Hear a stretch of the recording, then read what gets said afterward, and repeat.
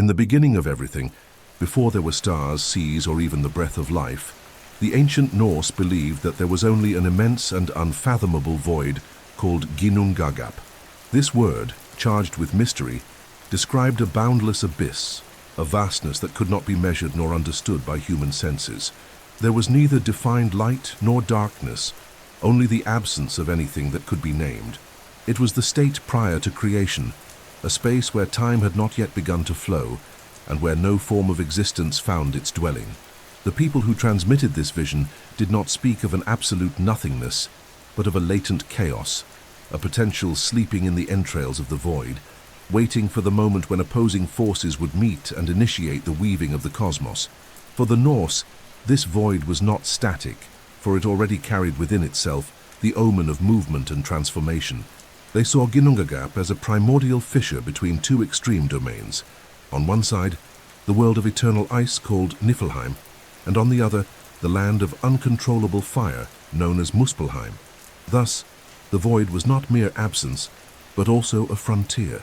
It functioned as the silent arena where the antagonistic energies of cold and heat prepared to collide. This conception reveals to us a profoundly symbolic mentality. The universe is not born from peaceful balance, but from the confrontation of opposing forces, from the clash between extremes. Ice and fire, apparently irreconcilable, would be the true architects of the world that was about to emerge. When thinking about Ginnungagap, it is important to understand that the Norse people lived in a geography of intense contrasts. In winter, the almost infinite darkness covered the northern skies, freezing rivers and hardening the soil. In summer, the sun remained for long hours on the horizon, and the fire of bonfires represented survival against the cold.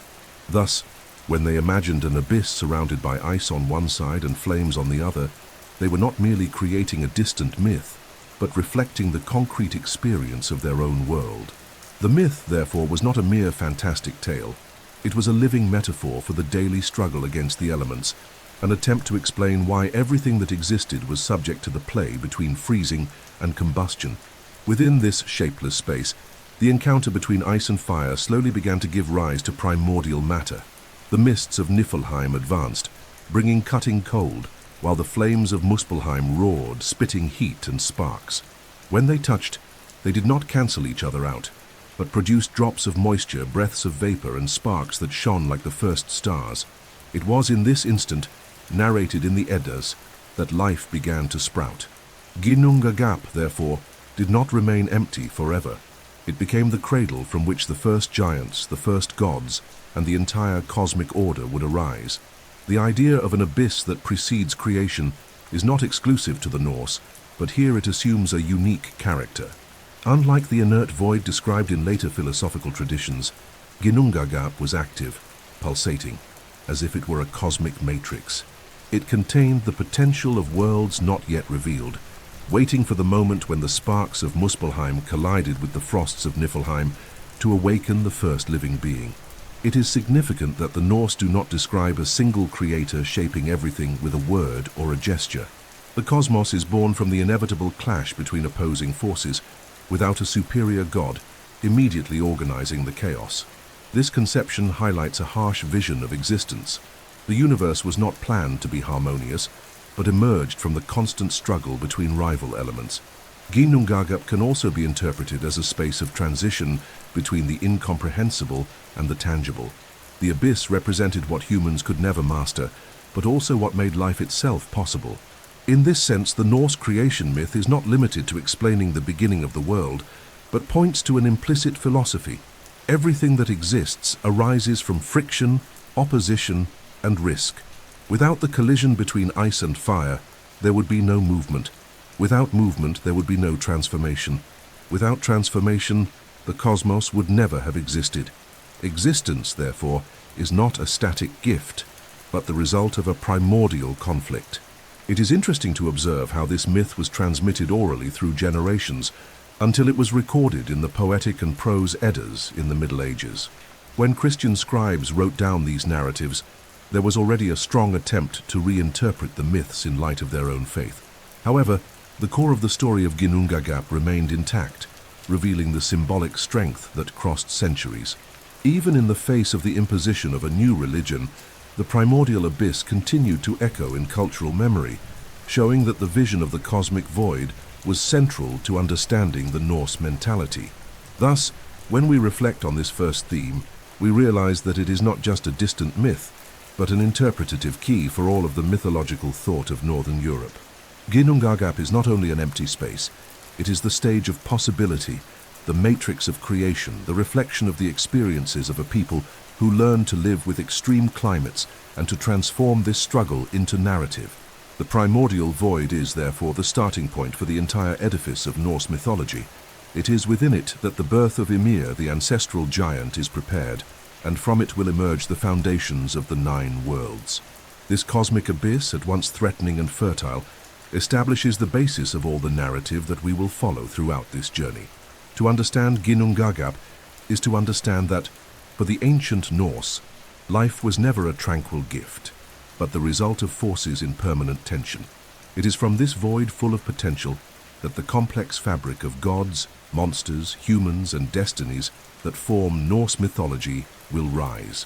After understanding the primordial void of Ginnungagap, it is inevitable to advance toward the 2 forces that projected themselves at its extremes, the frozen realm of Niflheim and the incandescent domain of Muspelheim.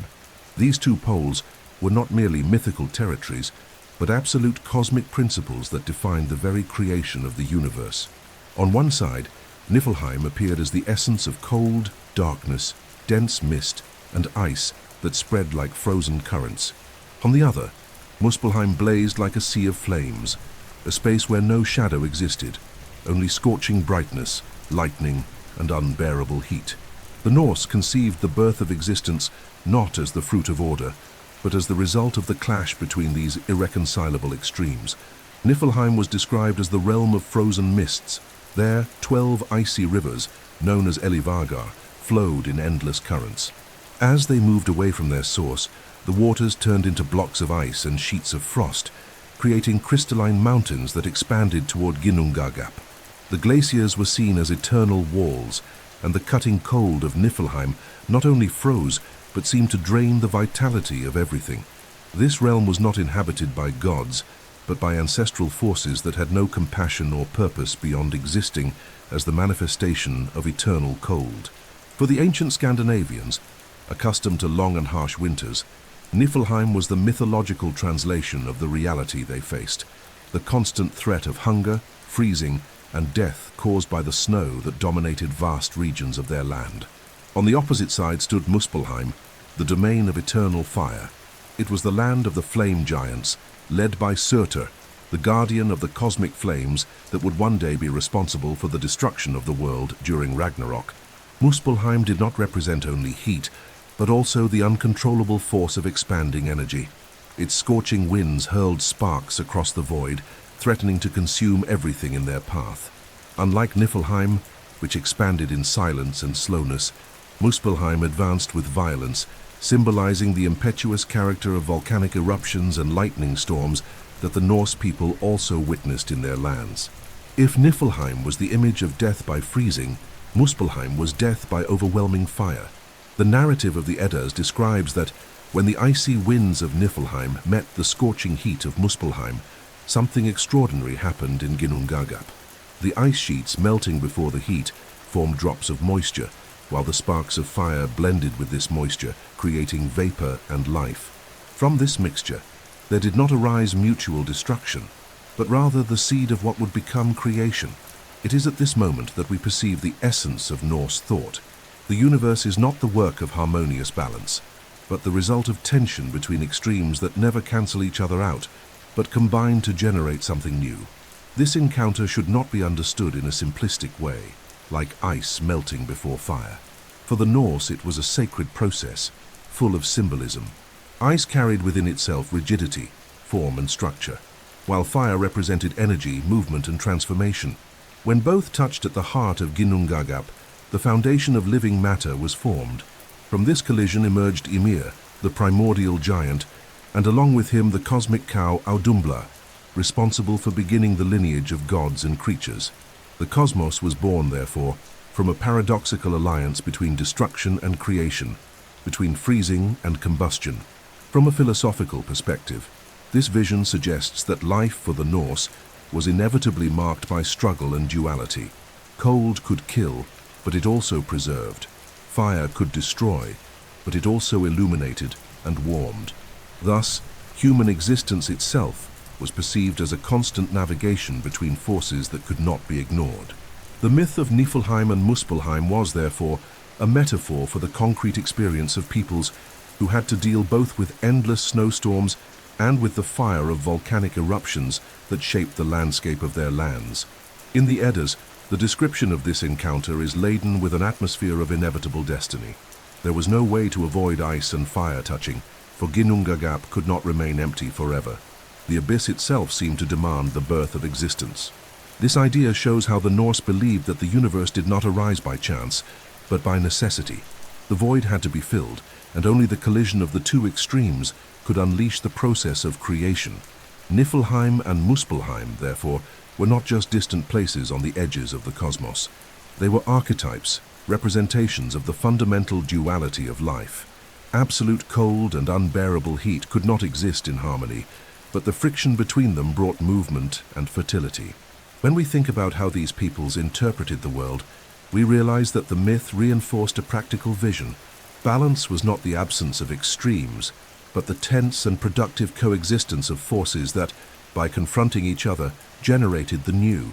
At the close of this theme, we see that the encounter between Niflheim and Muspelheim in Ginnungagap was not only the beginning of creation, but the establishment of a philosophical principle that would be repeated throughout Norse mythology. Life would always arise from conflict, and the destiny of gods and men would be marked by this eternal battle between opposing forces. The collision of ice and fire not only gave origin to the first living being, but also announced that the universe would be built and destroyed by the same elements. In the profound silence of Ginnungagap, after the clash between ice and fire, the first living being of Norse mythology appeared, the primordial giant Ymir. His birth did not occur through a deliberate divine act, but as a direct consequence of the collision between the forces of Niflheim and Muspelheim. From the meeting of frost flowing like frozen rivers and incandescent sparks spreading across the abyss, a moist, warm and pulsating substance condensed. From this formless mass sprang Ymir, colossal, immense, and endowed with chaotic vitality.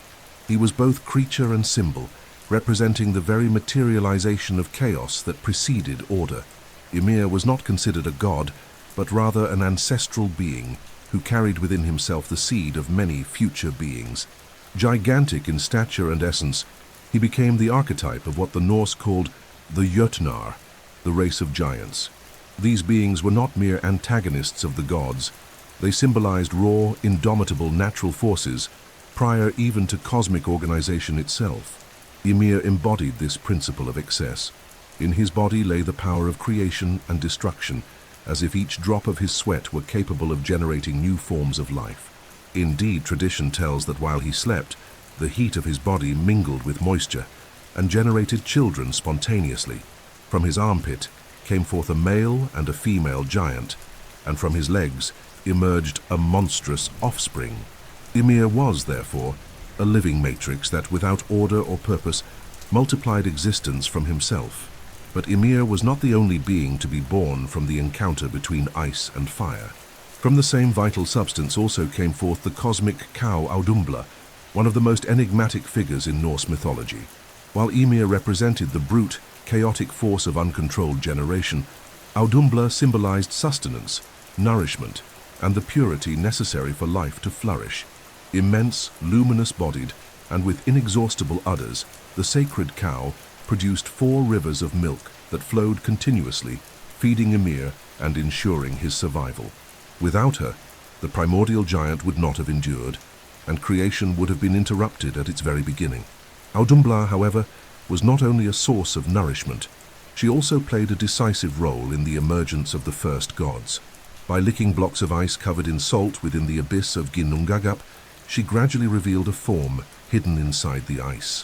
For 3 days, the sacred cow tirelessly licked the frozen walls until Buri emerged, the first of the Aesir gods, direct ancestor of Odin, Vili, and Ve. This detail of the myth reveals the symbolic duality of Audhumbla.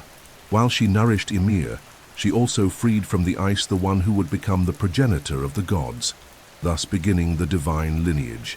This narrative shows that, from the very beginning, Norse mythology valued the coexistence of contrasting forces. Ymir represented creative chaos, while Audhumbla symbolized nourishing order. The giant spawned life without measure, populating the void with immense and threatening beings. The cow, in turn, patiently revealed the ancestral god who would inaugurate a future order. Chaos and order, therefore, were not seen as absolute enemies, but as parts of the same creative process that intertwined at the heart of Ginnungagap. To understand the impact of this myth, it is necessary to remember that the Norse people saw cattle as one of the foundations of their survival. Milk and its derivatives represented essential food in regions where agriculture was limited by harsh cold. Thus, Audhumbla was not an arbitrary invention, but the symbolic translation of the vital importance of herds for those communities. By imagining a cosmic cow that sustained the first being, the Scandinavians affirmed that life itself depended on the nourishment provided by these animals. The myth, therefore, was rooted in everyday experience, transforming milk into a metaphor for the origin of existence. In the same way, the figure of Ymir can be understood as a reflection of fear and awe in the face of the uncontrolled forces of nature. He was immense, monstrous, and excessively fertile, like the storms, earthquakes, or volcanic eruptions that shaped the Nordic landscape. His existence did not represent goodness or evil, but rather the inevitability of natural chaos. While he sustained life with his unmeasured fertility, he also carried within him the threat of destruction. Mythology thus reinforced a worldview in which human beings did not control destiny, but learned to live with the unpredictability of the elements. By uniting the figures of Ymir and Audhumbla, Norse myths point to a central truth. Creation was never linear nor peaceful. The cosmos was born from the clash of extremes, generating both monsters and gods, both threat and protection. The cosmic cow, by nourishing Ymir and freeing Buri, inaugurated the link between chaos and order that would mark the entire subsequent narrative. The primordial giant, in turn, ensured the multiplication of life, though in a chaotic way, preparing the ground for the gods who would one day give form to the world. Thus, the birth of Ymir and Audhumbla was not only an initial episode of Norse mythology, it was the symbolic foundation of existence itself. On one side, the wild force that multiplies without measure. On the other, the nourishing patience that reveals order and divinity. It is from this contrast that the saga of creation advances, leading to the emergence of the first gods and later to the construction of the cosmos, as it would be known by the ancient peoples of northern Europe. After the birth of Ymir and the cosmic cow Audhumbla, the Norse creation myth reaches a decisive moment, the emergence of the first gods from the very body of the primordial giant. To understand this stage, it is necessary to recall that Ymir was not an ordered or divine being, but rather an embodiment of fertile chaos. He carried within himself the ability to generate life in a spontaneous and uncontrolled way. While sleeping in Ginnungagap, his body sweated, and from his sweat were born other giants, known as the first generation of the Jötnar. This generation represented the multiplication of chaos, enormous and powerful beings who, like their ancestor, symbolized the raw force of nature in its wild state. However, the myth could not remain bound only to the uncontrolled expansion of the giants. It was necessary that a different lineage should arise, capable of inaugurating order and governance. This is where the cow Audhumbla assumes her most sacred role. While she nourished Ymir with the abundant milk from her 4 teats, Audhumbla licked salty ice blocks that existed in Ginnungagap. This seemingly simple act contained a profound secret. Little by little, the cow revealed, beneath the frozen layers, the form of a being distinct from the chaotic lineage of the giants. On the first day she licked the ice, the outline of hair appeared. On the second day, the head and face emerged. On the third day, a vigorous man was revealed completely, called Buri. Buri is recognized in the myths as the first of the gods, ancestor of the divine lineage of the Aesir. His appearance marks the rupture between the primordial chaos and the order that was beginning to take shape. Unlike Ymir, who generated beings in a disorderly manner, Buri appeared whole, adult, and complete. as if molded by the very substance of ice. He was not born from sweat or decay, but from the patient nourishment of Audhumbla and the crystalline purity of the ice. This distinct origin indicates that the gods, although also part of the cosmos, created by the meeting of fire and ice, carry within themselves an essence different from that of the giants. They are order bringers, capable of giving form to what was formless. Buri fathered a son named Bor, who in turn united with Bestla, a giantess descended from Ymir. From this union were born three central figures in Norse mythology: Odin, Vili, and Ve.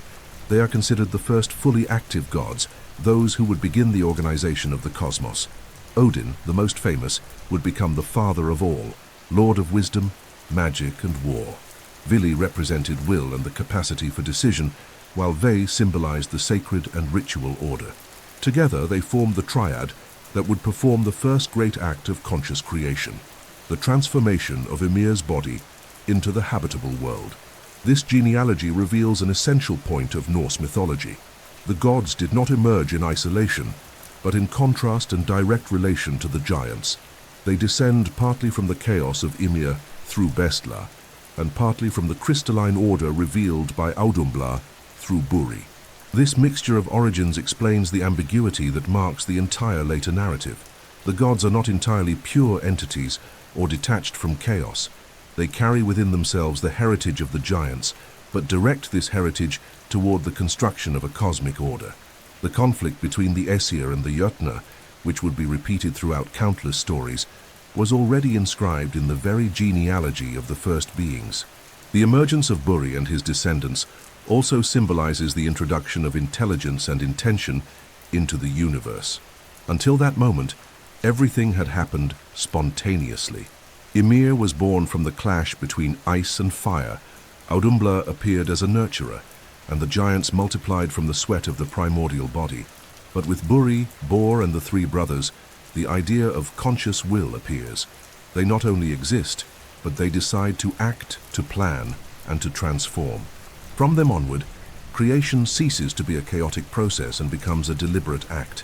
Another relevant aspect is the metaphor contained in the image of the ice being licked by Audhumbla. The ice, rigid and opaque, concealed within itself a latent form. Only patient and repeated action, slow and constant, revealed the figure of Buri. This can be interpreted as a metaphor for the revelation of hidden order within chaos. Even in the most inhospitable environments, such as eternal glaciers, there exists the possibility that life and divinity may manifest as long as there is persistence and spiritual nourishment. The Norse peoples, accustomed to enduring long and harsh winters, saw in this myth a hope. Within deadly cold there could exist a seed of life capable of transforming everything. The emergence of the first gods from Ymir and Audhumbla prepares the stage for the great next moment: the sacrifice of the primordial giant and the creation of the world from his body. Odin, Vili, and Ve, direct descendants of this hybrid genealogy, would be responsible for giving form to what was still only disorder. Thus the narrative makes it clear that order does not arise in absolute opposition to chaos, but from its transformation. The gods can only exist because chaos existed first, and their role is to give form to what was formless. Therefore, the birth of the first gods is not merely a genealogical episode, but a symbolic affirmation. Order is the daughter of chaos. Consciousness is born from excess, and divinity can only rise because it found sustenance in the heart of primordial emptiness. At the same time that they present themselves as guardians of order, the gods carry within themselves the memory of the chaos that gave them origin, reminding us that existence is always marked by this permanent tension. With the emergence of Odin, Vili, and Ve, the narrative of Norse mythology reaches the first great conscious act of creation.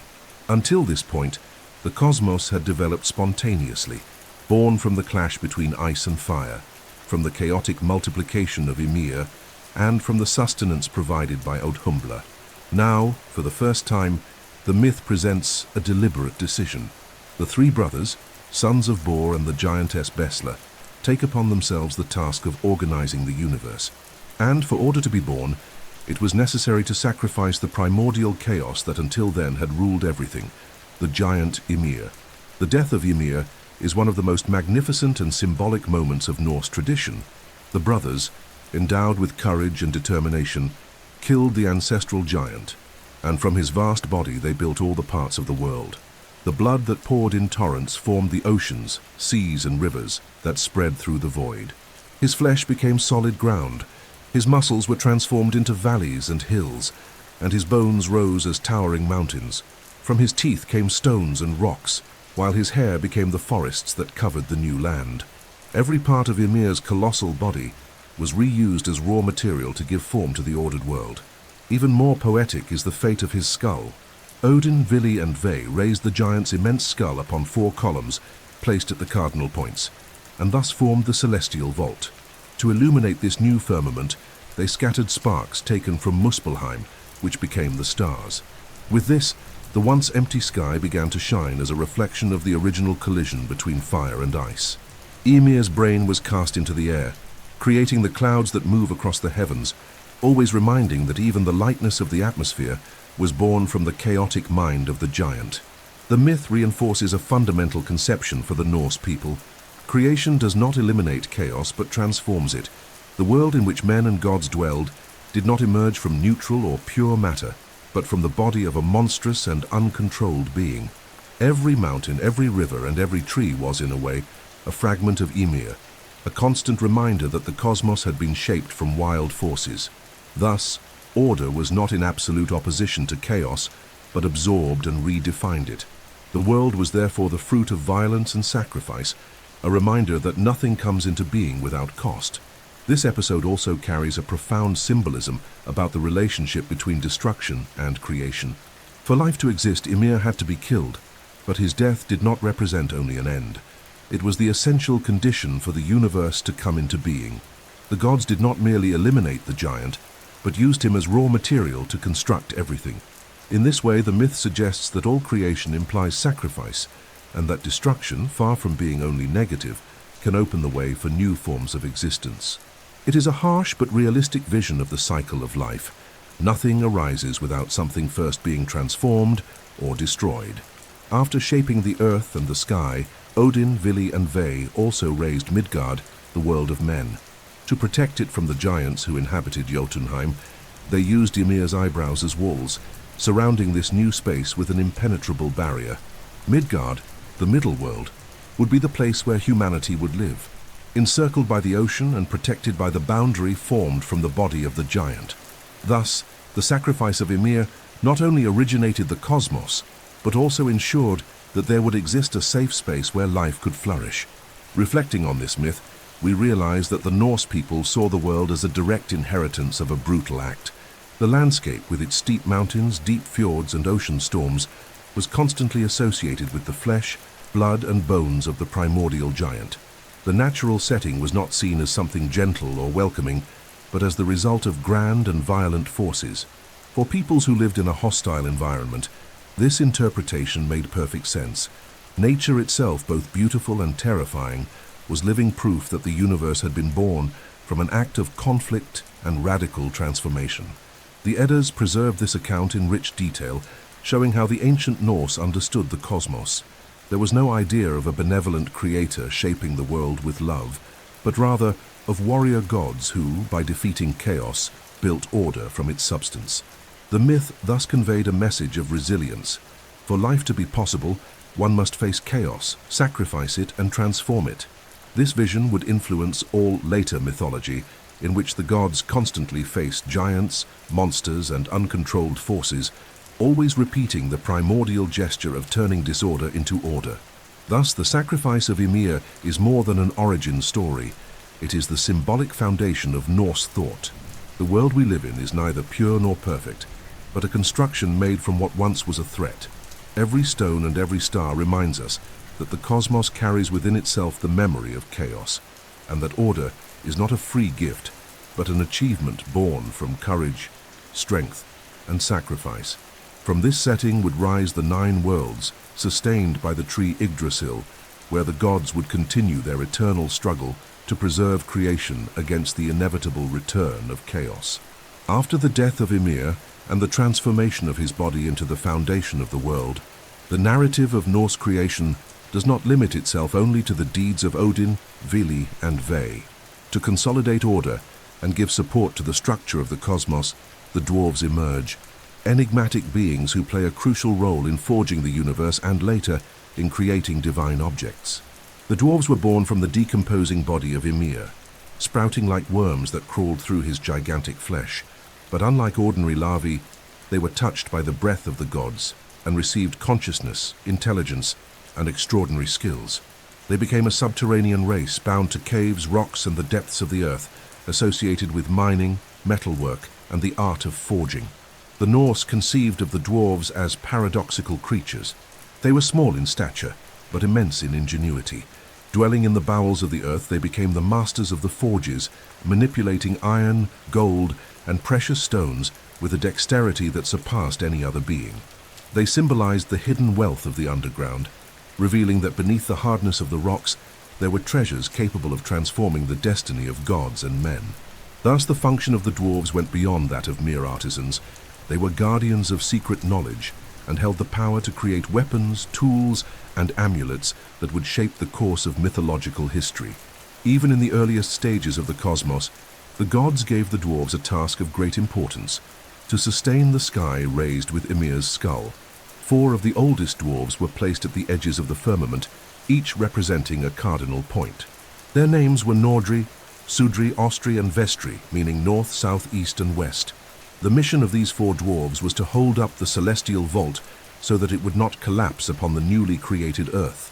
This image reinforces the idea that the universe, even after the victory of the gods over chaos, remained fragile and depended on the constant work of hidden forces to remain standing.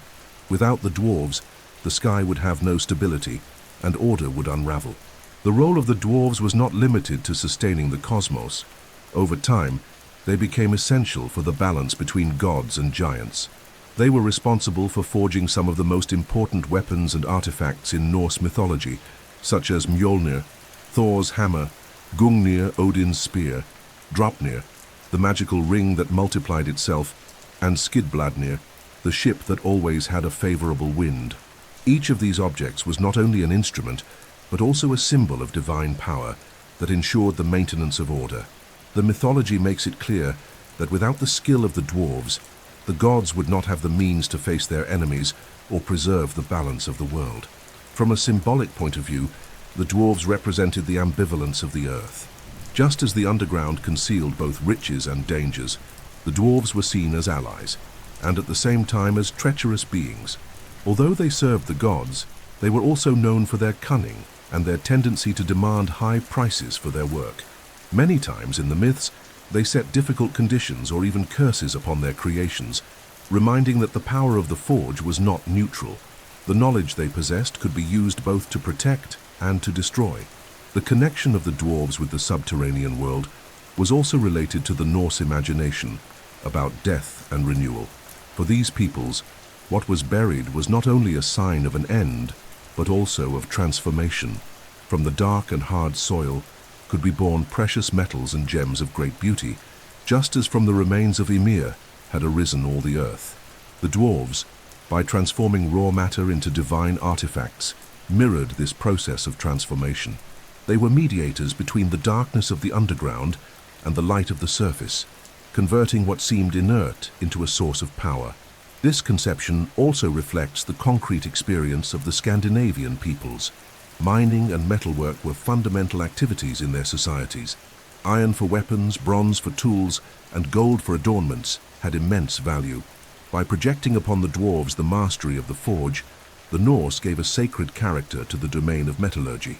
The myth not only explained the origin of the cosmos, but also exalted the importance of a craft essential for survival and for war. The role of the dwarves in forging the universe, therefore, must not be underestimated. Without them, the sky would have no support. The gods would have no weapons, and the newly created order would have no guarantee of stability. Their presence in the myths reinforces the idea that creation was not the work only of heroic gods, but also the result of the hidden labor of smaller but indispensable beings. This vision carried a clear message.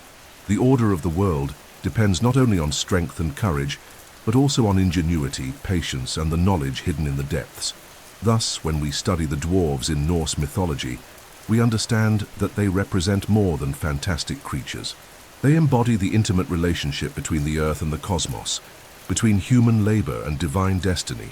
They were the ones who gave support to the structure of the sky, and they were the ones who forged the weapons that would define the future of cosmic battles.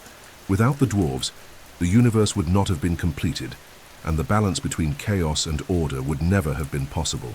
After the death of Ymir and the participation of the dwarves in sustaining the sky and forging the cosmos, the narrative of Norse mythology reaches a stage of more complex organization, the formation of the 9 worlds and the emergence of Yggdrasil, the cosmic tree that connects all of reality. This structure is not only geographical, but also symbolic, serving as a spiritual map for the northern peoples. It explained the position of gods, giants, men, the dead, and magical beings within a single universe, all interconnected by a central axis. The 9 worlds were born as unfoldings of Ymir's body and the forces of the primordial void. Midgard, the world of men, was raised at the center, surrounded by the ocean formed from the giant's blood. Around it, separated by walls and almost insurmountable distances, were the realms of the gods and giants. Above all stood Asgard, the dwelling place of the Aesir, connected to Midgard by Bifrost, the flaming rainbow bridge guarded by Heimdall. Vanaheim, home of the Vanir, was also among the higher worlds, housing a lineage of gods associated with fertility and prosperity. On the opposite end, below the level of men, lay the worlds tied to darkness and death. Helheim received the souls of those who did not fall in battle, ruled by Hel, the daughter of Loki. Niflheim, the frozen realm of mists, remained as the source of icy rivers and chaotic forces. Muspelheim, in turn, continued to burn with eternal flames, guarded by the giant Surtur, whose flaming sword would bring about the end of times during Ragnarok. The other worlds completed the structure of the universe. Jotunheim, the land of the giants, lay on the distant borders, always in conflict with the gods of Asgard. Alfheim was the realm of the light elves, beautiful and ethereal beings linked to fertility and wisdom. Svartalfheim, or Nidavellir, was the dwelling place of the dark elves and dwarves, subterranean beings tied to forges and mining. Thus, all domains of existence, from the highest to the darkest, had their proper place in this vast cosmic map. The link that connected these 9 worlds was Yggdrasil, the cosmic tree. Described as a colossal ash tree, its roots and branches extended through all of reality, uniting heavens, earth, and underworld. One of its roots plunged into Asgard, near the Well of Urd, where the Norns, the weavers of fate, watered its roots with sacred water and white clay, preserving the vitality of the tree. Another root reached into Jotunheim, close to Mimir's well, guardian of wisdom and eternal memory. The third root descended into Niflheim, where Nidhogg, the devouring dragon, gnawed unceasingly at the roots, symbolizing the constant threat of destruction. In the highest branches of Yggdrasil lived the cosmic eagle, from which winds departed to sweep across all the worlds. Among its roots ran Ratatosk, the messenger squirrel, carrying provocations between the eagle and the dragon, as if the tree itself were a stage of eternal tensions. The stag Eiktherna fed on its leaves, and from its antlers dripped water that nourished sacred rivers. Each creature inhabiting Yggdrasil symbolized cosmic forces in interaction, reminding that the universe was not static but marked by movement, conflict, and renewal. For the Norse, Yggdrasil represented not only the order of the cosmos, but also the interdependence of all things. The fate of gods, men, and creatures was intertwined within the roots and branches of the tree. Life depended on its vitality, but at the same time, it was threatened by destructive forces that gnawed at it. This fragile balance reflected the Norse vision of a world in constant danger, in which even the gods had to struggle to preserve order against chaos. Another important aspect was the ritual dimension of Yggdrasil. Many religious practices of Scandinavian peoples involved sacred trees, seen as bridges between men and gods. The myth of Yggdrasil elevated this concept to the cosmic level, making the tree a universal axis. Around it, the gods held judgments, men sought blessings, and the Norns wove the threads of destiny. The tree was at once temple, tribunal, and symbol of totality. Thus, the formation of the 9 worlds and of Yggdrasil was not merely a geographical description of mythology. It was the way the Norse explained how all forms of existence were connected, from the brightest to the darkest. from the highest to the most subterranean. It was also a way of conveying the idea that the cosmos was not stable, but depended on care, sacrifice, and constant vigilance against the return of chaos. By understanding this scenario, we see that the Norse universe did not present itself as a definitive order, but as a delicate balance. The 9 worlds, though separated, were bound by Yggdrasil, and any attack on its roots or branches could threaten the entire structure. The myth thus prepared the path for the comprehension of the final destiny at Ragnarok, when the tree would tremble and the worlds would collapse. Among the 9 worlds sustained by Yggdrasil, Asgard occupies a place of supremacy and reverence. Situated at the top of the cosmic axis, often described as a realm elevated above the clouds, Asgard is the dwelling place of the Aesir, the principal lineage of gods in Norse mythology. There lived Odin, Thor, Balder, Frigg, and many others, forming a pantheon that governed both the cosmic order and the destiny of men. Unlike Midgard, the human world surrounded by the eyebrows of Ymir, Asgard represented the divine fortress, a space of splendor and power, but also a field of tensions and intrigues, since even the gods were subject to fate and to the greater forces that ruled the universe. Asgard was encircled by imposing walls, built to protect the gods from the giants of Jotunheim, ancestral enemies and constant threats. The building of these walls even became one of the great sagas of mythology, involving Loki's cunning and the labor of an enigmatic builder who demanded the goddess Freya as payment. This fortress reinforced the image of Asgard as a sacred but vulnerable space, where even the gods had to resort to protection against the chaos that surrounded their domains. Thus, the myth reflected the Norse vision of a universe in which not even divine beings were invincible. Within Asgard were magnificent halls that symbolized not only dwellings, but also institutions of the cosmos. The most famous was Valhalla, the hall of the honored dead in battle, conducted there by the Valkyries. There, warriors enjoyed eternal banquets, awaiting the final call to fight in Ragnarok alongside the gods.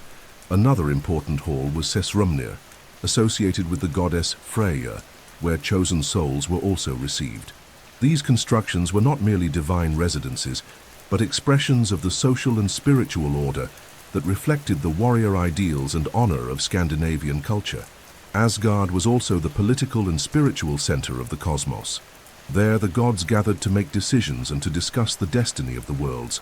The site of their councils was near Yggdrasil, close to the well of Urd, where the Norns wove the threads of fate. This detail shows that although the gods were powerful, their decisions were not above the cosmic fabric of which they were part. Even they had to bow before the forces of destiny, something the Norse recognized as inevitable. The myth made clear that not even divinity could escape the inexorable thread of time. Another essential element of Asgard was the bridge Bifrost, the flaming rainbow that connected the realm of the gods to Midgard, the human world.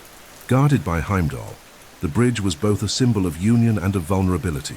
It allowed the gods to communicate with men, but it could also serve as a path for invasions from outside. Heimdall, with his keen senses, remained vigilant to protect the passage. The presence of this bridge revealed that the Norse conceived the universe as interconnected, and that the closeness between gods and men was real, though hierarchical. Life in Asgard, according to the myths, was not only one of splendor. The gods lived with tensions, rivalries, and omens of destruction. Odin, for example, sacrificed one eye in Mimir's well to obtain wisdom, showing that even the most powerful of the gods had to pay high prices for knowledge. Thor, constantly at war against the giants, personified the continuous struggle for the defense of order. Loki, cunning and unpredictable, brought discord even within the divine walls. These aspects show that Asgard was not an idealized paradise, but an amplified reflection of human society itself, with its virtues and flaws. From a symbolic point of view, Asgard represented the ideal of divine order, but always threatened by chaos. The Norse knew that no fortress was eternal, and the very destiny of Asgard would be sealed in Ragnarok. When the walls would fall, the Bifrost bridge would be destroyed, and the halls would be consumed by the flames of Surtur. Even so, while it lasted, Asgard was the heart of the cosmos, where the gods exercised their government and prepared men for the final battle. Therefore, Asgard should not be seen as a distant paradise, but as the image of a divine society that reflected the values, fears, and hopes of the Norse peoples. It was a place of glory, but also of sacrifice, of power, but also of fragility. By placing the gods in an elevated but threatened fortress, mythology constantly reminded that nothing in the universe was free from fate, not even those who governed it. If Asgard represented the warrior power and the cosmic order of the Aesir gods, Vanaheim was the complementary realm, home of the Vanir gods who symbolized fertility, prosperity, abundance, and the intimate bond with the cycles of nature. The existence of Vanaheim within the structure of the Nine Worlds reveals how Norse mythology did not limit itself to exalting only war and bravery, but also recognized the importance of the fecundity of the earth, the wealth of the seas, and the harmony that allowed human survival in a harsh environment. Little is described in detail about Vanaheim in medieval sources, but the preserved elements indicate that this world was seen as lush and fertile, in contrast with the hardness of other realms. There lived gods such as Njord, lord of the seas and winds, his children Freya, goddess of love, magic, and war, and Freya, god of fertility, prosperity, and peace. All of them carried attributes linked to the growth of crops, the abundance of fish, and the prosperity of communities. For the Norse peoples dependent on agriculture, hunting, and seafaring, the Vanir were as essential as the warriors of Asgard. The relationship between the Aesir and the Vanir was not always peaceful. One of the central myths of Norse mythology narrates the war between these two lineages of gods, a conflict that reflected internal tensions of Scandinavian society itself. While the Aesir represented warrior values, centralization of power, and the implacable order of fate, the Vanir symbolized fertility, magic, and decentralization. The war between them ended in a peace pact, sealed by the exchange of divine hostages. Njord, Freyr, and Freya came to live in Asgard, while Hönir and Mimir were sent to Vanaheim. This exchange united the two divine families, establishing a complementarity that structured the cosmos. This myth of war and reconciliation between Aesir and Vanir can be interpreted as a reflection of historical processes. Many scholars suggest that the Vanir may have represented older religious traditions tied to the cult of fertility and agriculture, while the Aesir symbolized the warrior and expansionist religion of tribes that consolidated political power. The pact between them, transformed into myth, would be the way to explain how two distinct religious traditions merged into one, giving rise to Norse mythology as we know it. Vanaheim, therefore, was more than a simple realm. It was the representation of the balance necessary for life. In a universe marked by conflict, by the harshness of winters, and by the imminence of destruction at Ragnarok, the Vanir ensured that the earth would blossom, that harvests would come, that the seas would yield, and that human desire would be preserved. Their presence in cosmology reinforced the idea that survival depended not only on war, but also on abundance and cyclical renewal. Another relevant aspect is the bond of the Vanir with cider magic, a ritualistic and visionary practice that involved prophecies, enchantments, and control of destinies. While Odin would later master this art, it was originally associated with Freya and with the people of Vanaheim. This shows how the Vanir were intimately connected to hidden knowledge and to the invisible forces that governed the world. If the Aesir represented physical strength and political order, the Vanir mastered the secrets of nature and of the mind. In symbolic terms, Vanaheim was the essential counterpoint to Asgard. While the former exalted fecundity and abundance, the latter reinforced war and discipline. Together they formed an axis of complementarity that reflected the very life of the Norse peoples, warriors in times of conflict, farmers and seafarers in times of peace. This duality, far from being contradictory, was the basis of the Norse worldview, in which cosmic order was sustained by the balance between distinct forces. Thus, Vanaheim should be remembered not only as the dwelling place of the Vanir, but as the realm that guaranteed the continuity of life. It was the space of fertility, prosperity, and magic, without which no fortress, not even Asgard, could endure. The myths make it clear that the power of the gods was not restricted to the battlefield. It also manifested in the fields that flourished, in the winds that carried ships, and in the love that united men and women. Vanaheim, with its abundance and its mysteries, was the confirmation that life needs war, but it also needs fertility and harmony. Midgard, translated as Middle World, is perhaps the most significant of the 9 worlds for the ancient Norse, for it was there that humanity lived. Created from the body of Ymir, surrounded by seas and protected by walls built from his eyebrows, Midgard represented both the fragility and the centrality of the human experience within the cosmos. It was not an isolated place, but the point of connection between the divine realms and the chaotic territories. Situated between Asgard, the home of the Aesir gods, and Jotunheim, the land of the giants, Midgard was literally an intermediate space, protected and at the same time threatened. The creation of Midgard took place soon after the sacrifice of Ymir. Odin, Vili, and Ve, in shaping the universe, perceived the need for a space destined for men, a race still non-existent, but that would play an essential role in cosmic destiny. The ocean formed from the giants' blood surrounded this world, serving as a natural barrier against external forces. Yet the gods knew this would not be enough. To guarantee the security of future humanity, they raised protective walls with Ymir's eyebrows, creating solid limits against the invasion of the giants of Jotunheim. This image is profoundly symbolic. Humanity was not born in an open place, but in a fortified space, surrounded by the constant threat of chaos. Midgard was not seen only as a physical sphere, but as a reflection of the human condition. It stood at the center of Yggdrasil, connected both to the divine heights of Asgard and to the dark depths of Helheim. This meant that humanity occupied a place of delicate balance, partaking in the blessings of the gods, but also subject to the forces of death and destruction. Man was midway between light and darkness, between order and chaos. This position reflected the Norse view of life as a constant struggle. To live was to face risk, vulnerability, and the inescapable fate of death. The link between Midgard and Asgard was made by the bridge Bifrost, the flaming rainbow guarded by Heimdall. This bridge symbolized not only communication between gods and men, but also permanent vigilance.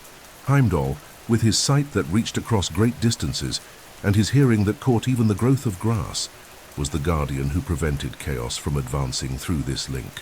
For men, Bifrost represented the hope that the gods would intervene in times of need, but it also reminded them that this connection was fragile and could be destroyed at Ragnarok. Within Midgard, men were not abandoned to their own fate. The gods, especially Odin, played a fundamental role in their creation. The sagas tell that the 3 brothers, Odin, Vili, and Ve, shaped the first humans from tree trunks found by the seashore. The first man was called Ask, and the first woman, Embla. Odin gave them the breath of life, Vili, the capacity to feel and reason, Ve, form and the senses. Thus, the gods not only created the physical world of Midgard, but also endowed humanity with qualities that distinguished it from other creatures. This origin revealed the dignity, but also the responsibility of men, since their existence was the fruit of a divine gift. From a symbolic perspective, Midgard represented the microcosm of the Norse experience. Surrounded by fjords, stormy seas, and frozen mountains, the Scandinavian peoples lived in constant contact with the threat of natural chaos. The sea could be a source of sustenance, but also of destruction. Forests offered game and wood, but concealed dangers. Harsh winters brought both death and renewal. Midgard reflected this reality, a world surrounded by protective walls, but permanently exposed to forces that could not be controlled.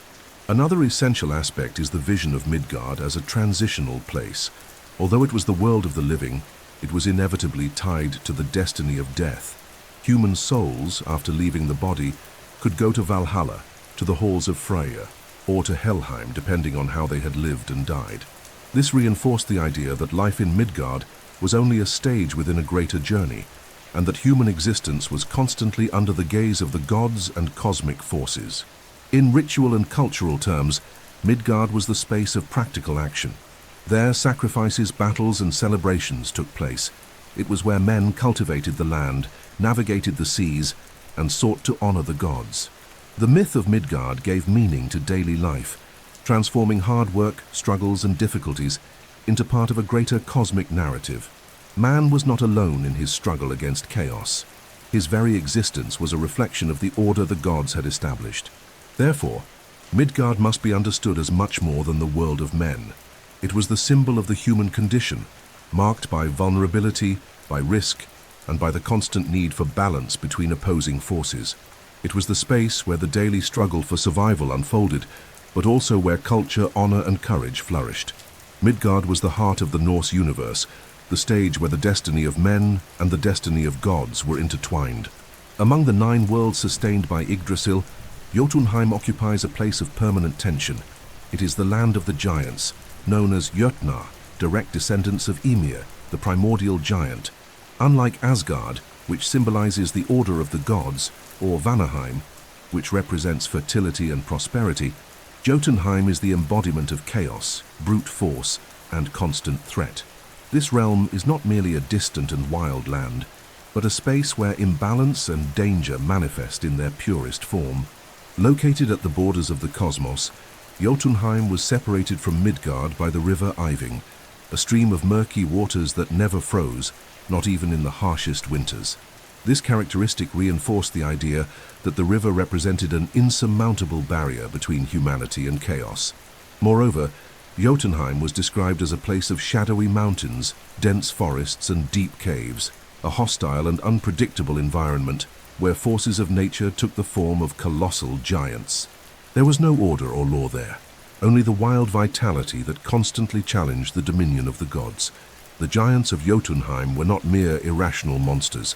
They were endowed with cunning, wisdom, and even magical gifts.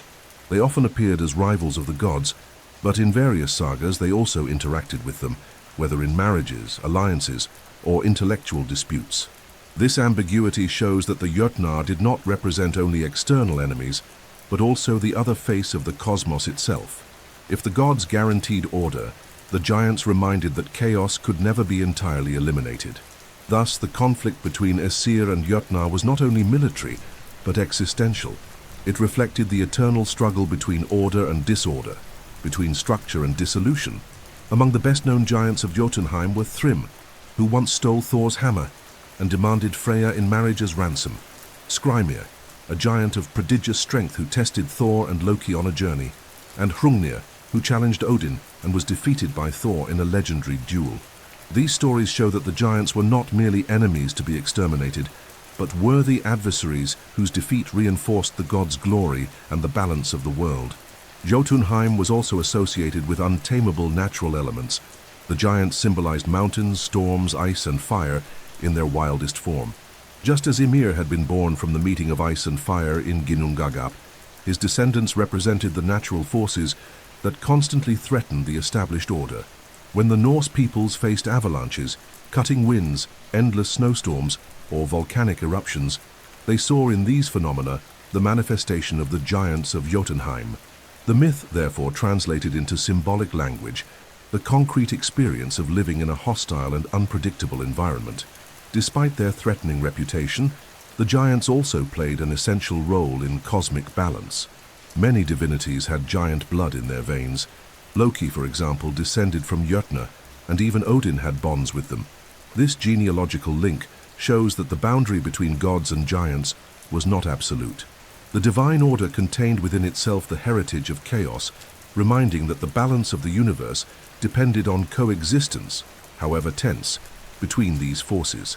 Another relevant aspect was the wisdom attributed to some giants. In various narratives, gods sought in Jotunheim knowledge that was not available in Asgard. Odin, in his insatiable thirst for wisdom, often crossed borders to speak with ancient giants and learn secrets of the cosmos.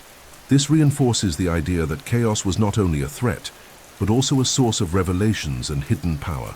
Contact with Jotunheim was dangerous but necessary, for from there came both the greatest enemies and the greatest knowledge. Thus, Jotunheim must be understood as more than the land of monsters. It is the dark mirror of Asgard, the realm that constantly challenges the stability of the cosmos. The giants represent that which the gods cannot control, but must face again and again to guarantee the continuity of order. By placing Jotunheim at the borders of the universe, the myth reminded men that the threat of chaos was always near, and that no wall, not even Asgard's, could contain it forever. Therefore, Jotunheim is a constant reminder of the Norse view of the world. Life is struggle, and order exists only because chaos challenges it. With each battle fought against the giants, the gods reaffirmed their role as protectors of creation, but also recognized that their victory would never be definitive. Chaos would always return, renewing the eternal tension that sustained the universe. Within Norse cosmology, Niflheim and Helheim represent two fundamental aspects of existence: primordial cold and the inevitability of death. These worlds, located in the lowest and darkest regions sustained by Yggdrasil, carried profound meanings for the Scandinavian peoples, who lived in an environment marked by harsh winters, diseases, and constant mortality. Alongside Muspelheim, which symbolized eternal fire, Niflheim and Helheim reminded them that ice and death were always present as forces shaping reality. Niflheim was described as the realm of ice and mists. It was a land of intense cold, shrouded in thick fogs and icy rivers that flowed endlessly. The 12 rivers Elivagar had their origin in Niflheim, and their waters, as they moved away from the source, turned into ice and frost, contributing to the birth of the giant Ymir in the void of Ginnungagap. This made Niflheim not only a land of death and freezing, but also one of the points of origin of life itself. This paradox, ice that kills but also generates, is essential for understanding the Norse worldview, in which everything was interwoven in cycles of creation and destruction. At the heart of Niflheim was Hvergelmir, the primordial spring, from which flowed rivers that traversed the entire cosmos. Guarding this well was Nidhogg, the dragon that gnawed incessantly at the roots of Yggdrasil, symbolizing the constant threat against the order of the universe. Thus, Niflheim was not only a distant realm, it was tied to the very tree of life, becoming a reminder that destruction lurked at the foundations of the cosmos. Helheim, on the other hand, was the realm of the dead. It was located in the depths of Niflheim and was ruled by Hel, daughter of Loki. Unlike Valhalla, the hall of warriors who died in battle, Helheim received those who passed away in ordinary ways, without glory or heroism. There arrived the old, the sick, the children, and all those not chosen by the Valkyries. Helheim was not described as a place of eternal torment, but as a cold, dark, and distant space where souls remained without return. The fate of the dead in this realm was the continuation of existence in an apathetic form, far from the honors of battle. The presence of Hel as ruler of Helheim reinforced the ambiguous character of this world. Daughter of a trickster god and a giantess, Hel was represented as a figure with a divided appearance. Half of her body was alive and beautiful, while the other half was cadaverous and decaying. This duality reflected the very nature of death, inevitable, but also part of cosmic order. Hel was not an enemy, but a guardian, keeping in her domain those who belonged to eternal silence. For the Norse peoples, Helheim represented the inevitable reality of ordinary death. Only a small portion of warriors reached Valhalla, or Sessrumnir, halls of honor, while the majority of men and women went to Helheim. This myth reflected a pragmatic view of life. Glory was reserved for few, but death was the destiny of all. Helheim thus symbolized the final equality, where kings and peasants shared the same silence. From a symbolic perspective, Niflheim and Helheim were complementary faces of the same reality. Eternal cold and the realm of the dead reinforced the fragility of human life before nature and fate. Just as winter could destroy harvests and take lives, Helheim reminded that death made no distinction of age or condition. At the same time, these worlds were not described only as punishment, but as part of necessary cosmic order. Life depended on the contrast with death, and vitality depended on the constant risk of freezing. Another important aspect is the role of these realms in preparation for the end of times. During Ragnarok, Hel would send her armies of the dead to march against the gods, led by Loki and by the ship Naglfar, built from human nails. From Niflheim would come icy winds and forces that would contribute to the collapse of order. This reinforces the idea that Niflheim and Helheim were not only resting places, but active forces in the final destiny of the cosmos.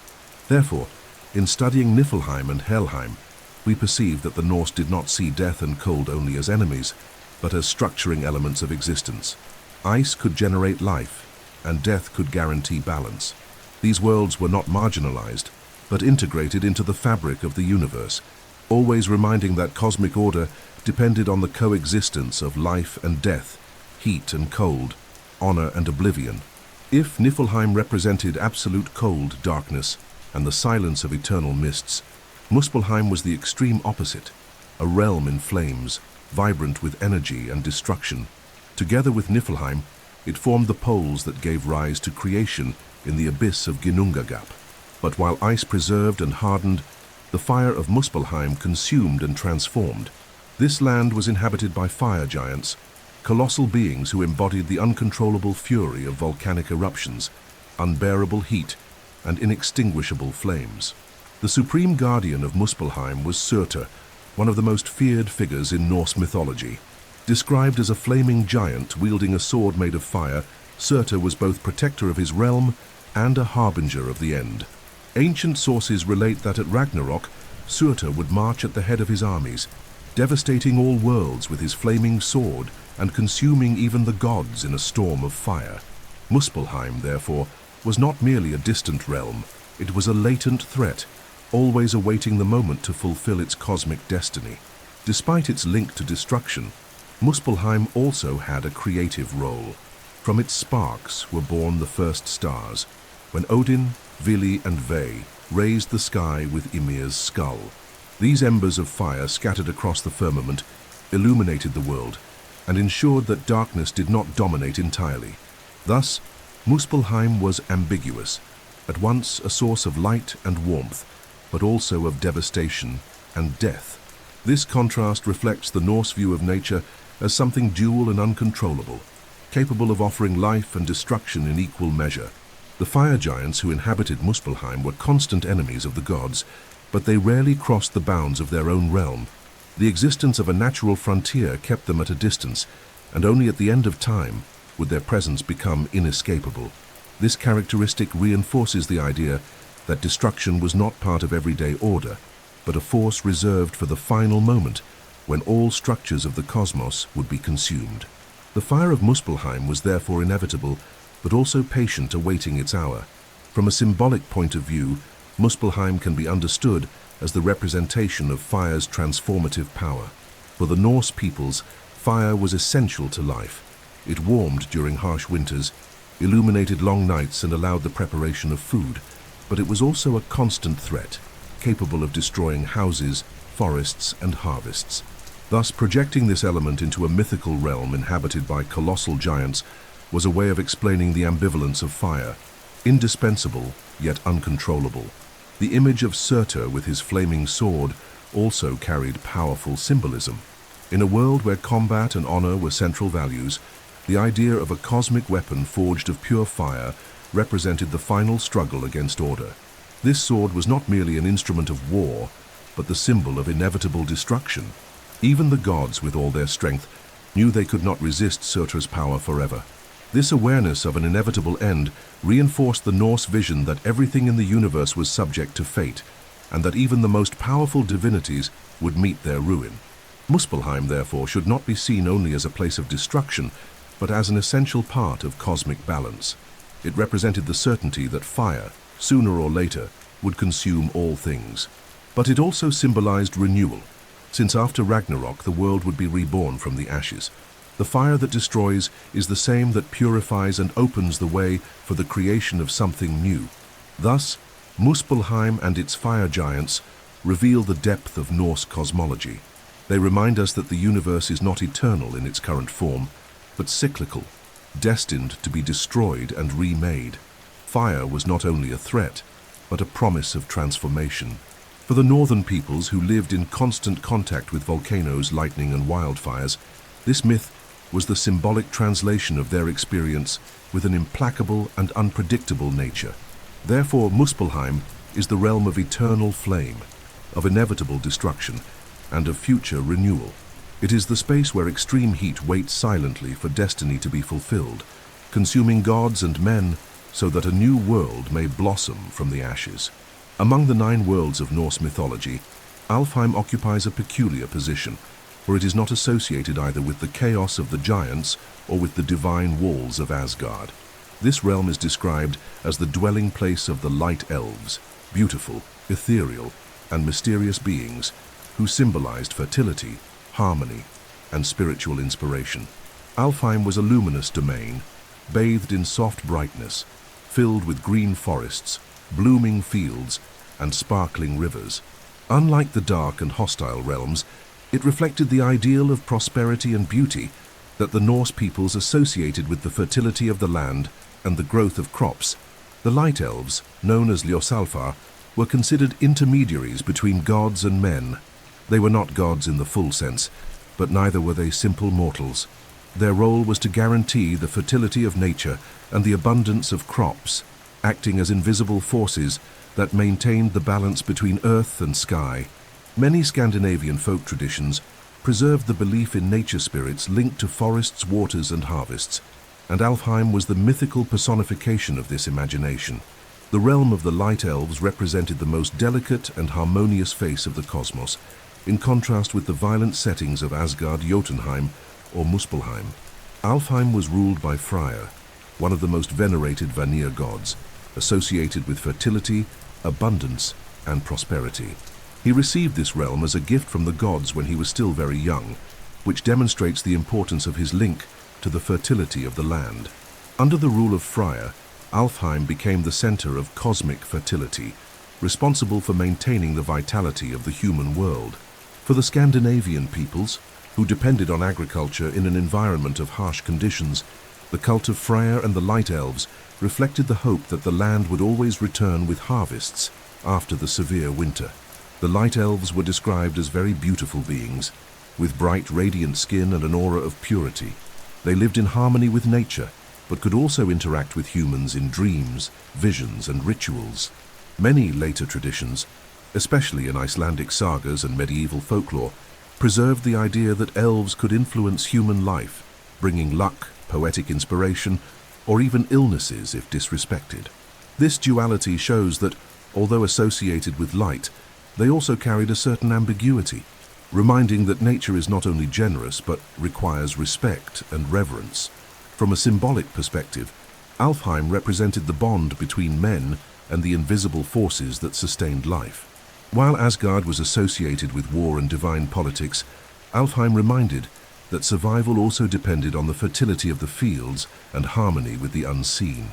The Norse peoples saw in the cult of elves a way of ensuring not only material prosperity, but also spiritual balance. This bond was expressed in rites, offerings, and songs, which sought to maintain the goodwill of the Light Elves. Another interesting aspect is the opposition between Alfheim and Svartalfheim, the realm of the dark elves or dwarves. While Alfheim symbolized fertility, beauty, and light, Svartalfheim represented darkness, the underground, and the hidden power of the forge. This division reinforced the Norse conception that the cosmos was structured in dualities, and that each positive force had its shadowy counterpart. However, both were necessary for the totality of existence.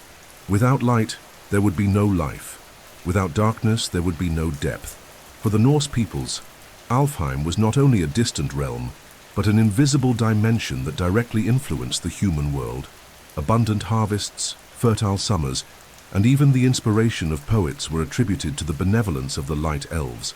Likewise, agricultural disasters or sudden illnesses could be interpreted as signs of their displeasure.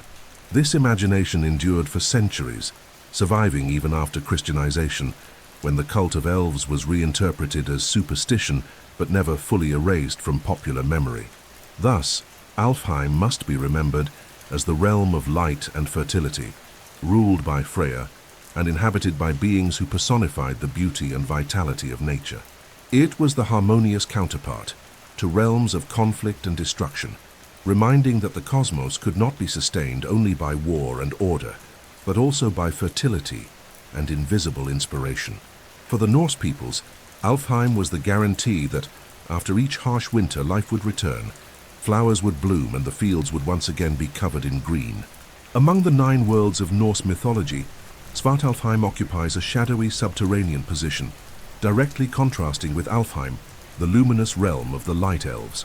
Also called in some traditions Nidavellir, this world was the dwelling place of the Dark Elves and of the Dwarves, enigmatic beings who lived in deep caves, dark tunnels, and incandescent forges at the Earth's core.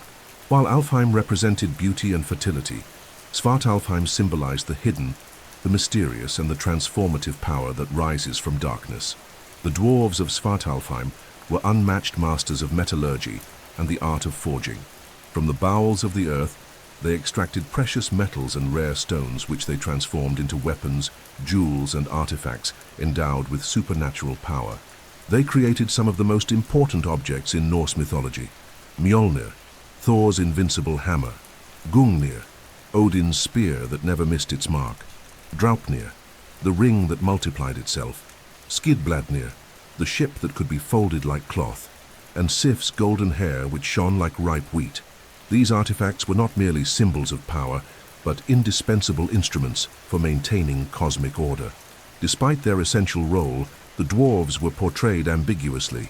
Small in stature but immense in ingenuity, they could be loyal allies of the gods, yet also treacherous and vengeful. They often imposed harsh conditions to deliver their creations or added curses to their artifacts, reminding that deep knowledge of the earth came with risks and dangers. This ambivalence reflected the very experience of the Norse peoples with mineral resources. Iron, gold, and silver were valuable, but obtaining them required hard labor and contact with the hidden forces of the depths. The Dark Elves, who shared this realm with the dwarves, were described in some traditions as beings with dark skin and somber appearance, associated with disease, misfortune, and occult energies. Unlike the Light Elves, who radiated beauty and inspiration, the Dark Elves were feared for their link to spells and curses.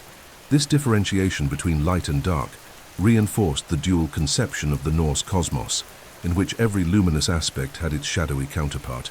Svartalfheim was not only the home of dwarves and dark elves, but also a space of mediation between worlds. Its subterranean forges functioned as cosmic workshops, from which came the instruments that upheld the universal balance. Without them, the gods would be vulnerable before the giants, and the fate of men would be even more fragile.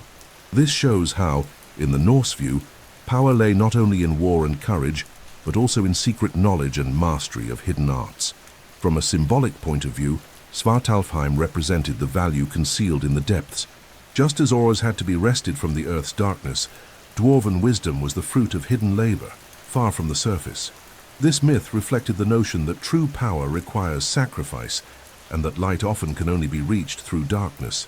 The Norse projected onto this subterranean realm their own experience of extracting from the earth the elements necessary for life and for war.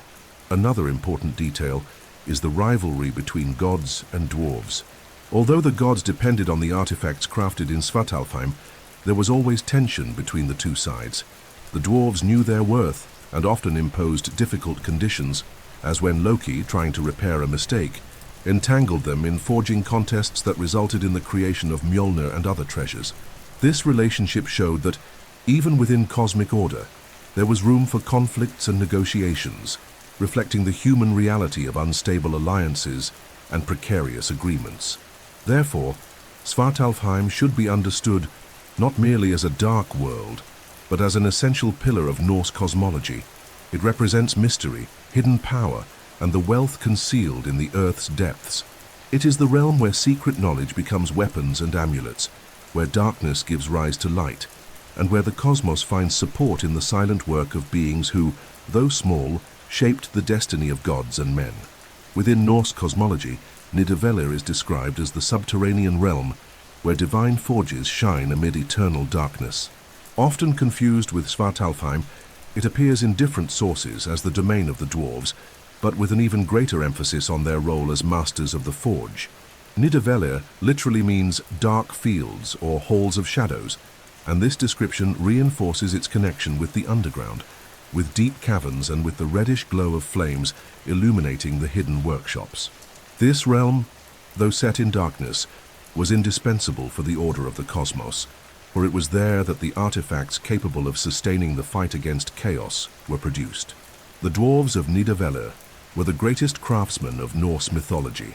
Their ability to shape metal and give life to weapons and magical objects made them essential to both gods and men. In their underground forges, they created some of the most powerful symbols of the pantheon. Among their most notable works were Mjolnir, Thor's hammer that always returned to its owner's hand; Gungnir, Odin's spear that never missed its target; Draupnir, the ring that multiplied into new rings every 9 nights; Skidbladnir, the magical ship that could be folded like cloth; and Gullinbursti, Freyr's golden boar, which shone and could cross the skies. Each of these objects was not just a piece of craftsmanship, but the embodiment of cosmic powers necessary to maintain order against the threat of the giants. Mythology tells that many of these creations were born from challenges or competitions. Loki, known for his cunning, was often responsible for provoking the dwarves to demonstrate their skills, frequently through wagers that placed even his life at risk. On such occasions, the dwarves not only displayed their mastery, but also revealed their distrustful and proud nature, always imposing conditions and showing that their knowledge carried a price. This ambiguous relationship between gods and dwarves reinforces the indispensable yet dangerous nature of hidden knowledge. From a symbolic perspective, Nidavellir represented the power of transformation. It was in the depths, far from sunlight, that raw matter was converted into divine weapons.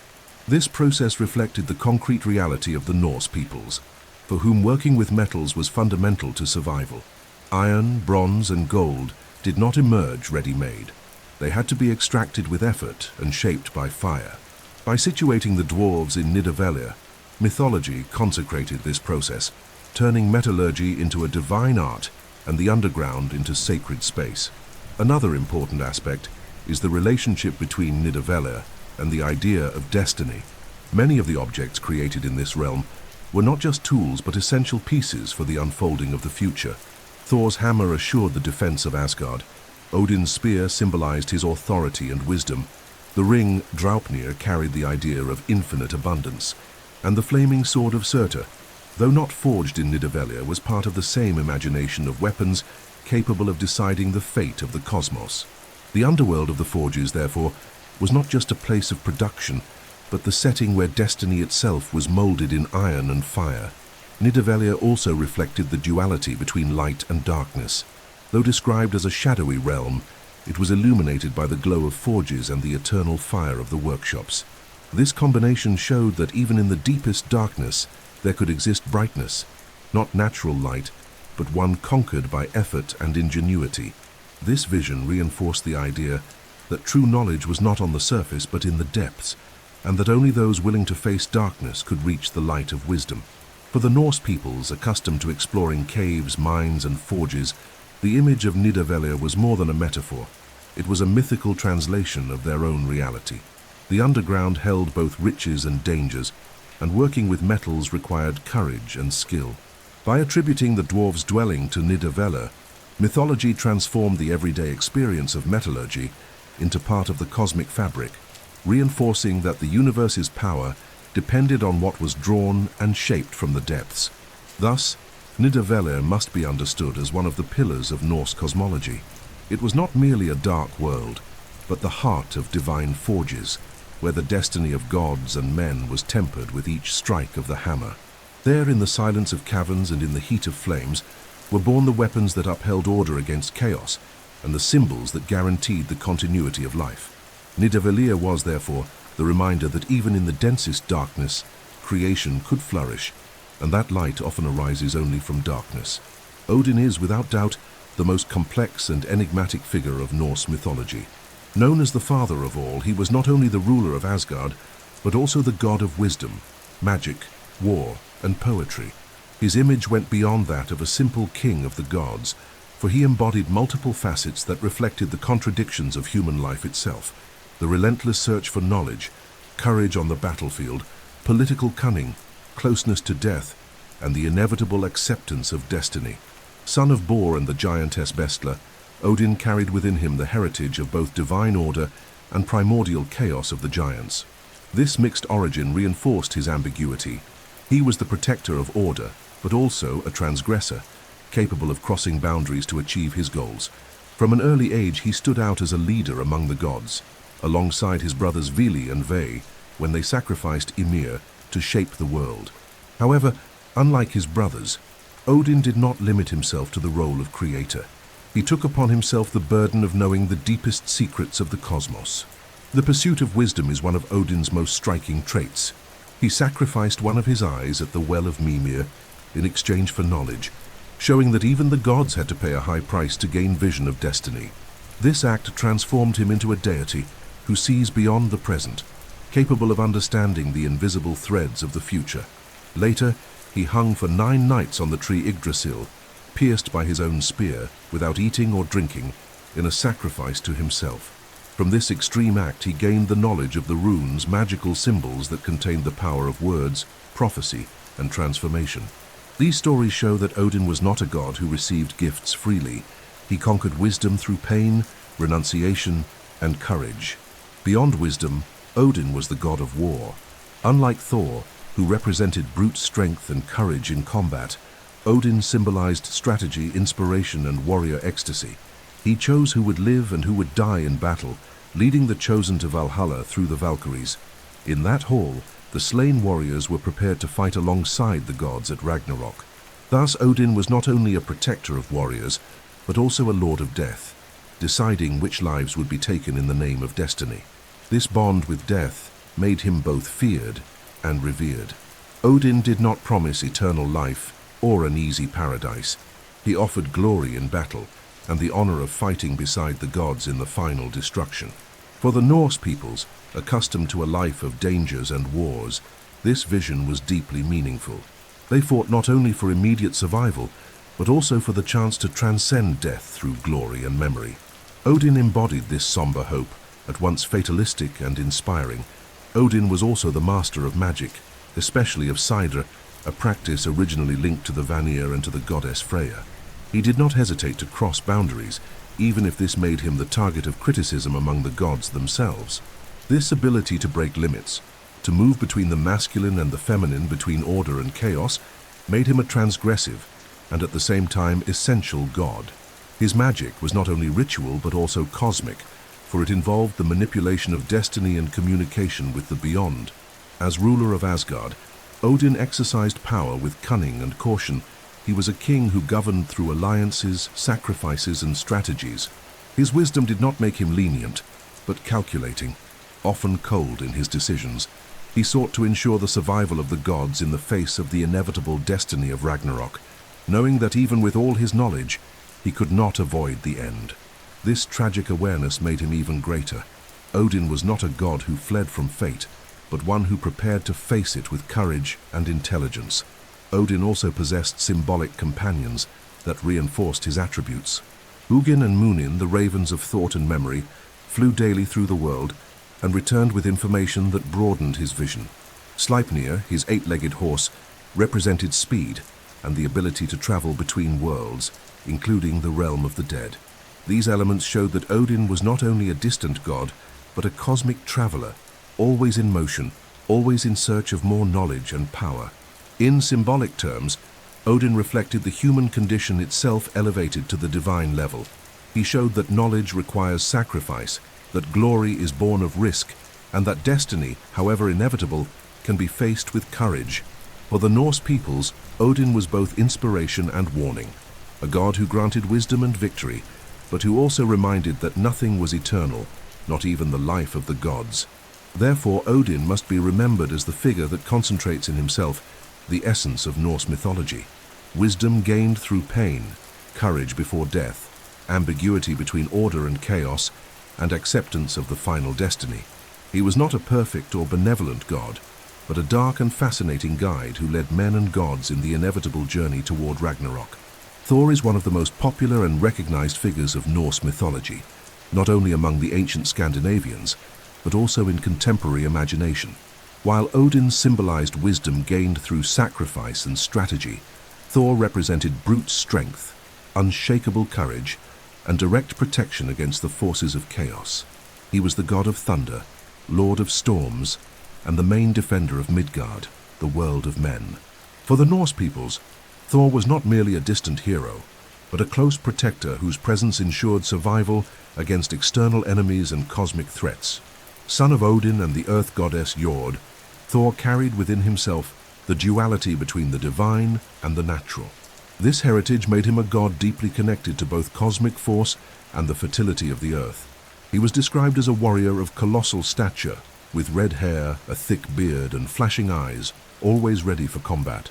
Thor was not only a symbol of power, but also of vitality, representing the raw energy of nature in action. His figure stood out among the gods by embodying the direct and immediate protection of order against destructive forces. The most famous attribute of Thor was his hammer, Mjolnir, forged by the dwarves in the depths of Nidavellir. This weapon had the power to crush mountains, defeat giants, and always return to its owner's hand after being thrown. Mjolnir was not only an instrument of war but also a symbol of fertility and blessing. It was used in wedding ceremonies, consecrations, and protective rituals, showing that Thor's destructive force was also capable of bringing life and prosperity. The hammer condensed in itself the god's essence, weapon against chaos, but also amulet of renewal. Thor was known as the relentless enemy of the giants of Jotunheim. Countless sagas narrate his journeys to that realm, where he faced colossal monsters in battles that challenged cosmic order. Each victory of Thor was not only a demonstration of strength, but an act that reaffirmed the stability of the world against the return of primordial chaos. Among the most celebrated stories is the confrontation with the giant Hrungnir, who challenged Odin and ended up defeated in a duel by the god of thunder. Another saga recounts Thor's attempt to fish Jormungandr, the world serpent, in a clash that symbolized the eternal conflict between order and destruction. Despite his fame as a warrior, Thor was also associated with fertility and the prosperity of the earth. The thunder that resounded in the skies was seen as a sign of rain, essential for the harvests. His hammer, when used to consecrate matrimonial unions, symbolized fertility and the continuity of life. Thus, Thor was a god who united in himself the destructive aspect of the storm and the vital aspect of fertility. This duality made him indispensable to the Norse peoples, who saw in him not only a protector against enemies, but also a deity who ensured daily survival. Thor also possessed symbolic attributes that reinforced his connection with strength and vitality. He wore the belt Megingjord, which doubled his strength, and used iron gloves called Jarngreipur, necessary to wield Mjolnir. He traveled in a chariot drawn by two magical goats, Tangrisnir and Tangjoster, who could be slaughtered to feed the god and then resurrected with their intact bones. These elements reinforced his connection with renewal and the cycle of life, in which death and rebirth alternated as inseparable parts of existence. From a symbolic perspective, Thor represented immediate protection against chaos. While Odin was dedicated to wisdom and destiny, often distant and enigmatic, Thor was the close god who descended onto the battlefield to face enemies. This proximity made him a deity, especially venerated by peasants, fishermen, and common warriors. The cult of Thor was practical and everyday, tied to concrete survival in the face of natural forces and external dangers. Thor would also play a decisive role at Ragnarok. According to prophecy, he would face his greatest enemy, Jormungandr, the serpent that encircled the world. Thor would succeed in killing it, but would fall immediately afterward, poisoned by its deadly breath. This story reinforced the tragic vision of Norse mythology. Not even the most powerful god of brute force could escape destiny. His victory and his death were inseparable, reminding that every conquest demands sacrifice. Thus, Thor must be remembered as much more than a warrior. He was the protector of Midgard, symbol of courage, fertility, and the relentless fight against chaos. His figure condensed the Norse ideal of resistance in the face of a hostile world, to fight until the end, even knowing that the final defeat was inevitable. For the Scandinavian peoples, Thor was the guarantee that, as long as there was thunder in the sky, order still resisted against the forces of destruction. Among all the figures of Norse mythology, few are as enigmatic and controversial as Loki. Unlike Odin, who symbolized wisdom, or Thor, who embodied protective strength, Loki was the god of deceit, cunning, and ambiguity. His presence in the myths cannot be defined as purely benevolent or malevolent. He was at once ally and enemy of the gods, creator of unexpected solutions, and responsible for irreversible tragedies. Loki embodied the principle of instability, the unpredictable, that which breaks established order to generate both chaos and transformation. Loki was not originally an Aesir, but a Jotun, descended from the race of giants. However, he became a close companion of Odin, establishing with him a complex alliance that integrated him into life in Asgard. This dual origin, giant and god, already placed him in an ambivalent position, able to move between opposite worlds. He was described as handsome, shrewd, and eloquent, but also treacherous and manipulative. His ability to change shape allowed him to assume different appearances: man, woman, fish, bird, and even other beings. This ability symbolized his unstable essence, which could never be contained in a single form. Many myths show Loki as responsible for ingenious solutions. It was he who, in an act of cunning, managed to preserve the walls of Asgard when a giant builder demanded the goddess Freya as payment. Loki transformed into a mare and seduced the builder's horse, delaying the work and preventing the enemy's triumph. From this union was born Sleipnir, Odin's eight-legged horse, symbol of speed and cosmic power. In this episode, Loki appears as savior, even though by deceitful means. However, the same cunning that made him useful also made him dangerous. He was responsible for incidents that nearly brought the gods to ruin, such as when he cut off the golden hair of Sif, Thor's wife, provoking the wrath of the god of thunder. To repair his error, Loki sought out the dwarves, who ended up forging not only a new head of hair for Sif, but also other divine treasures, such as the hammer Mjolnir. Thus, even his failures ended up generating positive consequences, reinforcing his paradoxical nature. Loki's chaos often resulted in new forms of order, but the dark side of Loki grew stronger as the narratives progressed. He was the father of monstrous creatures that would play a central role in the final destiny of the cosmos. With the giantess Angrboda, he begot three feared children: Fenrir, the wolf who would kill Odin; Jormungandr, the world serpent destined to face Thor; and Hel, the mistress of the realm of the dead. Each of these children represented an inevitable threat, reminding that chaos always left inheritances that even the gods could not control. The peak of Loki's ambiguity appears in the story of the death of Balder, the god of light and innocence. By deceiving the blind Hoder and making him throw a mistletoe dart at Balder, Loki became responsible for one of the greatest tragedies of Norse mythology. This act not only brought mourning to Asgard, but also heralded the approach of Ragnarok. From that moment on, Loki ceased to be merely an annoying trickster and came to be seen as a declared enemy of the gods. His imprisonment, bound with the entrails of his son under the dripping of corrosive venom, symbolizes the attempt to contain chaos. But, at the end of time, he would break free to lead the forces of destruction against the gods themselves. From a symbolic point of view, Loki represents the principle of the unpredictable, of that which breaks stability. He is the incarnation of chance, of change, and of constant transformation.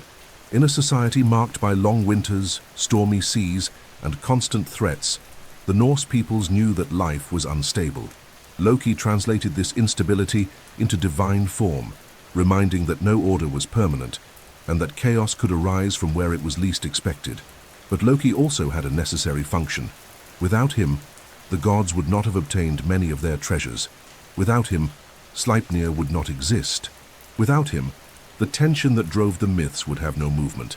Loki was therefore indispensable, even when acting as an enemy. He reminded that the cosmos needed imbalance to stay alive, and that even chaos had a role in the great destiny that would culminate in Ragnarok. Thus, Loki must be remembered not as a simple villain, but as an ambivalent and essential figure. He is the trickster, the transgressor, the generator of crises and solutions. He is the father of monsters, and also the creator of gifts. He is ally and enemy, benefactor and destroyer. For the Norse peoples, Loki was the reflection of life itself, unpredictable, full of contradictions, and inevitably marked by the presence of chaos alongside order. Balder holds a singular place in Norse mythology, being described as the god of light, beauty, and innocence. Unlike Odin, who symbolized wisdom attained through sacrifice, or Thor, who embodied protective warrior strength, Balder represented purity and unattainable perfection. He was loved by all the gods and revered as a symbol of goodness, justice, and serenity. His presence in Asgard was compared to the brightness of the sun, bringing hope and peace. For the Norse peoples who lived amid wars, harsh winters, and constant insecurity, Balder was the embodiment of what life rarely offered: harmony and completeness. Described in the Eddas as beautiful and radiant, Balder possessed an aura that shone wherever he went. No evil seemed able to touch him, for his goodness was so great that even enemies respected him. He was the son of Odin and Frigg, and his divine lineage reinforced his position as a central figure in the cosmic order. Balder represented not only physical beauty, but also moral integrity. He was just in his judgments, benevolent in his actions, and wise in his words. His presence was a reminder that, even in a universe marked by the conflict between order and chaos, there was an ideal of purity that could be reached, even if only fleetingly. However, Balder's greatness was tied to an inevitable tragedy. One day, he began to have disturbing dreams foretelling his death. Alarmed, his mother Frigg traveled through all the realms seeking protection for her son, making all beings and elements swear never to harm him. Fire, water, iron, stone, plants, animals, and even diseases promised not to cause him harm. Only mistletoe, a plant considered insignificant, was not included in that oath. This detail would become the weak point that would bring devastating consequences. With Balder's apparent invulnerability, the gods amused themselves by throwing weapons and objects at him, which bounced off without causing any injury. This scene symbolized not only Frigg's protection, but also the trust the gods placed in Balder's innocence. Yet Loki, always attentive to cracks in order, discovered that mistletoe had not been included in the oaths. Cunningly, he crafted a spear or dart from the plant's branch and handed it to the blind god Hoder, Balder's brother. Deceived by Loki, Hoder launched the projectile which struck Balder and killed him instantly. The death of Balder deeply shook the gods and the entire cosmos. His body was placed on a great funeral ship, Hringhorni, which was pushed out to sea and set aflame in one of the most grandiose rituals described in mythology. Even in this scene, Loki interfered, delaying the funeral and worsening the gods' grief. Balder's descent into Helheim, the realm of the dead, represented not only the loss of a beloved figure, but also the foretelling of the inevitable decline that would culminate in Ragnarok. His death was not merely a personal tragedy, but a cosmic milestone that signaled the approach of the end. Attempts were made to rescue Balder from the realm of the dead. Hermod, another son of Odin, rode to Helheim in search of his release. Hel, the mistress of the realm, agreed to return him only if all living and non-living things wept for his death. Indeed, the entire cosmos shed tears. Gods, men, animals, and even stones mourned Balder's loss. But Loki, disguised, refused to cry, preventing the god of light's return. This act definitively sealed Balder's fate and confirmed his permanence in the realm of the dead until the end of time. From a symbolic perspective, Balder represents innocence and purity that cannot survive in a world defined by the struggle between chaos and order. His death shows that not even absolute goodness is immune to destiny. The fact that Loki was responsible for the event reinforces the idea that chaos will always find a breach to break order, even when everything seems protected. Balder was therefore not only a beloved god, he was the symbol of the vulnerability of good before the unpredictable forces of existence.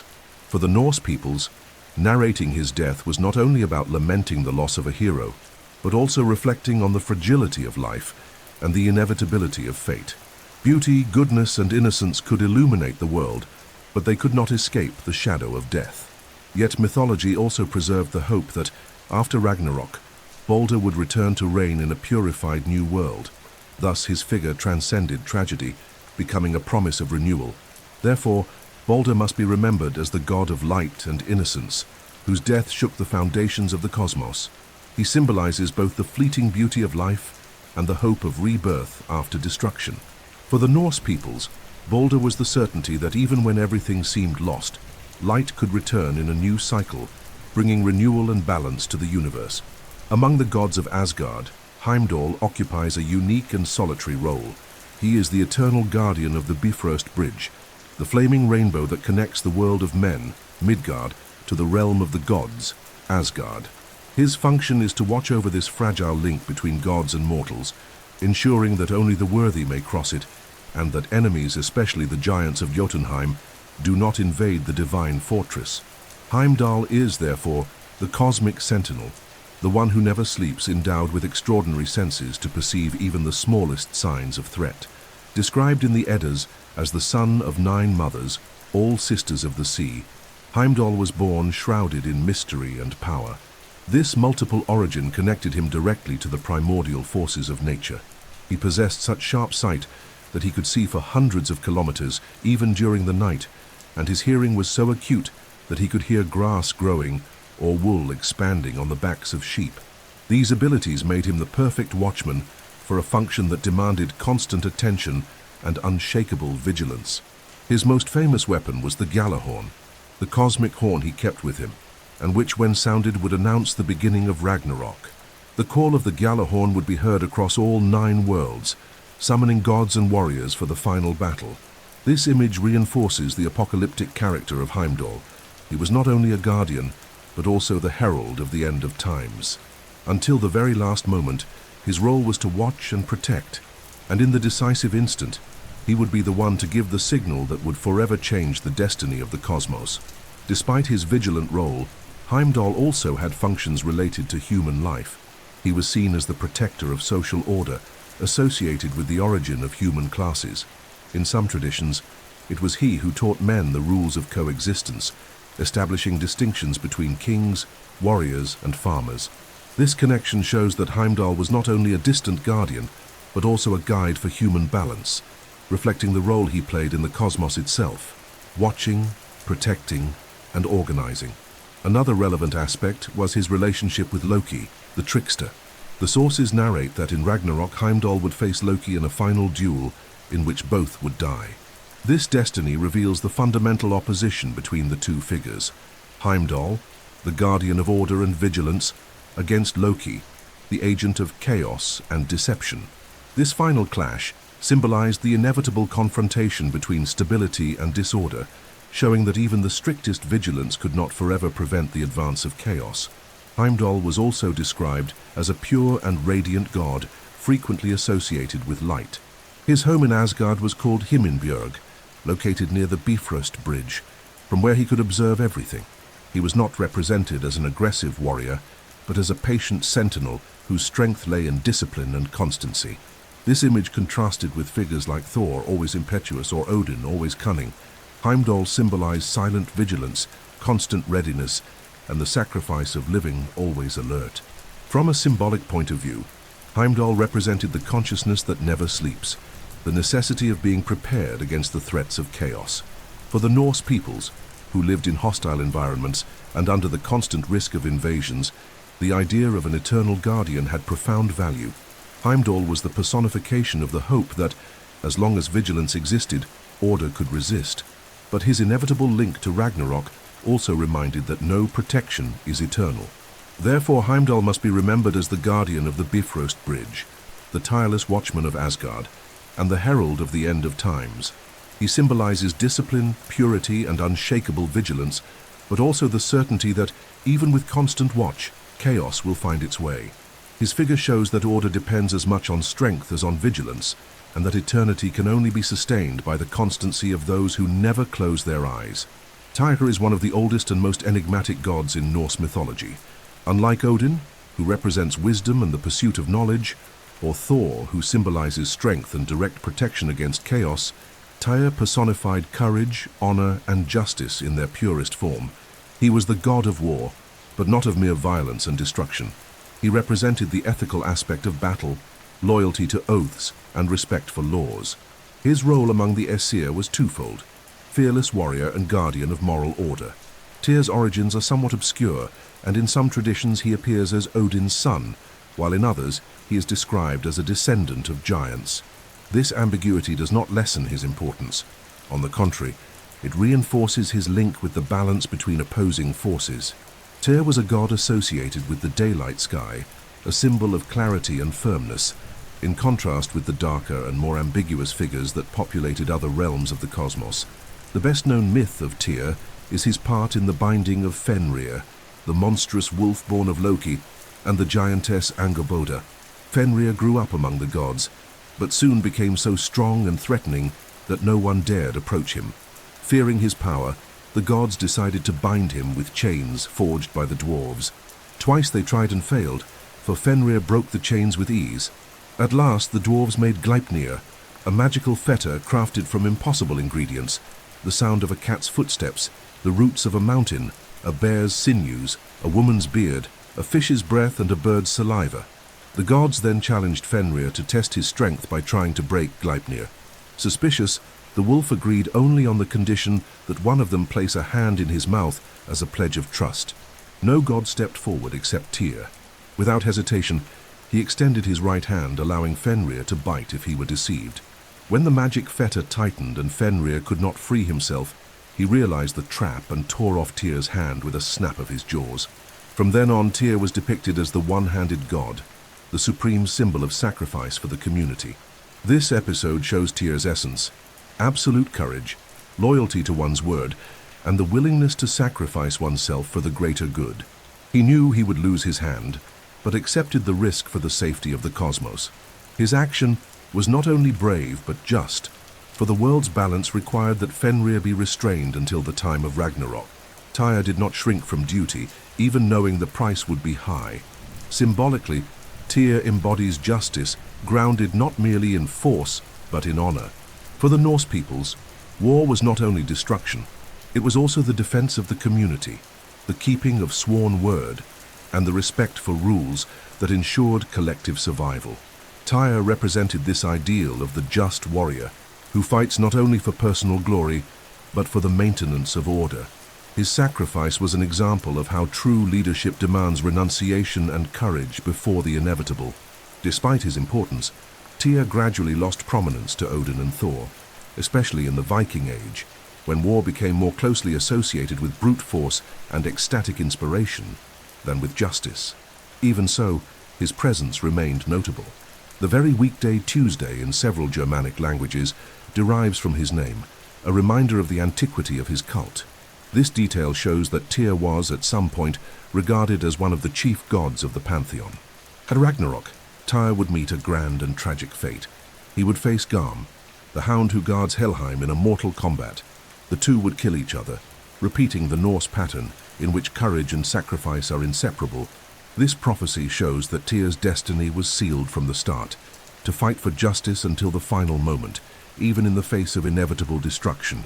Thus, Tyr should be remembered as the god of just war and unshakable courage. His figure exalted not only strength, but also ethics, loyalty, and the willingness to sacrifice for the community. He was the personification of the justice that upholds the cosmos, showing that true victory lies not only in defeating the enemy, but in honoring one's word and facing fate with dignity. Among the deities of the Norse pantheon, Frigg stands out as one of the most powerful and respected figures. Wife of Odin and regarded as the queen of Asgard, she was the goddess of motherhood, fertility, conjugal love, and above all, wisdom connected to fate. Unlike other goddesses, whose influence was limited to specific aspects of life, Frigg encompassed within herself the authority of the family, the protection of the home, and a deep knowledge of the threads of destiny, which not even Odin possessed completely. Her image combined the figure of the caring mother and the silent sovereign, one who observes and understands the inevitable without revealing all she knows. Frigg was described as beautiful, majestic, and imposing. Her palace in Asgard, called Fensalir, meant Halls of the Marsh, a place associated with fertility and with life that springs from water. There she received other goddesses and female spirits, forming a court that reflected her position as queen. As a mother, she was linked to the protection of children and the preservation of domestic life, but at the same time, she played a political and cosmic role, acting as Odin's counselor and influencing the destinies of the universe. The most striking episode involving Frigg is her attempt to protect Balder, the god of light and innocence. When her son began to have prophetic dreams about his death, Frigg traveled through all worlds, asking every being and element of creation to swear never to harm him. Fire, water, metals, stones, plants, and even diseases promised not to touch Balder.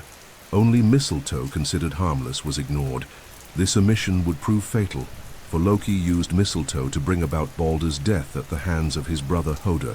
Frigg's grief at the loss of her son was described as overwhelming, reflecting not only a mother's mourning, but also the realization that neither love nor wisdom could prevent fate. Despite her wisdom, Frigg could not change what was written. She knew the future but rarely revealed it. This characteristic reinforced the Norse idea of destiny as something inevitable, which not even the gods could alter. If Odin constantly sought to understand the secrets of the cosmos through sacrifice and magic, Frigg simply knew them, accepting the inevitable in silence. This distinction shows that feminine wisdom in Norse mythology was more tied to intuition and contemplation than to relentless pursuit. Beyond her maternal and prophetic role, Frigg also symbolized family and social order. As Queen of Asgard, She was guardian of conjugal fidelity and fertility, ensuring that the divine lineage was preserved. For the Norse peoples who lived in clan and family-based societies, this function was of utmost importance. Frigg represented continuity of life, the protection of the home, and the stability of the community. From a symbolic perspective, Frigg was Odin's counterpart. While he represented the masculine power of war, strategy, and the active quest for knowledge, she embodied the feminine power of preservation, silent wisdom, and vision of fate. Together they formed the foundation of cosmic order, uniting action and contemplation, search and acceptance. This duality reflected the structure of Scandinavian societies, in which both the warrior's power and the guardian mother's power were indispensable for survival. At Ragnarok, Frigg, like many other goddesses, would not have an active role in battle, but her presence remained as a symbol of grief over loss and the acceptance of the end. Her wisdom, however, transcended destruction, for it represented the certainty that even after death and chaos, new cycles could emerge. Frigg was, therefore, both guardian of life and witness of final destiny. Thus, Frigg should be remembered as the mother goddess and lady of destiny, the queen of Asgard whose silent wisdom sustained cosmic order. She was the feminine pillar of Norse mythology, uniting the tenderness of maternal love with the grandeur of sovereignty and the serene acceptance of the inevitable. For the Norse peoples, Frigg was a reminder that life, with all its joys and sorrows, follows the course traced by fate, and that true wisdom lies in embracing this path with dignity and courage. Among the deities of Norse mythology, few possess the complexity and relevance of Freyja.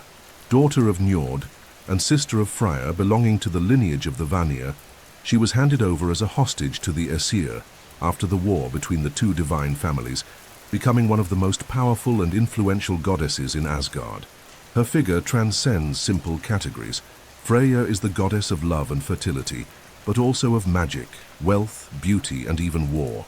This collection of attributes makes her one of the most revered, feared, and contradictory divinities in the Norse pantheon.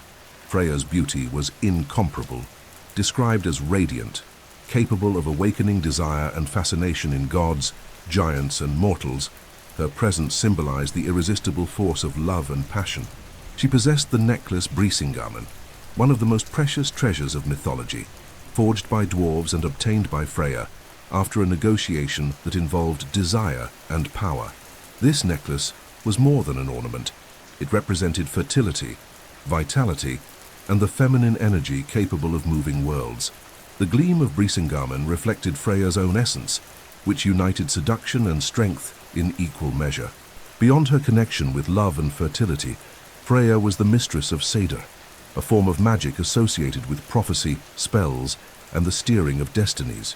Originally a Vanir practice, Seder was introduced among the Aesir through Freyja, who even taught Odin, making him an adept of this art.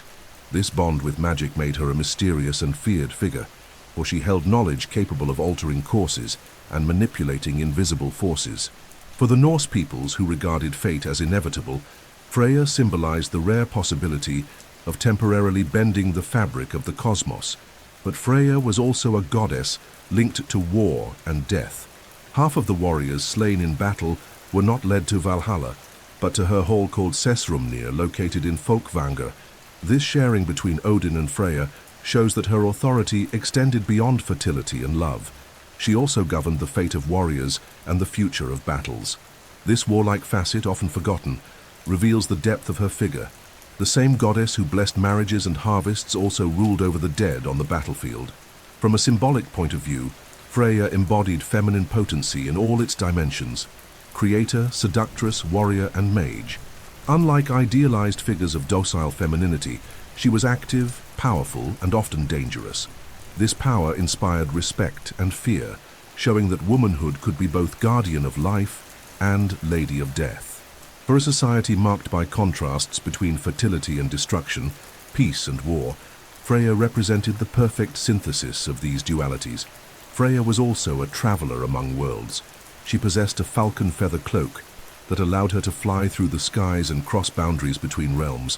This trait reinforced her bond with freedom and independence, while also revealing her closeness to shamanism and rituals of transformation. Her presence could be felt everywhere, in fertile fields, in weddings, in battles, and even in dreams and visions. Another important dimension of Freya was her association with tears. Legends tell that when she wept, her tears turned into gold. This detail strengthens the link between emotion and wealth, showing that even Freya's sorrow generated abundance. Her tears were both an expression of vulnerability and a symbol of power. They represented the idea that suffering could be converted into strength and prosperity, a profound teaching for peoples who lived amid adversity.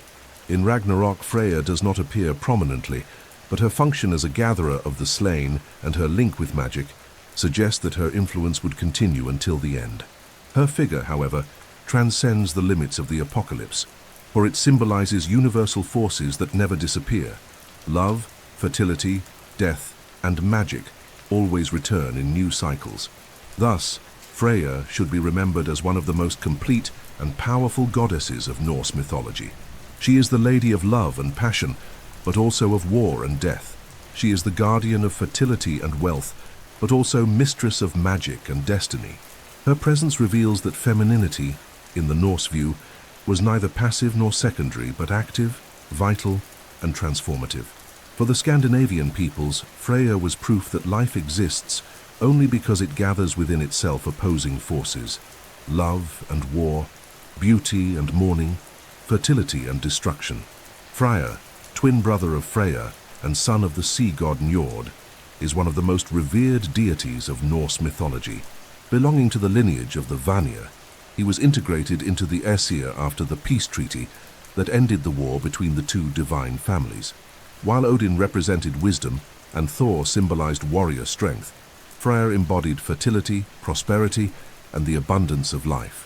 His cult was closely linked to the agricultural cycle, to the fertility of men and animals, and to the harmony that ensured survival amid the harsh conditions of northern Europe. Described as handsome and radiant, Freyr was seen as a generous god who brought joy and abundance. His realm was Alfheim, the home of the Light Elves, which was given to him as a gift by the gods when he was still young. This connection reinforced his association with fertility, for the elves were considered nature spirits, responsible for maintaining the vitality of crops and forests. The image of Freyr therefore united beauty, harmony, and the power to promote life in all its forms. Freyr possessed powerful symbols that represented his authority over prosperity. One of them was the golden boar Gullinbursti, forged by the dwarves Brock and Sindri. This animal had bristles that shone like the sun and was capable of running across skies and seas with remarkable speed. Gullinbursti was not only a companion, but also an emblem of the fertility and vital force that Freyr represented. Another symbol was the magical ship Skidbladnir, also created by the dwarves. It always had favorable winds, could carry all the gods within it, and could be folded like cloth to be stored away. These attributes showed that Freyr was not only a god of the earth, but also connected to the sea and to voyages, reflecting the importance of both agriculture and navigation to the Norse peoples. One of the most remarkable myths involving Freyr is his passion for the giantess Gerda, daughter of Gymir. Upon seeing her, Freyr was overcome with overwhelming desire and fell ill with love. To win her, he sent his servant Skirnir as messenger, offering her riches and gifts. Faced with her refusal, Skirnir resorted to spells and threats, until Gerda agreed to meet Freyr in a sacred grove after 9 nights. This union symbolizes the fusion between the forces of fertility and the primordial elements of the giants, representing the mystical marriage between divine order and the chaotic vitality of nature. But this passion also had consequences. To win Gerda, Freyr gave up his magical sword, a weapon so powerful it could fight on its own. Without it, he became vulnerable for the future. This choice of love, which resulted in fertility and union, at the same time deprived him of the strength necessary to survive Ragnarok. According to prophecies, Freyr would fall before Surtur, the fire giant, because he did not possess his sword. This detail shows the duality of his figure, a god who promotes life but who sacrifices his own survival in the name of love and fertility. The cult of Freyr was especially popular among Scandinavian peasants and farmers. Rituals in his honor included offerings of animals, harvests, and even practices related to human fertility. He was invoked to guarantee good crops, prosperity for families, and abundance in herds. In a society where survival depended directly on the generosity of the land, Freyr was considered essential. His presence was synonymous with plenty and stability.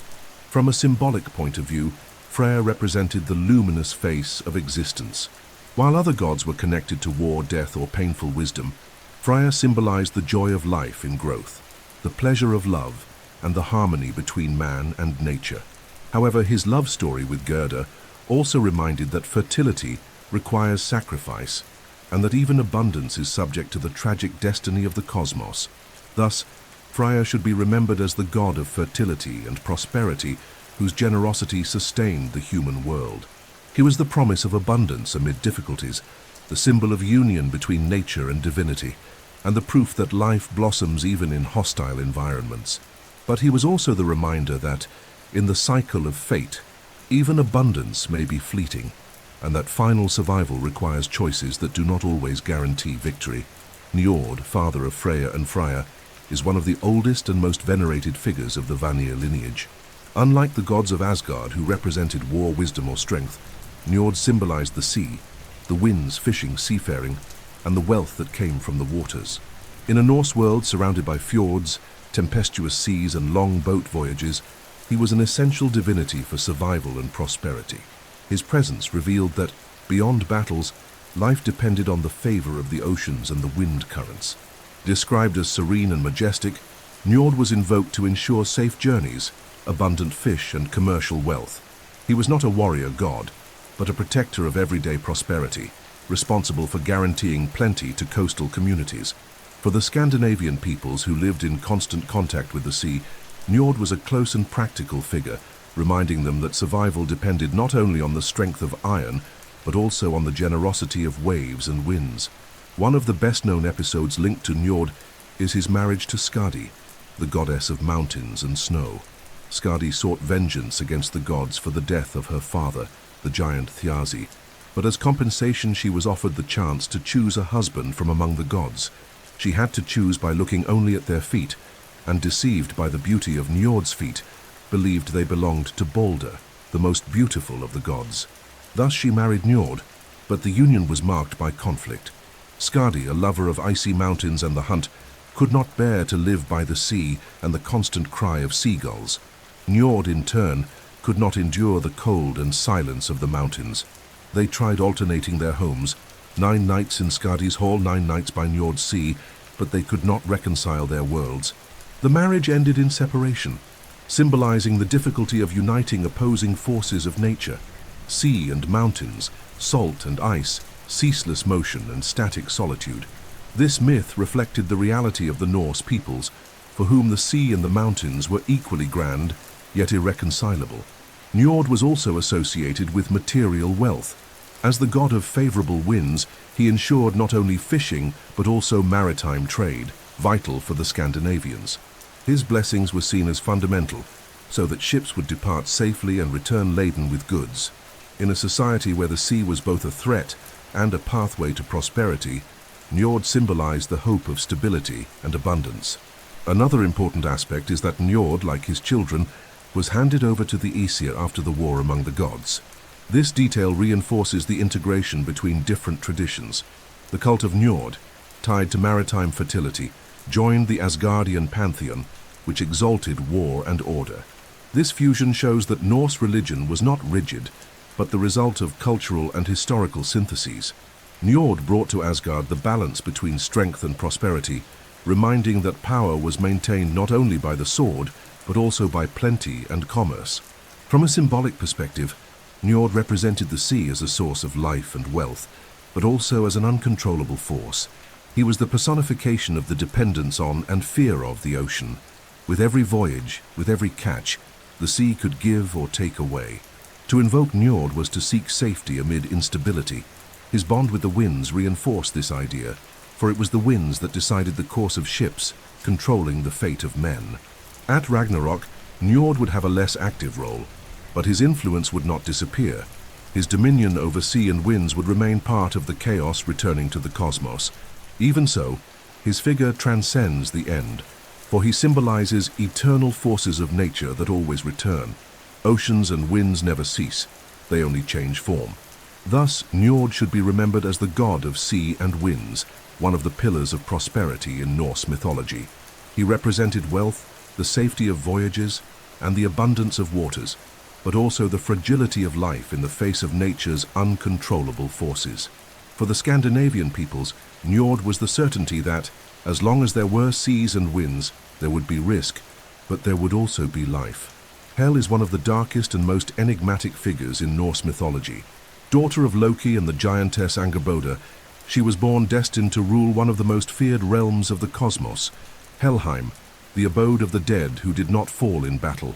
While Odin received in Valhalla the warriors chosen by the Valkyries, and Freya welcomed part of them in Sessrumnir, Hel gathered in her domain all those who died from disease, old age, or the misfortunes of daily life.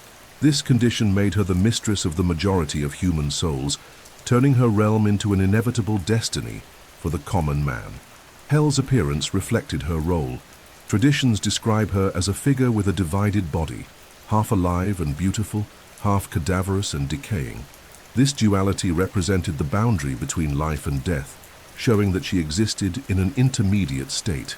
She was not only the personification of death, but also the guardian of the balance between what was vital and what was decayed in the universe. Hel did not seek active destruction, but she kept under her guard those who belonged to eternal silence. Helheim, the realm she ruled, was a cold, shadowy place, distant from the light of the sun. It was not a hell of torments, as in later Christian conceptions, but a space of quietude, emptiness, and absence of glory. There was no joy nor extreme suffering, but only the apathetic continuation of existence. For the Norse peoples, this vision reflected reality. Most people would not achieve heroic deeds that guaranteed Valhalla, but would instead go to the realm of Hel, where death was only an unreturning permanence. Despite her dark nature, Hel was not portrayed as a villain. She carried out a necessary function within the cosmic order. Her task was to maintain the balance between the living and the dead, ensuring that souls remained in their place until the final destiny of Ragnarok. In this sense, she was inevitable, but not evil. Hel represented the acceptance of death as part of the natural order, reminding men that life is brief and that only a few achieve the glory of memory. Hel's presence also connects directly to the destiny of the gods. After the death of Balder, the god of light, his soul was conducted to the realm of Hel. This tragedy showed that not even the gods were free from her domain. Odin sent Hermod to try to negotiate his release, but Hel imposed an impossible condition: that everything in the universe should weep for Balder. When a single being refused, Balder remained in her realm until the end of time. This episode reveals Hel's absolute power, capable of holding even the most beloved of the gods. During Ragnarok, Hel would play an active role in the destruction of the cosmos. From her realm would emerge the ship Naglfar, built from the nails of the dead, carrying armies of souls under Loki's command to face the gods. Thus, the silence of Helheim would turn into a war host, showing that even death, seemingly passive, had a decisive function in the end of times. From a symbolic point of view, Hel represented the acceptance of non-heroic death. For a society that exalted warrior valor, her figure reminded that most men would not fall in glorious combat, but from sickness, accidents, or old age. Hel was the lady of inevitable reality, guardian of those who did not reach the memory of glory. At the same time, her divided image showed that death was not only an end, but also a transition, half life, half decay. She reflected the passage between two states. Thus, Hel should be remembered not as an enemy, but as an essential force of the Norse cosmos. Her realm was the destiny of many, and her role, maintaining the order between the living and the dead, ensured universal balance. For the Scandinavian peoples, Hel was not a figure of absolute fear, but of silent respect. She was the reminder that death is inevitable, that not all achieve glory, and that even the gods must face eternal silence. Among all the creatures of Norse mythology, Fenrir is one of the most feared and symbolic. Son of Loki and the giantess Angerboda, he was born as part of a generation of monsters destined to shake the cosmic order. While his sister Hel ruled the realm of the dead, and his brother Jormungandr encircled the world as a colossal serpent, Fenrir embodied the destructive and untamable force of chaos in the form of a gigantic wolf. His story is inseparably linked to the destiny of Odin, the father of all. showing how the Norse myth accepted that even the most powerful of the gods were subject to the end. When still young, Fenrir was taken to Asgard, where he grew under the vigilance of the gods. However, his strength increased each day in frightening proportions, to the point that the gods themselves feared they could not contain him. None dared approach him, except Tyr, the god of war and justice, who had enough courage to feed the wolf and maintain a fragile bond of trust. This relationship of friendship and future tragedy became central to the destiny of both. The gods decided that Fenrir had to be chained, but they knew it would not be an easy task. First, they forged a heavy chain called Lurding, but the wolf broke it easily. Then they created another even stronger Dromi, which was also destroyed by his overwhelming strength. Realizing that ordinary chains could not hold him, they resorted to the dwarves of Nidavellir, who crafted Gleipnir, a magical chain made of impossible elements, the sound of a cat's footsteps, a woman's beard, the roots of a mountain, the nerves of a bear, the breath of a fish, and the saliva of a bird. Thin and light as a silk ribbon but unbreakable, Gleipnir was the only chain capable of imprisoning Fenrir. Suspicious, the wolf only accepted being bound with Gleipnir on the condition that one of the gods would place a hand in his mouth as a sign of trust. None volunteered except Tyr, who knew the inevitable price. When Fenrir realized he had been deceived, he bit off Tyr's hand, who was remembered thereafter as the one-armed god, symbol of sacrifice for the community. Thus Fenrir was chained on an island, bound until the end of times, but his fury and destiny continued to threaten the gods. According to prophecies, during Ragnarok, Fenrir would break free from his chains and march against Asgard, spreading destruction through all the worlds. His mouth would be so immense it touched both the sky and the earth, spitting fire and devouring everything in his path. The final destiny of Odin was sealed. He would be swallowed by the wolf in battle, consumed by the chaos that not even his wisdom could stop. This detail reveals the depth of Norse thought. Even the most powerful of gods was subject to defeat, for destiny was inescapable. However, Fenrir's story also speaks of resistance. After Odin's death, his son Vidar avenges his father by confronting the wolf. With his magical boot made of leather scraps offered by men over time, Vidar steps on Fenrir's lower jaw and with immense strength tears his mouth apart until he kills him. This vengeance did not annul the tragedy, but reaffirmed the value of courage in the face of destiny.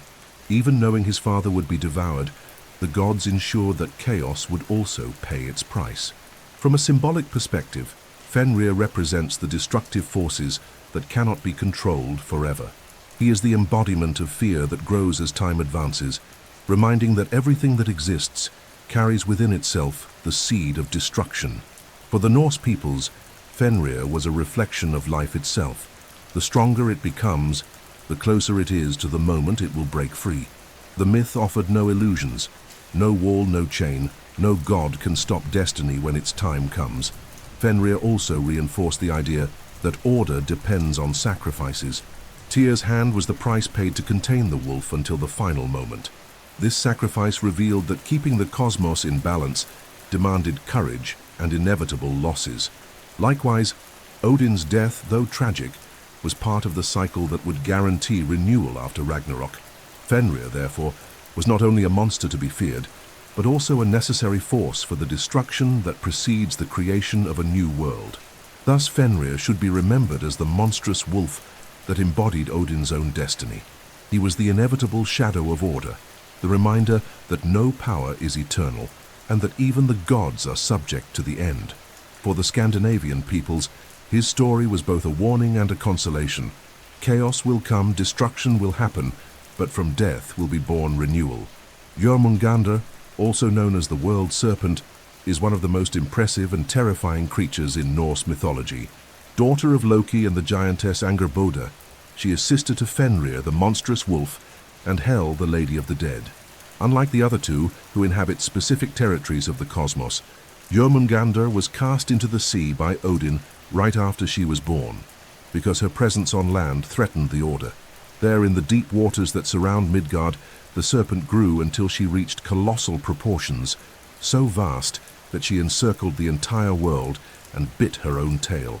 This image of the serpent encircling the whole planet symbolizes the notion of an infinite cycle, beginning and end united in a single body, life and death intertwined in an eternal return. For the Norse peoples, who saw the sea as both barrier and constant threat, Jörmungandr represented the power of the ocean, immense, uncontrollable, capable of girdling the world and keeping humans always at the mercy of its fury. The sea was both a source of life and of death, and the cosmic serpent condensed that duality in her vast form. Although confined to the ocean, Jörmungandr was not inactive. Many sagas describe her encounters with Thor, the god of thunder, the quintessential enemy of giants and monsters. One of the most famous episodes occurs when Thor, disguised as a fisherman, tries to catch her with a hook baited with a bull's head. As he hauls the line, the serpent rises from the waters, revealing her gigantic body, so immense that the earth trembles. Thor raised the hammer Mjolnir to kill her, but the giant Hymir, his fishing companion, cut the line out of fear, returning Jörmungandr to the sea. That encounter sealed neither of their fates but announced the final clash reserved for Ragnarok. According to prophecy, during Ragnarok, Jörmungandr will emerge from the ocean, spreading venom across skies and seas, poisoning all creation. Thor will face her in direct combat, and after a brutal battle, will manage to kill her with the power of Mjolnir. However, victory will have a price. The thunder god will take only 9 steps before collapsing dead, poisoned by the serpent's breath. This scene symbolizes the inevitable fate of all beings, including the gods. There is no victory without sacrifice, and destruction is inseparable from the creation of a new cycle. Jörmungandr was also seen as guardian of the boundary between the world of men and the chaos of the ocean. By encircling Midgard, she maintained the precarious balance separating order and disorder, but that balance was menacing. It took only a movement from her for storms and tidal waves to devastate human lands. For the Norse, who depended on seafaring and constantly faced the sea's risks, the serpent was the personification of fear of untamable nature. Every voyage, every storm, could be understood as the awakening of the serpent sleeping beneath the waves. From a symbolic standpoint, Jörmungandr embodied the cycle of life and the inevitability of destruction. The fact that she bites her own tail recalls universal symbols like the Ouroboros, representing endless continuity. But unlike a symbol of mere renewal, Jörmungandr carried threat within. The cycle would be renewed only through death and destruction. Thus, her figure united hope and terror, reminding that the end is a necessary part of the new beginning. Another important aspect is Jörmungandr's relationship with Thor. The two were destined enemies, and that rivalry symbolized the eternal confrontation between the force of order and the threat of chaos. Each of their encounters was only a rehearsal for the final fate when both would perish. This antagonism reminded the Norse that life is a constant struggle against forces greater than humans can control, and that even the strongest gods succumb to the cosmic cycle. Thus, Jörmungandr should be remembered as far more than a sea monster. She was the cosmic serpent that encircled the world, symbol of the boundless ocean, of the cycle of life and death, and of the constant threat of chaos. Her presence reinforced the Norse view that destiny is inevitable, and that even the greatest heroes attain glory only through sacrifice. For the Scandinavian peoples, Jörmungandr was the reminder that the sea, beautiful and generous, always hid in its depths, a force capable of destroying all that exists. At the heart of Norse mythology stands Yggdrasil, the cosmic tree, the axis that sustains and connects all 9 worlds. Described as a colossal ash tree, its roots and branches stretch across all creation, uniting the heavens, the earth, and the underworlds into a single structure. Yggdrasil is not merely a sacred tree, it is the representation of the cosmos in balance, the image of universal life which, while it grows and flourishes, is also corroded and threatened by destruction. For the Norse peoples, Yggdrasil was the supreme symbol of the interdependence of all things, the certainty that no world existed in isolation. The tree has 3 main roots, each reaching into a different domain. The first extends to Asgard, the realm of the Aesir gods, where lies the Well of Urd guarded by the Norns, the spinners of destiny. There, every day, the Norns watered Yggdrasil with sacred water and white clay, preserving its vitality. This root symbolized the link between the tree and destiny, showing that life and the cosmos were intrinsically bound to the forces that govern time and the future. The second root reaches Jotunheim, the land of giants, and plunges into Mimir's well, the guardian of wisdom. In that place rested the source of deep knowledge from which Odin drank in exchange for one of his eyes. This root symbolized Yggdrasil's connection to wisdom and cosmic memory, reminding that the tree was not only a physical support, but also the guardian of knowledge.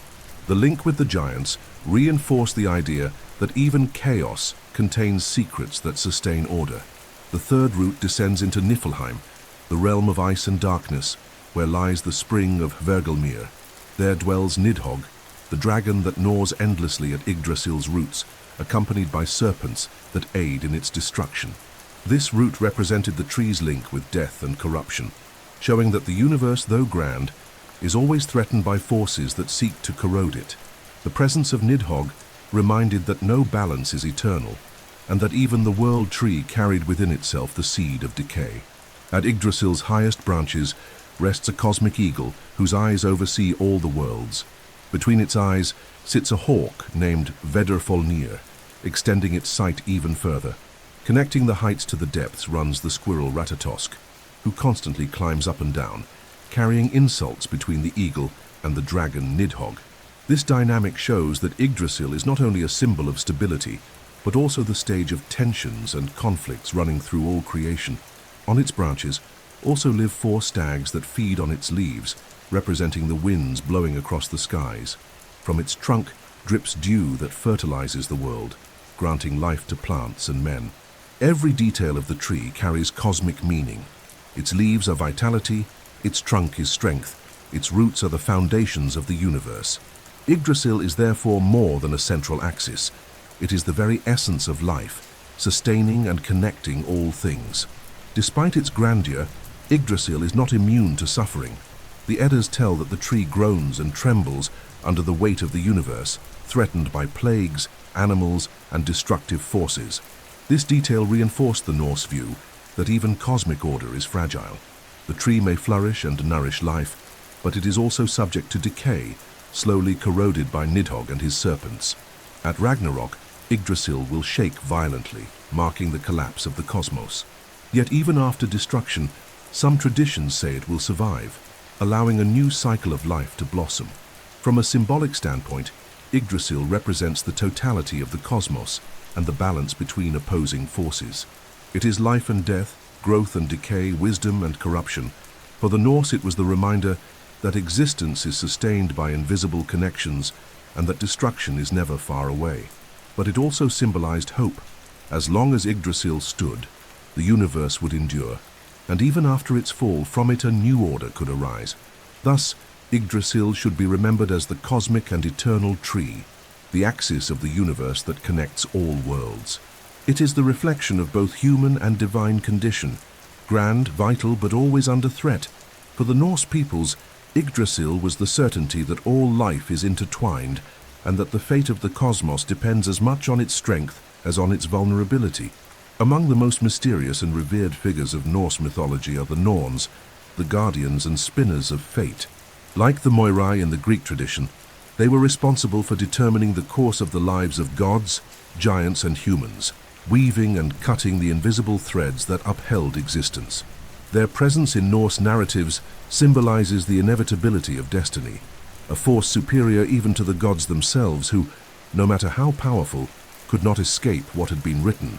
The 3 principal Norns were called Urd, Verdandi, and Skuld, and each represented an aspect of time. Urd was the past, that which had already happened and could not be changed. Verdandi was the present, what was unfolding, always transforming before the eyes of the living. Skuld represented the future, that which was yet to come, uncertain but inevitable. Together they formed the triple weave of time, binding past, present and future into a continuous line that no being, not even Odin, could fully control. The Norns' dwelling stood by the Well of Urd, located beneath one of Yggdrasil's roots, the cosmic tree. There they not only spun the threads of fate, but also tended the sacred tree, watering it daily with crystal waters and spreading over it white clay that prevented its decay.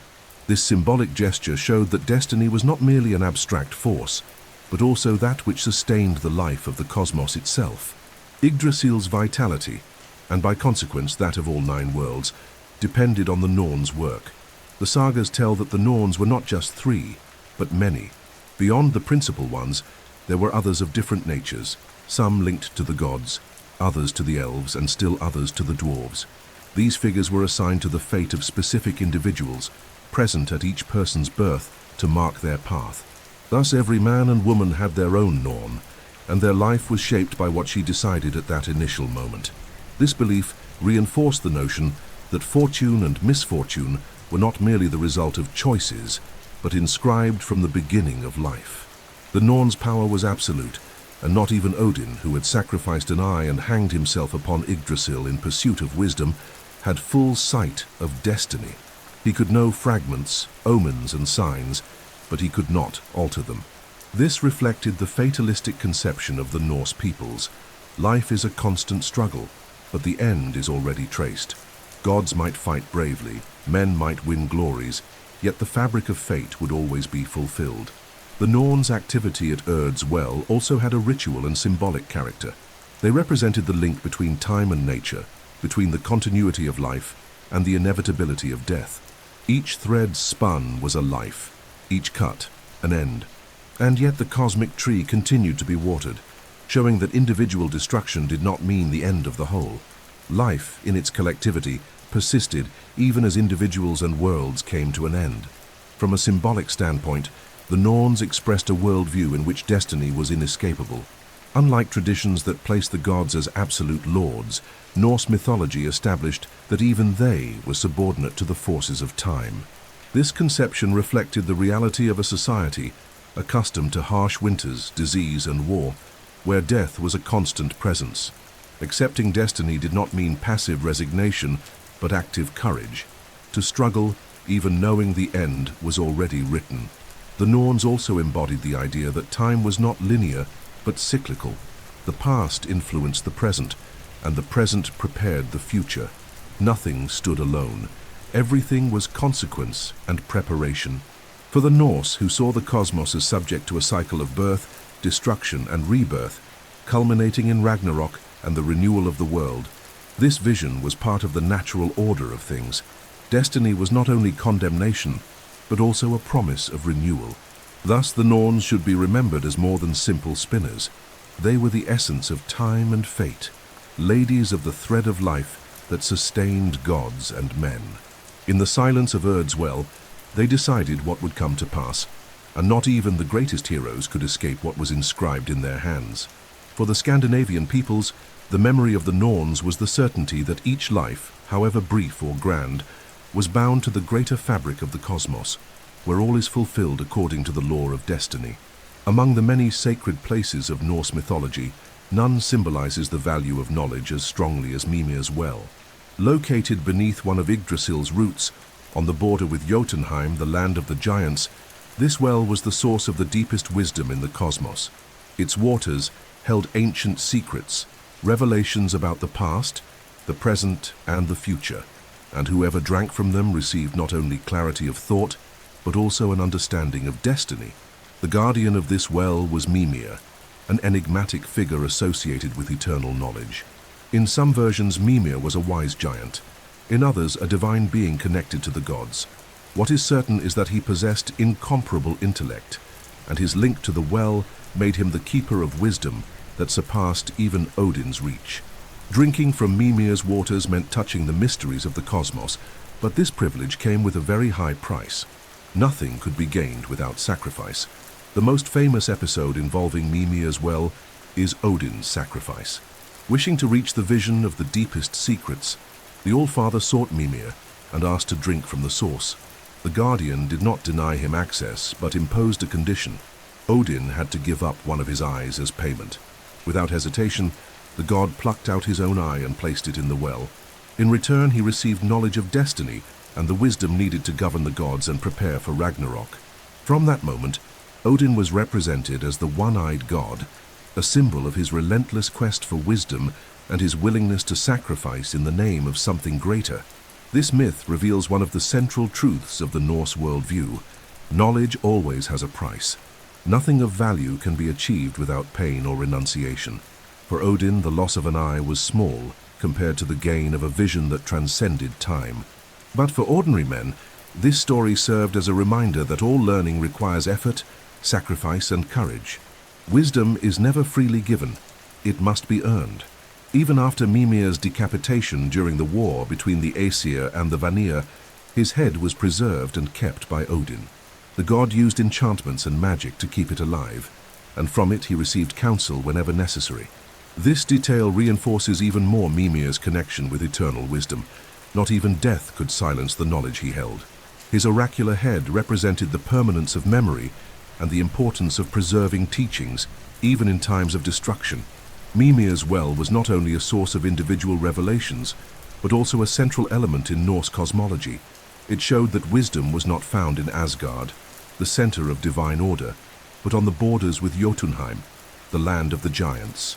This symbolized the idea that true knowledge was not discovered in the comfort of order, but in dangerous contact with chaos and the unknown.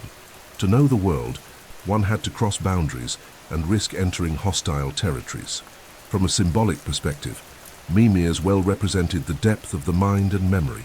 Just as the water of a spring hides secrets in its deepest layers, wisdom could only be reached by diving beyond the surface. The fact that Odin sacrificed one eye reinforced the idea that knowledge requires inner vision, not merely outward perception. To see with only one eye meant perceiving less of the visible world, but more of the invisible, the hidden, the beyond. This myth also reflected the fatalistic conception of the Norse peoples.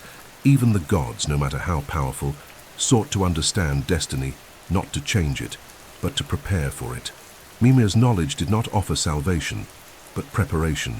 Odin knew that Ragnarok would come, and that the gods would perish, but the knowledge gained from the well gave him the strength to face this fate with courage and strategy. Thus, Mimir's well should be remembered as one of the deepest symbols of Norse mythology. It represents the price of wisdom, the necessity of sacrifice, and the unrelenting pursuit of understanding what lies beyond daily life. For the Scandinavian peoples, its legend taught that true vision does not lie in seeing more with the eyes, but in learning to look within, accepting that all knowledge requires pain, renunciation, and courage. In the imagination of Norse mythology, Yggdrasil was not merely the cosmic tree that upheld the 9 worlds. It was also a stage for tensions, conflicts, and symbolic interactions that revealed the fragility of universal order. Among the many beings that inhabited this tree, 3 intriguing figures stood out for their peculiar relationship: the squirrel Ratatosk, the eagle that rested upon its highest boughs, and the dragon Nidhogg, who gnawed unceasingly at its roots in the depths. The dynamic among these beings symbolized not only the constant struggle between life and destruction, but also distorted communication, permanent conflict, and the vulnerability of the cosmos. Upon the upper branches of Yggdrasil rested an immense eagle whose eyes surveyed all the worlds. Between its eyes perched the hawk Vedrfolnir, further sharpening its penetrating sight. This bird represented constant vigilance, the gaze that sees all things, the elevated consciousness of the cosmos. The eagle was not merely an ordinary animal. It symbolized sovereignty and distant observation, a vision that projected beyond immediate concerns. Its presence high in the tree showed that, from the loftiest vantage, one could contemplate the totality of creation. At Yggdrasil's roots, however, dwelt Nidhogg, the dragon who fed incessantly on the tree, corroding its base with razor teeth. Around him, several helper serpents assisted in his work of destruction. Nidhogg represented decay, corruption, and the perpetual threat that weighed upon the cosmos. While the eagle watched from above, Nidhogg acted in the depths, slowly wearing away that which sustained life. This opposition between vigilant sight and silent destruction reflected the duality between preservation and ruin that marked the Norse universe. Between these two forces moved the squirrel Ratatosk, a cunning and talkative creature. His role was curious. He ran up and down the tree carrying messages between the eagle and the dragon. Yet Ratatosk did not limit himself to transmitting information neutrally. On the contrary, he twisted, exaggerated, and inflamed each one's words against the other, intensifying the conflict and keeping the rivalry alive.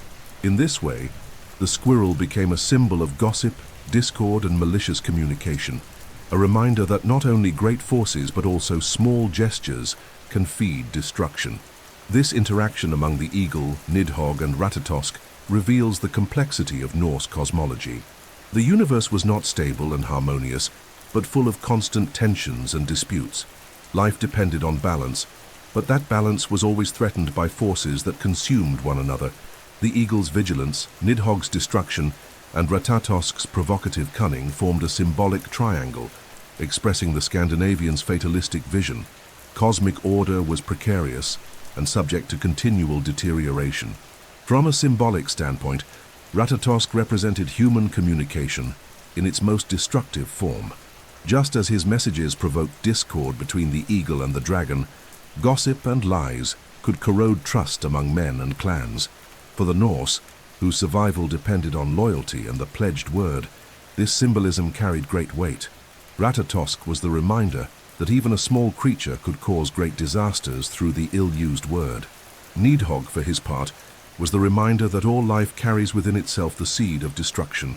By gnawing at Yggdrasil's roots, he threatened the entire cosmos, yet at the same time fulfilled an inevitable role, to show that nothing is eternal. The dragon was not merely an enemy, but part of the cosmic cycle, just as death and decay are part of life. The eagle, meanwhile, symbolized higher consciousness, the gaze that observes but cannot halt destruction. This impotence of vigilance before decay reinforced the idea that wisdom cannot stay the hand of fate. During Ragnarok, Nidhogg would take on an even more devastating role, emerging from the roots to lead dark forces and feed on the souls of the dead. This destiny reinforced his destructive nature, but also his necessity, for only after total ruin could the rebirth of the cosmos arise. Thus, the relationship between Ratatosk, the eagle, and Nidhogg should be understood as a metaphor for the Norse universe, a grand tree that sustains life, yet is gnawed by inner and outer forces, stoked even by small provocations. For the Scandinavian peoples, this vision was not a cause for despair, but for courage. One had to fight and uphold honor, even knowing that the end was inevitable. Although figures such as Odin, Thor, Freya, and Loki occupy the central places of Norse mythology, the Scandinavian pantheon was vast and full of lesser deities, each responsible for specific aspects of life and the cosmos. These gods, often forgotten in comparison with the great figures, played fundamental roles in maintaining the universe's balance. They represented forces of nature, daily activities, or cosmic phenomena that ensured harmony among men, gods, and giants. By learning about these lesser gods, we understand that Norse mythology was not only a collection of heroic narratives, but also a way of explaining and organizing every detail of existence. An important example is Forseti, son of Balder and Nanna. He was the god of justice and reconciliation, known for his ability to resolve disputes peacefully. Forseti resided in Glitnir, a hall with a silver roof and golden columns, which shone as a beacon of truth and fairness. His presence reminded that in societies marked by clan conflicts, mediation was as necessary as war. Forseti symbolized law and order, and his figure reinforced the importance of fair judgment for collective survival. Another god of great relevance was Bragi, associated with poetry, music, and eloquence. Described as the husband of Idun, the guardian of the apples of youth, Bragi had a long beard and was celebrated for his ability to inspire the skalds, the Norse poets who preserved the memory of gods and heroes.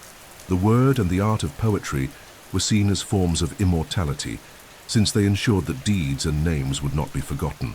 Bragi, therefore, represented the power of the word, as strong as the sword. Idun, Bragi's wife, also held an essential role. She was the guardian of the golden apples that granted eternal youth to the gods. Without her apples, the Aesir would age and weaken, risking defeat by the giants. The importance of Idun was so great that when she was kidnapped by Loki and delivered to the giant Thiazi, the gods quickly began to wither until she was rescued. Idun symbolized renewal and vitality, reminding that even immortals needed sustenance to maintain their strength. It is also worth highlighting Air, a goddess associated with healing and medicine. Although little mentioned in the sources, her presence indicates that health and the preservation of life were divine aspects. Air's figure reflected hope in times of illness, bringing balance in a world where death was constant. Other minor goddesses, such as Sjofn, Lofen, and Var, represented aspects of love, fidelity, and promises, showing that even social and emotional bonds were ruled by divine forces. In addition, there were deities connected to nature and the seasons, such as Sol, the personification of the sun, and Mani, the god of the moon. Their chariots crossed the skies, chased by cosmic wolves, ensuring the cycle of days and nights. There were also Aegir and Ran, gods connected to the sea. Aegir was described as hospitable, offering grand feasts to the gods, while Ran was feared for capturing sailors with her net, symbolizing the relentless side of the ocean. These lesser gods formed a web of powers that encompassed every aspect of life. While Odin represented supreme wisdom and Thor protection against chaos, Forseti ensured justice. Idun preserved youth, Bragi kept memory alive, Air healed wounds, and Aegir controlled the seas. Each had their place in the cosmic order, ensuring that no detail was neglected. From a symbolic perspective, these lesser gods reinforce the idea that life is composed of multiple interconnected forces. Mythology was not limited to great battles or apocalyptic prophecies, but also to everyday needs: justice, health, love, fertility, poetry, and memory. For the Norse peoples, invoking these gods was as important as worshipping Odin or Thor, for they ensured survival in daily life. Thus, the lesser gods must be remembered as indispensable pieces in the cosmic balance. Each, with their specific function, completed the complex web of forces that sustained the universe. They were proof that for the Norse, nothing in life was too small to be divinized. From the brightness of the sun to the healing of wounds, from human justice to the eternal youth of the gods, everything was under the rule of invisible powers that upheld the order of the world. Among the most iconic figures of Norse mythology are the Valkyries, Odin's handmaids charged with choosing, on the fields of battle, which warriors would die and which would survive. Their name literally means those who choose the slain, and their role was decisive, to lead the bravest and most honorable fighters to Valhalla, the great hall of the All-Father, where they would be prepared to fight alongside the gods at Ragnarok. The Valkyries therefore embodied the direct link between mortal life and warrior eternity, serving at once as messengers of death and bearers of glory. Described as radiant maidens mounted on winged horses and armed with spears, the Valkyries descended upon blood-soaked battlefields to fulfill their divine duty. They were not mere assistants, but executors of Odin's will, ensuring that only those destined for the highest honor reached the eternal banquet in Asgard. Yet their function went beyond selection. They also served mead to the warriors in Valhalla, keeping them ever strong and ready for the final battle. This combination of warriors and attendants revealed their complex nature, uniting severity and care, death and welcome. The presence of the Valkyries in myth symbolized the importance of fate and honor in the Norse mindset. For a warrior, dying in combat was not tragedy but triumph. To be chosen by a Valkyrie meant that one's life had been worthy, one's courage recognized, and that death would lead to a place of glory. Meanwhile, those not chosen went to Helheim, the shadowy realm ruled by Hel without honor and without memory. This duality reinforced the centrality of warrior valor as the supreme criterion of life and death. Beyond their cosmic functions, the Valkyries also appear in sagas as passionate and tragic figures. In some narratives, they become wives or lovers of mortal heroes, briefly abandoning their divine mission. These stories show that, despite their rigorous role, the Valkyries were also capable of love and of defying Odin's orders in the name of human feeling. Yet such loves almost always ended in tragedy, reflecting the tension between divine duty and personal desire. The most famous among them is Brynhilda, portrayed in sagas and heroic lays. Punished by Odin for disobedience, she was imprisoned in a magical sleep, surrounded by flames, until a worthy hero awakened her. Her story reflects the ambiguity of the Valkyries, at once agents of fate and its victims, capable of great deeds, yet also subject to downfall. From a symbolic standpoint, the Valkyries represent feminine power in its most warrior-like and fatalistic form. They were not fragile or passive, but mistresses of death and of the destiny of men. Their function reinforced the idea that death was not an end in itself, but a passage to a new stage in the cosmic cycle. By choosing the dead, they decided the balance between life and eternity, between glory and oblivion. The Valkyries also reflected the Norse ideal that life is constant struggle. It was not enough merely to live. One had to fight with courage, face fate, and win eternal memory. This vision explains warriors' veneration for these figures. To see them on the battlefield was both terrifying and glorious, for it meant the end had come, but that this end would be transformed into eternity. Thus the Valkyries must be remembered as more than Odin's handmaids. They were executors of fate, mediators between life and death, and symbols of feminine power in a warrior context. For the Norse peoples, their presence was the certainty that, even amid destruction, there was honor, glory, and the promise of fighting again at the end of time. In Norse religiosity, sacrificial rituals held a central place, reflecting the belief that the gods demanded offerings to maintain the balance of the cosmos, ensure the fertility of the earth, and secure victories in times of war. These sacrifices, called blot, could involve animals, valuable objects, and, on exceptional occasions, human beings. For the Scandinavian peoples, the act of offering blood and life was not seen as gratuitous cruelty, but as part of the reciprocity that sustained the relationship between humans and deities. Give in order to receive. Animal sacrifices were the most common and varied, according to the purpose of the ritual. Oxen, horses, pigs, and goats were slaughtered in seasonal ceremonies linked to fertility, harvests, and protection against calamities. The blood was collected in bowls and sprinkled on statues of the gods, on the walls of temples, and even on the participants themselves, in a gesture that symbolized purification and renewal. The meat was cooked and consumed collectively in ritual banquets, reinforcing community bonds and celebrating communion between humans and deities.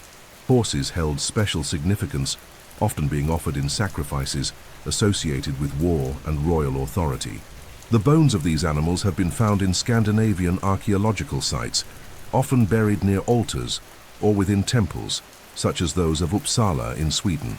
The horse, seen as a symbol of power and fertility, was considered worthy of being given to the gods in decisive moments. Although rarer, human sacrifices were also part of Norse religious practice, especially in contexts of crisis, war, or royal rituals. Sources such as Adam of Bremen report that in Uppsala, every 9 years, a great ceremony was held in which 9 men, together with animals, were sacrificed and hung in sacred groves dedicated to the gods. These accounts, though influenced by a Christian perspective, are partly corroborated by archaeological evidence of bodies found in bogs, suggesting that human sacrifices were offered as vital gifts in critical moments. Another important aspect was the symbolism of blood, considered the bearer of vital force. It was offered to strengthen the gods and renew the cycle of nature.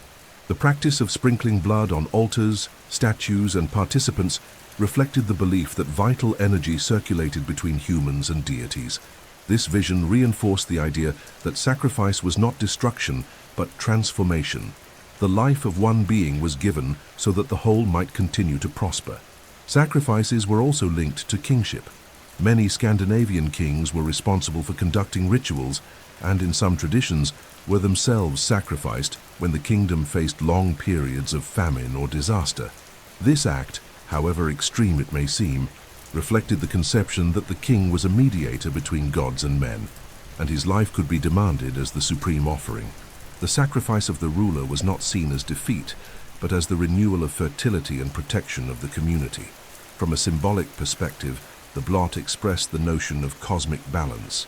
To receive fertility, victories, and protection, something had to be offered in return.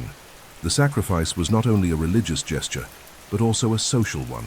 It gathered communities, reinforced hierarchies, and created a sense of union around the gods. By sharing meat and blood, men became participants in the sacred pact that sustained the universal order. With the advance of Christianization, sacrifices were replaced by symbolic offerings such as prayers and donations, but the memory of ancient practices remained alive in sagas and folklore. Many Christian accounts portrayed sacrifices as barbaric, but within the Norse logic, they were an essential part of the bond with the gods and of collective survival. Thus, human and animal sacrifices must be understood not only as acts of violence, but as part of a worldview in which life was cyclical and the exchange between men and gods was necessary. They expressed the belief that everything that exists must be nourished by offerings, and that even the gods demanded blood to maintain the order of the cosmos. For the Norse peoples, to sacrifice was to guarantee the continuity of life, even in the certainty that the final destiny, Ragnarok, could not be avoided.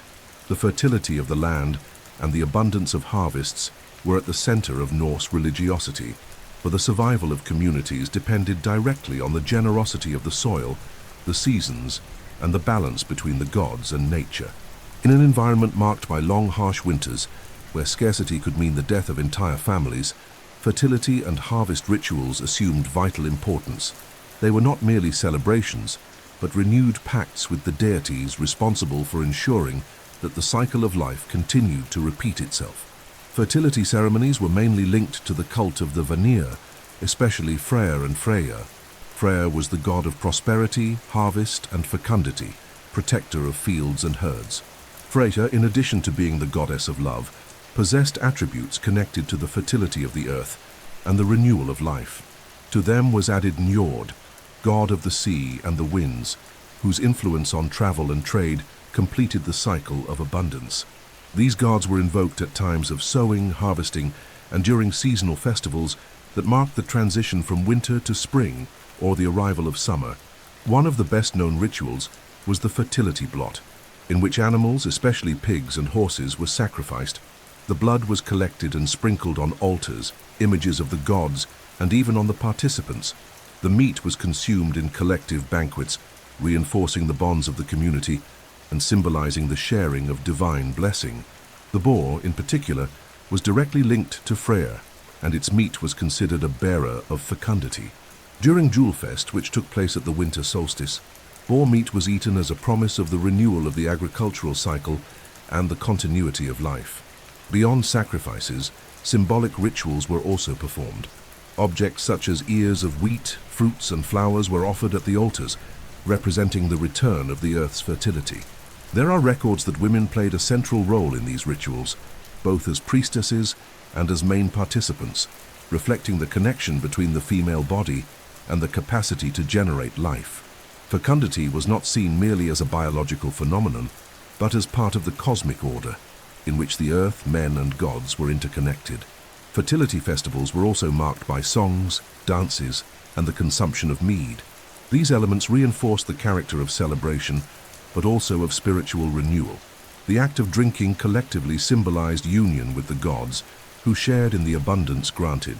Mead, produced from honey, carried the symbolism of sweetness and life, reinforcing the idea that the harvest was not only survival, but also pleasure and joy. Another essential point was the connection between fertility and kingship. Kings and local chieftains were considered representatives of the gods on earth, and therefore responsible for ensuring the fertility of the land. In some traditions, it was believed that the sexual and physical vigor of the king was directly linked to the abundance of the harvest. When the land did not produce, the ruler could be considered guilty, and in extreme cases, even sacrificed in rituals to restore balance. This conception shows how natural cycles were inseparable from social and political life. From a symbolic point of view, fertility and harvest rituals reinforced the idea that life was cyclical. Harsh winter represented death and stagnation, but spring and summer brought renewal. This cycle of death and rebirth was celebrated as a natural part of existence. For the Norse peoples, ensuring fertility was not only planting and harvesting, it was actively participating in the cosmic balance, offering the gods what was most valuable in exchange for the continuity of life. Thus, fertility and harvest rituals must be understood as central moments of Norse religiosity. They united the community, reinforced social and spiritual bonds, and ensured survival in the face of a hostile world. With each sacrifice, each banquet, each offering, the pact between men and gods was renewed, along with the hope that the land would continue to flourish even after the harshest winters. Among the Norse peoples, the bond with ancestors was an essential part of religious and social life. Unlike the simple veneration of distant gods, the cult of the dead represented the continuity of lineage, the presence of forebears in daily life, and the certainty that memory kept the strength of the community alive. For the Scandinavians, death did not mean immediate oblivion, but a transformation of the individual into an active part of the clan's life. The dead, when honored, protected their descendants. When forgotten, they could become disturbing forces. Rituals in honor of the ancestors were varied and often performed in sacred places such as groves, memorial stones, and tombs. Graves were not seen merely as resting places, but as points of contact between the living and the dead. In some traditions, it was believed that burial sites held special power, functioning as gateways to the spiritual world. There, offerings of food, drink, weapons, and valuable objects were placed not only as tributes, but also as ways of maintaining communication with the deceased. Norse funerary practices reveal the importance of this relationship. Some dead were buried with their most precious belongings. Others were cremated on grand pyres, with their ashes cast into the sea or collected in urns. In special cases, entire ships were used as tombs, carrying the deceased on a symbolic journey to the beyond. These practices were not merely demonstrations of respect, but also ritual acts, ensuring that the dead would be well received in the other world while continuing to protect the living. The cult of ancestors was also tied to the notion of fylgja, a protective spirit associated with the destiny of each individual or family. Often this spirit was identified with the presence of an ancestor who accompanied and influenced descendants. This belief reinforced the idea that the dead were not distant, but acted directly in the lives of the living. Lineage, therefore, was not only biological but spiritual, linking generations in an invisible chain of protection and responsibility. Another central aspect was the preservation of memory. Among the Norse, being remembered after death was considered a form of immortality. Sagas, poems, and runic inscriptions aimed to keep the deeds of ancestors alive, ensuring that their honor would not be forgotten. Forgetfulness was seen as a second death, more feared than the physical one. For this reason, collective memory was cultivated with great care. Remembering the dead ensured that they continued to exist in some way. This practice was also reflected in political and social life. Chieftains and kings sought to legitimize their power by claiming descent from divinized ancestors or legendary heroes. Lineage was not only a matter of pride, but the foundation of authority. Respect for ancestors strengthened the clan and secured its position before rivals. This connection between cult and political power shows how spirituality was rooted in the functioning of society. From a symbolic perspective, the cult of ancestors reinforced the cyclical view of life. Death was not an absolute end, but a passage to another form of existence, in which the individual continued to influence the community. This concept reflected Norse cosmology itself, where the cycle of destruction and rebirth repeated eternally, and where even the gods were destined to die and return in new cycles. Thus, the cult of ancestors and the memory of the dead must be understood as a fundamental part of Norse religiosity. It not only reinforced collective identity, but also ensured spiritual continuity between the living and the dead. For the Scandinavians, honoring the ancestors was a way to guarantee protection, preserve the honor of the clan, and keep alive the flame of memory, which transformed the past into an active force in the present and the future. In Norse mythology and religiosity, magic held a central role, and among its most well-known forms was Seder, a practice deeply connected to divination, trance, and the manipulation of destiny. Unlike war and sacrifices, which were public and collective manifestations of religiosity, Seder was more secretive, carried out in complex rituals involving chants, incantations, and altered states of consciousness. It was seen as a bridge between the world of the living and the invisible, granting access to hidden knowledge and the power to influence future events. Seder was originally associated with the Vanir, especially the goddess Freya, considered the great mistress of this art. She was the one who taught Seder to Odin, who, despite being the father of all, had to learn from feminine power to master this form of magic. This transmission already reveals much about the nature of Seder, a practice linked to intuition, the body, and femininity. While Odin's runic magic was related to sacrifice and intellectual knowledge, Seder was connected to the experience of trance, communication with spirits, and the transformation of reality through invisible forces. Sources describe that the practice of Seder involved the use of chants, called goldra, accompanied by ritual gestures and the use of staffs or magical rods. The practitioner, often called a vulva or prophetess, would enter a trance, allowing her mind to travel between worlds. In these spiritual journeys, she could foresee future events, discover hidden truths, or even influence battles and individual destinies. In some descriptions, The Volva was accompanied by a circle of singers who reinforced her trance with ritual chants. The Volvas were respected and feared figures within Scandinavian communities. They traveled through villages offering their skills in divination and magic in exchange for gifts and hospitality. Their words were listened to carefully, for it was believed that they had direct access to the fabric of destiny. Many chieftains and kings consulted the Volvas before making important decisions, such as starting wars or forming alliances, showing the political weight of Seda. However, the practice also carried stigma. Since it was associated with femininity and the power of intuition, men who practiced Seda were often viewed with suspicion, considered transgressors of the Nordic ideal of masculinity. Even Odin, for having learned it from Freya, was criticized and accused of crossing gender boundaries by practicing this form of magic. This aspect reinforces that Seda was seen as both dangerous and indispensable. Beyond Seda, there were shamanic practices related to contact with spirits and manipulation of the body in states of trance.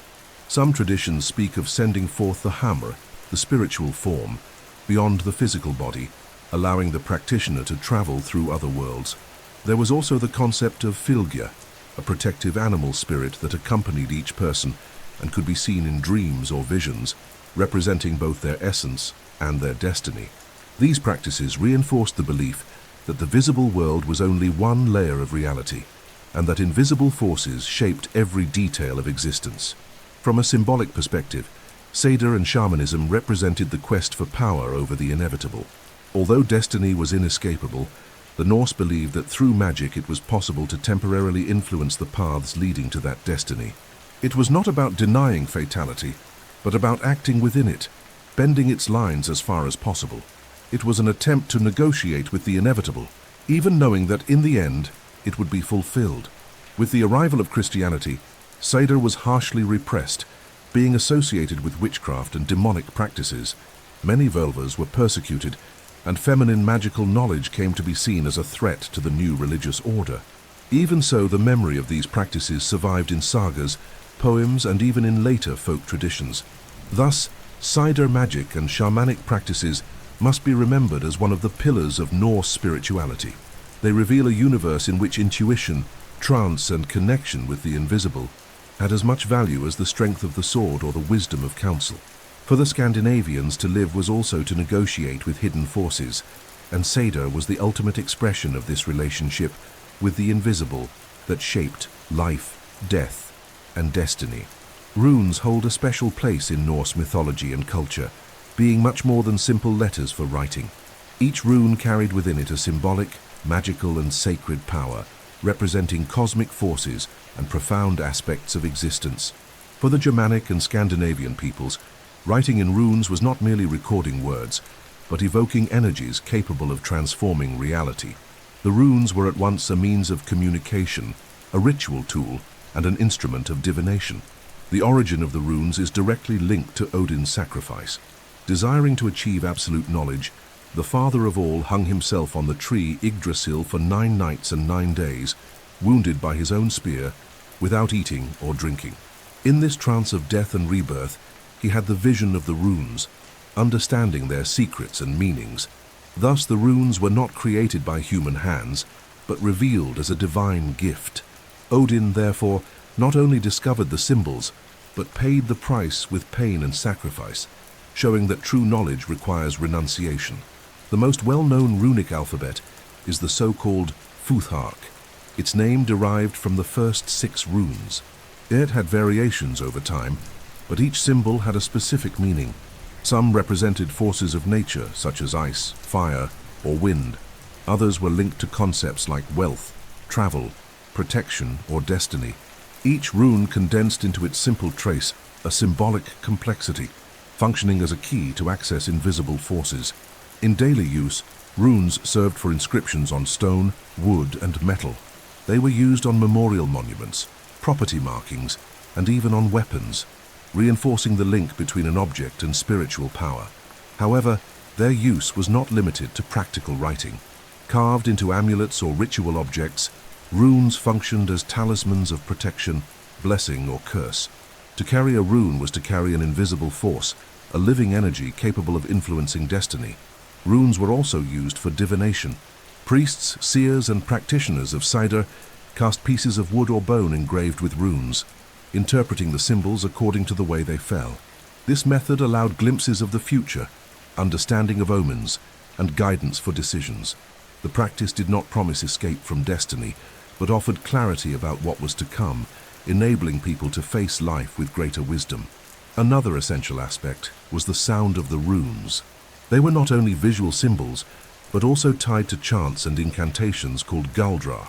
To pronounce the name of a rune in rituals was to directly invoke its essence, reinforcing its power. This showed that for the Norse, word and sound were creative forces, capable of shaping reality as much as the sword or the hammer. From a symbolic perspective, the runes represented the link between language, magic, and destiny. Each symbol was a fragment of cosmic order, and to manipulate them was to actively participate in that order.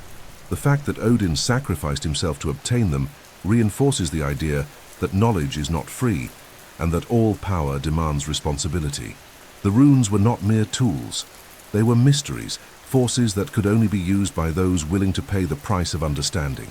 With the Christianization, runes were gradually replaced by the Latin alphabet, but their memory persisted. Many inscriptions remained on memorial stones, and the magical use of runes survived in popular and occult traditions into modern times. Even today, they are associated with divination and mysticism, proof of their enduring fascination. Thus, the runes must be remembered as much more than letters. They were symbols of power and prophecy, revealed through Odin's sacrifice and used to connect men, gods, and destiny. For the Norse peoples, writing in runes was to dialogue with the invisible forces of the cosmos, perpetuating the memory of the dead, seeking protection for the living, and glimpsing the paths of the future. In Norse mythology, dreams and omens were considered windows into destiny, messages sent by the gods or by the very structure of the cosmos to warn of inevitable events. In a world where fate was inescapable, interpreting signs of the future did not mean avoiding it, but preparing to face it with honor and courage. Thus, dreams, visions, and omens were an essential part of the spiritual life of the Scandinavian peoples, influencing political decisions, wars, marriages, and even fertility rituals. One of the most famous examples of this theme is the death of Balder, the god of light. It all began with the disturbing dreams he had, foretelling his own fall.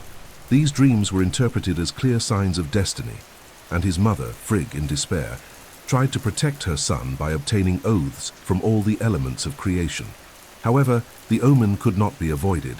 Loki found the breach and used mistletoe to fulfill what was already written. The episode shows how dreams in the Norse view were inevitably true and carried within them the weight of fatality. Beyond the gods, men also received omens in dreams. Many heroes of the Norse sagas dreamed of symbols that announced victories or defeats. Animals appeared as dream messengers. Ravens, wolves, and serpents often represented battles, betrayals, or disasters. To dream of rivers of blood, skies in flames, or broken ships were signs of imminent war or death. These dreams were not treated as mere nocturnal illusions, but as direct revelations of destiny. Visions were also closely linked to the work of the Vulvas, the prophetesses who practiced Seder. They could enter into trance and describe scenes of the future, predicting battles, harvests, or misfortunes. Many chieftains and kings sought out these women for guidance, aware that their words could not be ignored. The power of the Vulvas lay precisely in their connection with the invisible fabric of destiny, which manifested itself through images and symbols. Another important means of omen was the observation of nature. The flight of birds, the behavior of animals, the sound of the wind, and even the shape of the clouds were interpreted as signs. Ravens, associated with Odin, were seen as direct messengers of the gods. Excessive howling of wolves could mean famine or war. Anomalous seasons, such as long winters or scarce summers, were interpreted as harbingers of times of crisis. Every detail of nature carried a hidden meaning, for the Norse believed that the cosmos spoke through the elements. Runes were also used as instruments of divination, cast upon cloths or carved on pieces of wood, and interpreted according to their position. Each symbol carried a fragment of an answer, a glimpse of what was to come. Although they did not offer means of escaping destiny, they gave men the chance to prepare, reinforcing the idea that wisdom lay in accepting the inevitable with courage. From a symbolic perspective, dreams and omens reflected the fatalistic vision of Norse mythology. Life was not a succession of free choices, but a path already traced by the Norns. The signs were merely ways of making this path visible before it materialized. Thus, interpreting omens was not an attempt to avoid the future, but to find strength to face it. This thought shaped the warrior mentality of the Norse, to fight with honor, even knowing that the end was already written. During Ragnarok, omens would multiply. 3 consecutive winters without summers, wolves devouring the sun and the moon, earthquakes and raging seas. These signs were not merely metaphors, but reminders that destruction announced itself before it arrived. The very cosmology taught that omens were not deceptions, but revealed truths, preparing gods and men for the final battle. Thus, dreams, omens, and visions of the future must be understood as a fundamental part of Norse spirituality. They showed that the cosmos spoke through symbols, and that life was always under the gaze of destiny. For the Scandinavian peoples, interpreting these signs was not a luxury, but a necessity. Only those who understood the messages of the future could prepare to face inevitability with dignity and courage. In Norse mythology and religion, women occupied a prominent place as intermediaries between the visible and the invisible world. Although war and politics were often associated with men, spiritual power and the connection with destiny frequently fell upon female figures, seen as guardians of hidden wisdom. Seers, prophetesses, and priestesses played fundamental roles in rituals, divination, and the conduct of religious life, being respected and feared for their ability to touch mysteries that not even the gods completely mastered. Among these figures, the Völvas stood out, women who practiced Seder, the magic linked to divination and the manipulation of destiny. They were invited to travel through communities, conducting ceremonies that involved chants, trance, and communication with spirits. The Völva could foresee future events, advise chieftains, and reveal omens that guided battles and alliances. Her authority came not only from tradition, but from the belief that she was connected to the very fabric of destiny, becoming the voice of forces greater than what ordinary men could comprehend. The sagas preserved the role of the Völvas in detail. One of the most famous examples appears in the poem Völuspá, the prophecy of the seeress, part of the poetic Edda, in which a prophetess describes the creation of the world, the trajectory of the gods, and the final destiny at Ragnarok. In this narrative, she speaks with Odin and reveals secrets that not even the father of all fully knew. This episode shows the reverence for female wisdom, which could surpass the limits of the god's vision and reach profound truths. Beyond the Völvas, other women acted as priestesses in temples, sacred groves, and festivals. They were responsible for rituals of fertility, harvests, and sacrifices, reinforcing the link between the female body and the ability to generate life. This association made them natural mediators with the gods of fertility, such as Freya and Freya, ensuring prosperity for the community. In some traditions, the spiritual vigor of the priestess was directly connected to the cycle of the earth, and her participation in rituals was considered indispensable. Women also had a central role in preserving memory and the spoken word. Many were responsible for transmitting sagas, songs, and stories within families and clans. By recounting the deeds of ancestors, they kept alive the honor and identity of the group, reinforcing the cult of the forefathers. This narrative function carried almost religious weight, as memory was seen as a form of immortality. From a symbolic point of view, the female seers and priestesses represented intuition, silent wisdom, and the link with the invisible. While men sought glory in war and in councils, women were seen as guardians of destiny, capable of guiding and warning. This duality reflected Norse cosmology itself. Male strength protected and fought, but it was the female vision that understood the invisible threads that bound the cosmos. With Christianization, the spiritual role of women was progressively suppressed. The Völvas and priestesses came to be associated with demonic practices and were persecuted as witches. However, their importance remained preserved in the sagas, which continued to recount their decisive influence over kings, heroes, and even gods. This memory reveals how deeply female spiritual power was rooted in Scandinavian mentality. Thus, The role of women as seers and priestesses must be remembered as a fundamental part of Norse spirituality. They were the bridge between men and gods, the voice of destiny, and the guardians of fertility and memory.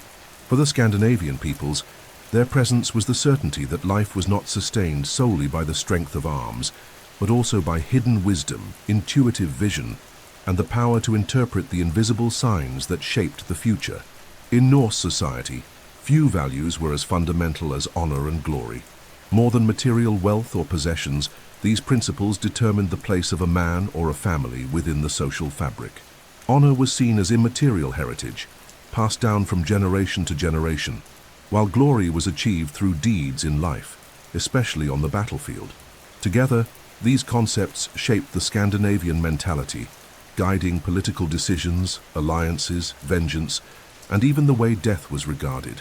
Honor was deeply tied to keeping one's word.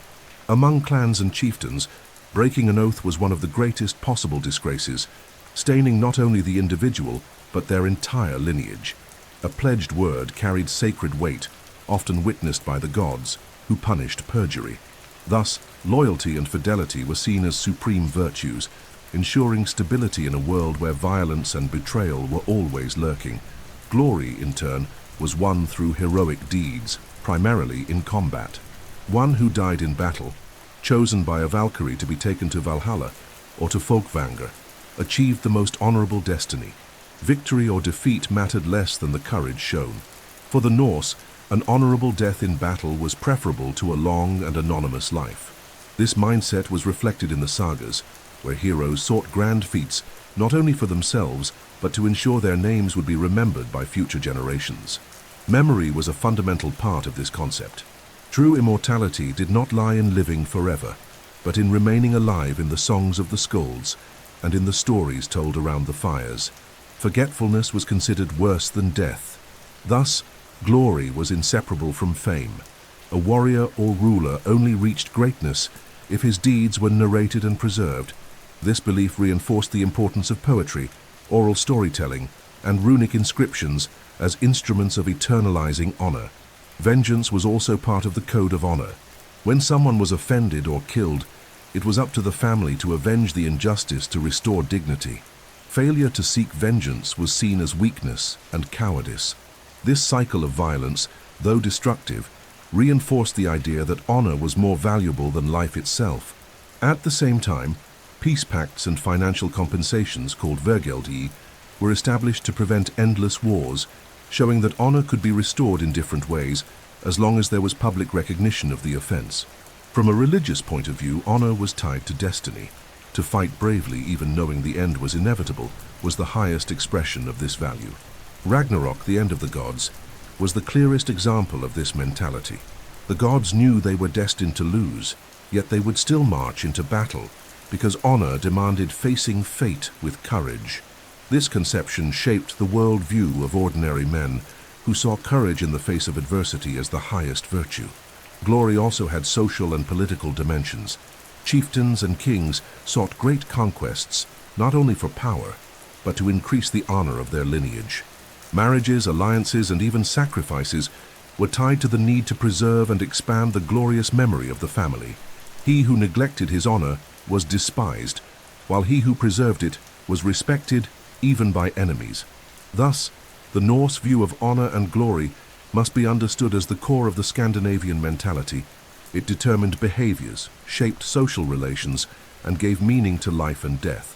For the Norse, to live without honor was worse than to die, and glory was the only way to transcend the brevity of existence. That is why their mythology and sagas are filled with examples of men and gods who chose to face destiny with their heads held high, ensuring that their names would echo far beyond death. Among all aspects of Norse mythology, few were as fascinating and inspiring for Scandinavian warriors as the promise of Valhalla. This immense hall, located in Asgard and ruled by Odin, was the destination reserved for those who died with honor in battle. More than a place of rest, Valhalla was the space of eternal preparation, a training ground and banquet hall for the chosen, where the honored dead awaited the final call of Ragnarok. Valhalla was described as a gigantic hall with 540 doors, each wide enough for 800 warriors to pass through side by side. Its roof was covered with shields, its walls adorned with spears and its benches made of helmets. There the dead warriors, called Einherjar, lived in eternal celebration. Every day they trained in bloody battles among themselves, died and were reborn at dusk, ready for feasts with mead and the meat of the magical boar Sehrimnir, who was reborn every night after being devoured. The Valkyries, Odin's servants, not only chose warriors on the battlefield, but also served mead at the banquets of Valhalla. Their presence reinforced the sacred character of life after death, uniting the rigor of warrior selection with feminine care in the afterlife. The mead, drunk in abundance, symbolized the reward for effort, the sweetness of glory after the hardships of life. For warriors who had faced hunger, cold, and the blood of battle, this promise of endless banquets was the supreme compensation. However, Valhalla was not only a paradise of pleasures, it had a clear purpose: to prepare the Einherjar to fight alongside Odin at Ragnarok. Each daily battle was training for the final fight against the giants and monsters of chaos. Thus, even in death, the Norse warrior continued to serve the cosmic order, being an active part of the struggle against destruction. This conception gave meaning to the short and risky lives of the fighters. Even upon dying, their fight did not end, but gained a new purpose. The concept of Valhalla was deeply linked to the Norse vision of honor. It was not enough to die, it was necessary to die with dignity, courage, and bravery. Those who perished from illness or accidents had no access to Odin's hall. Instead, they were led to Helheim, the silent realm of the goddess Hel. Thus, Valhalla was not only a destination, but a selective reward, reserved for those who had shown supreme valor in battle. This selectivity reinforced the importance of warrior life as the path to eternity. It is worth remembering that Valhalla was not the only destination for the honored dead. Part of the warriors were taken to Folkvanga, the field of the goddess Freya, where they also lived in glory after death. This division between Odin and Freya shows that life after death was not uniform, but reflected different aspects of worship. While Odin prepared his chosen ones for Ragnarok, Freya offered a destiny of equal honor, more associated with fertility and love. From a symbolic point of view, Valhalla represented immortality through memory and glory. The warriors who arrived there not only enjoyed life after death, but became eternal examples of courage for the living. The idea that their names and deeds would be remembered forever was as important as the promise of Odin's hall. In this way, Valhalla was both mythical reality and metaphor for enduring fame. With the arrival of Christianity, Valhalla was reinterpreted as a kind of pagan heaven, but its original function was different. It was not a place of eternal rest, but of unending struggle, banquets, and preparation for the final battle. For the Norse, who lived amid constant dangers and frequent wars, this vision made sense. Life was struggle, and honorable death was only the continuation of that struggle in another plane. Thus, the destiny of warriors and the concept of Valhalla must be understood as the ultimate expression of Norse mentality. It united honor, glory, courage, and destiny in one space, offering men the certainty that their death would not be the end, but the beginning of a new phase of combat and celebration.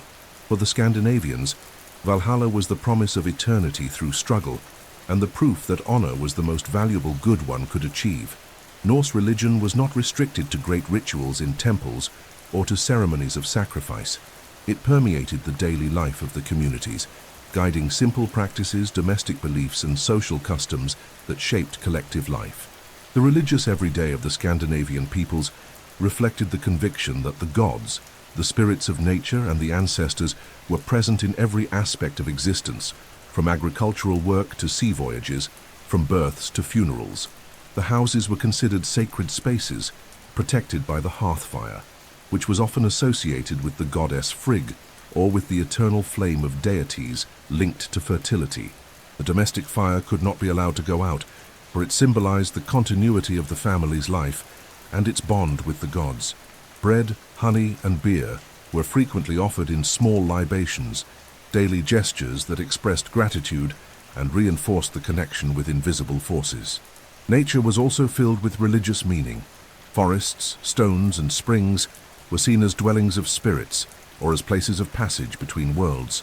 It was common for farmers to leave offerings in fields and rivers to guarantee good harvests and protection against disasters. Ancient and imposing trees, often ash or oak, were treated as living symbols of the bond between humans and the divine, mirroring on a smaller scale the cosmic role of Yggdrasil. The agricultural cycle deeply marked the religious calendar. Festivals connected to the winter solstice, Julefest, and the beginning of spring were celebrated with banquets, sacrifices, and dances. On these occasions, the entire community participated, reinforcing social ties and the sense of belonging. The festivals were not just moments of leisure, but also rituals of renewal in which people sought to ensure fertility, abundance, and protection for the next cycle. Religiosity was also expressed at sea. As seafaring peoples, the Scandinavians believed that deities such as Njord, Ege, and Ran controlled the winds and currents.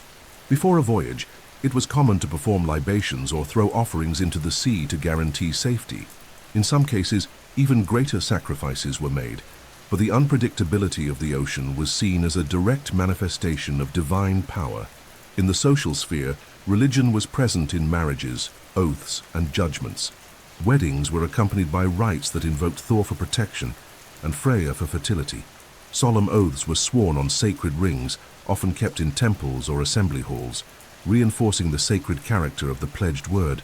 Important trials could include the consultation of omens, or even the performance of ordeal rituals, in which it was believed that the gods would reveal the truth.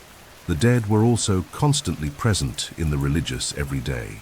Tombs and memorial stones were regularly visited, and offerings were left to maintain the protection of the ancestors. Many believed that the dead could intervene in the lives of the living, bringing luck or misfortune, depending on how they were remembered. This practice reinforced the continuity of family life and the importance of collective memory. From a symbolic point of view, the religious everyday of the Scandinavians showed that spirituality was not separated from practical life. It manifested in small gestures, in the way of working the land, of sailing, of celebrating, and of remembering the dead. For them, to live was also to practice religion, for everything was interconnected: gods, men, nature, and destiny. Thus, the religious everyday of the Scandinavian peoples must be understood as an invisible fabric that united all aspects of existence. It was not restricted to temples or grand sacrifices, but was present in the home, in the field, at sea, and in assemblies.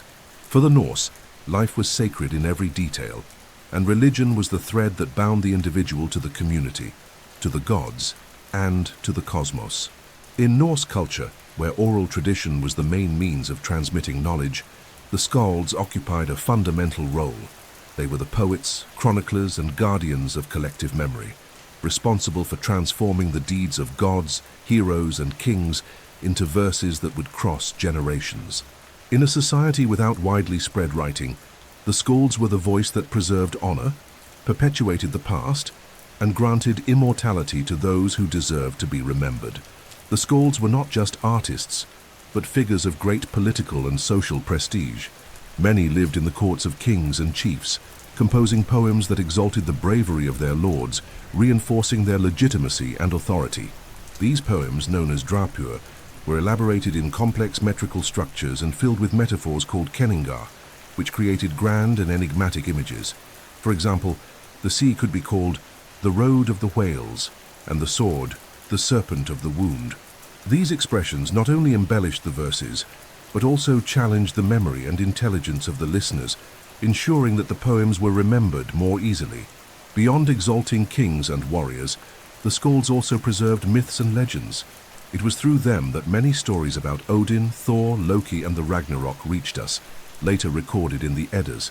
Each recitation was a religious and social act, for keeping alive the memory of gods and heroes meant reinforcing the values of courage, honor, and loyalty. Forgetting was seen as a fate worse than death, and the skalds were the guardians against that erasure. The function of the skalds was closely linked to the Norse concept of glory.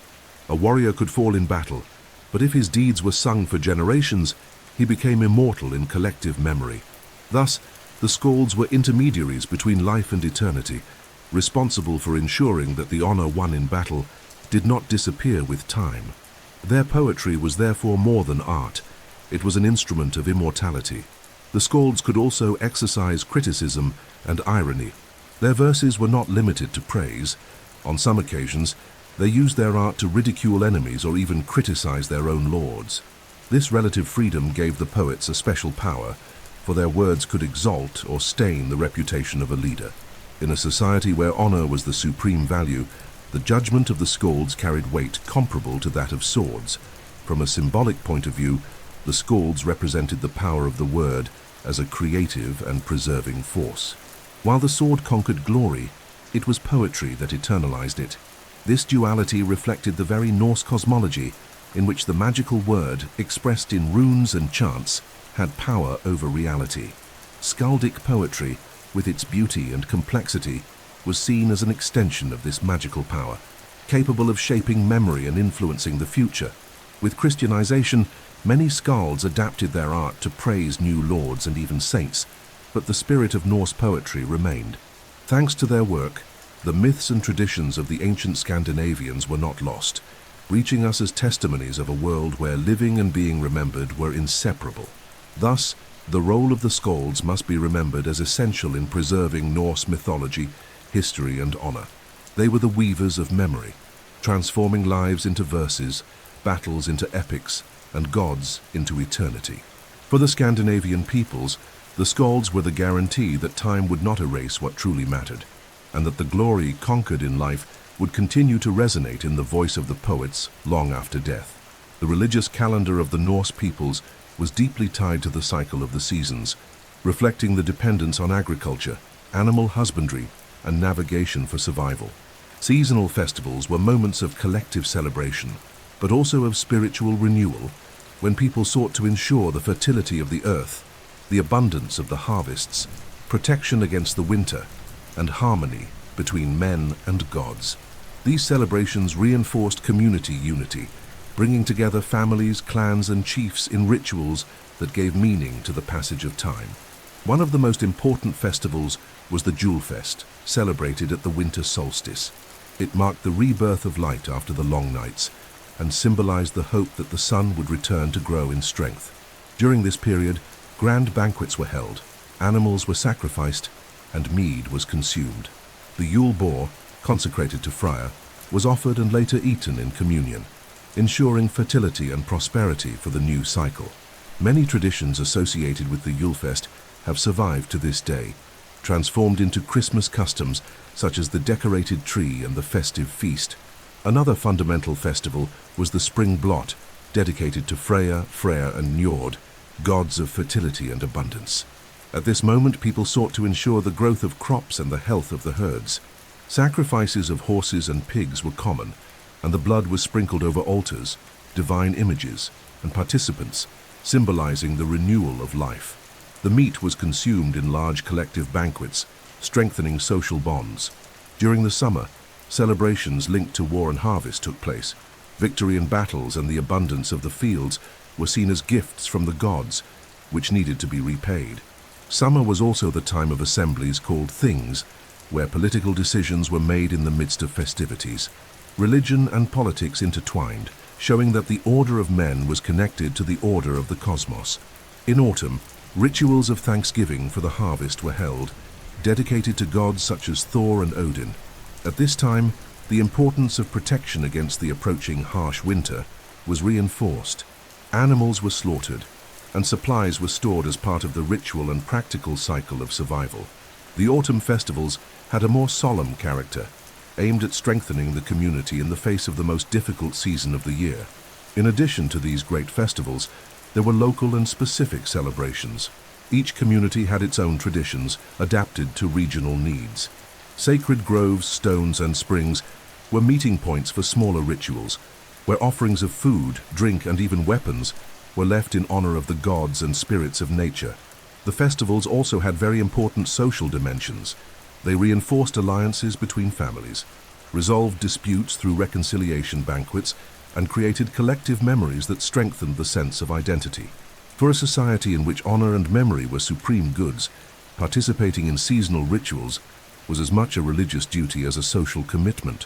From a symbolic point of view, seasonal festivals and celebrations reflected the cyclical view of life. The death of winter, the rebirth of spring, the fullness of summer, and the harvest of autumn were seen as mirrors of human and divine existence.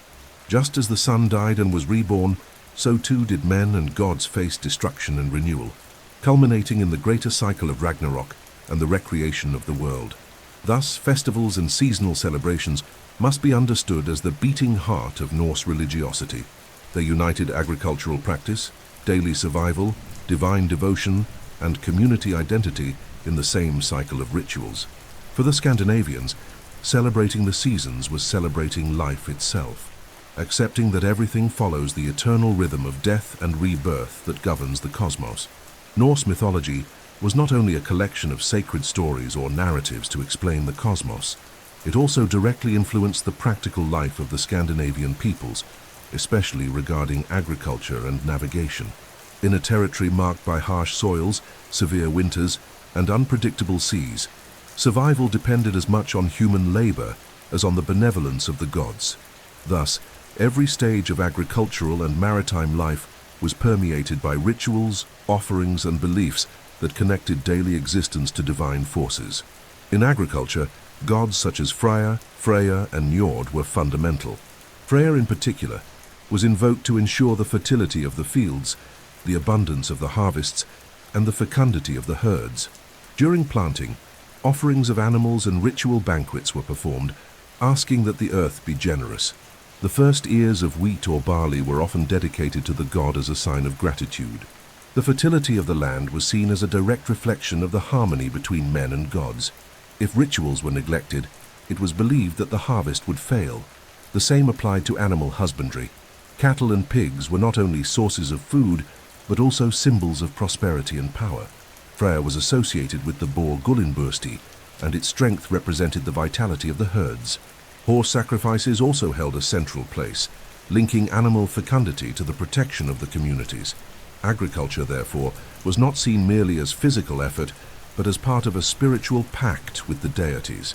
In the maritime sphere, mythology exerted equally decisive influence. The Scandinavians were skilled navigators, but they depended on favorable winds, stable tides, and protection from storms. Njord, god of the sea and winds, was invoked before commercial journeys and war expeditions.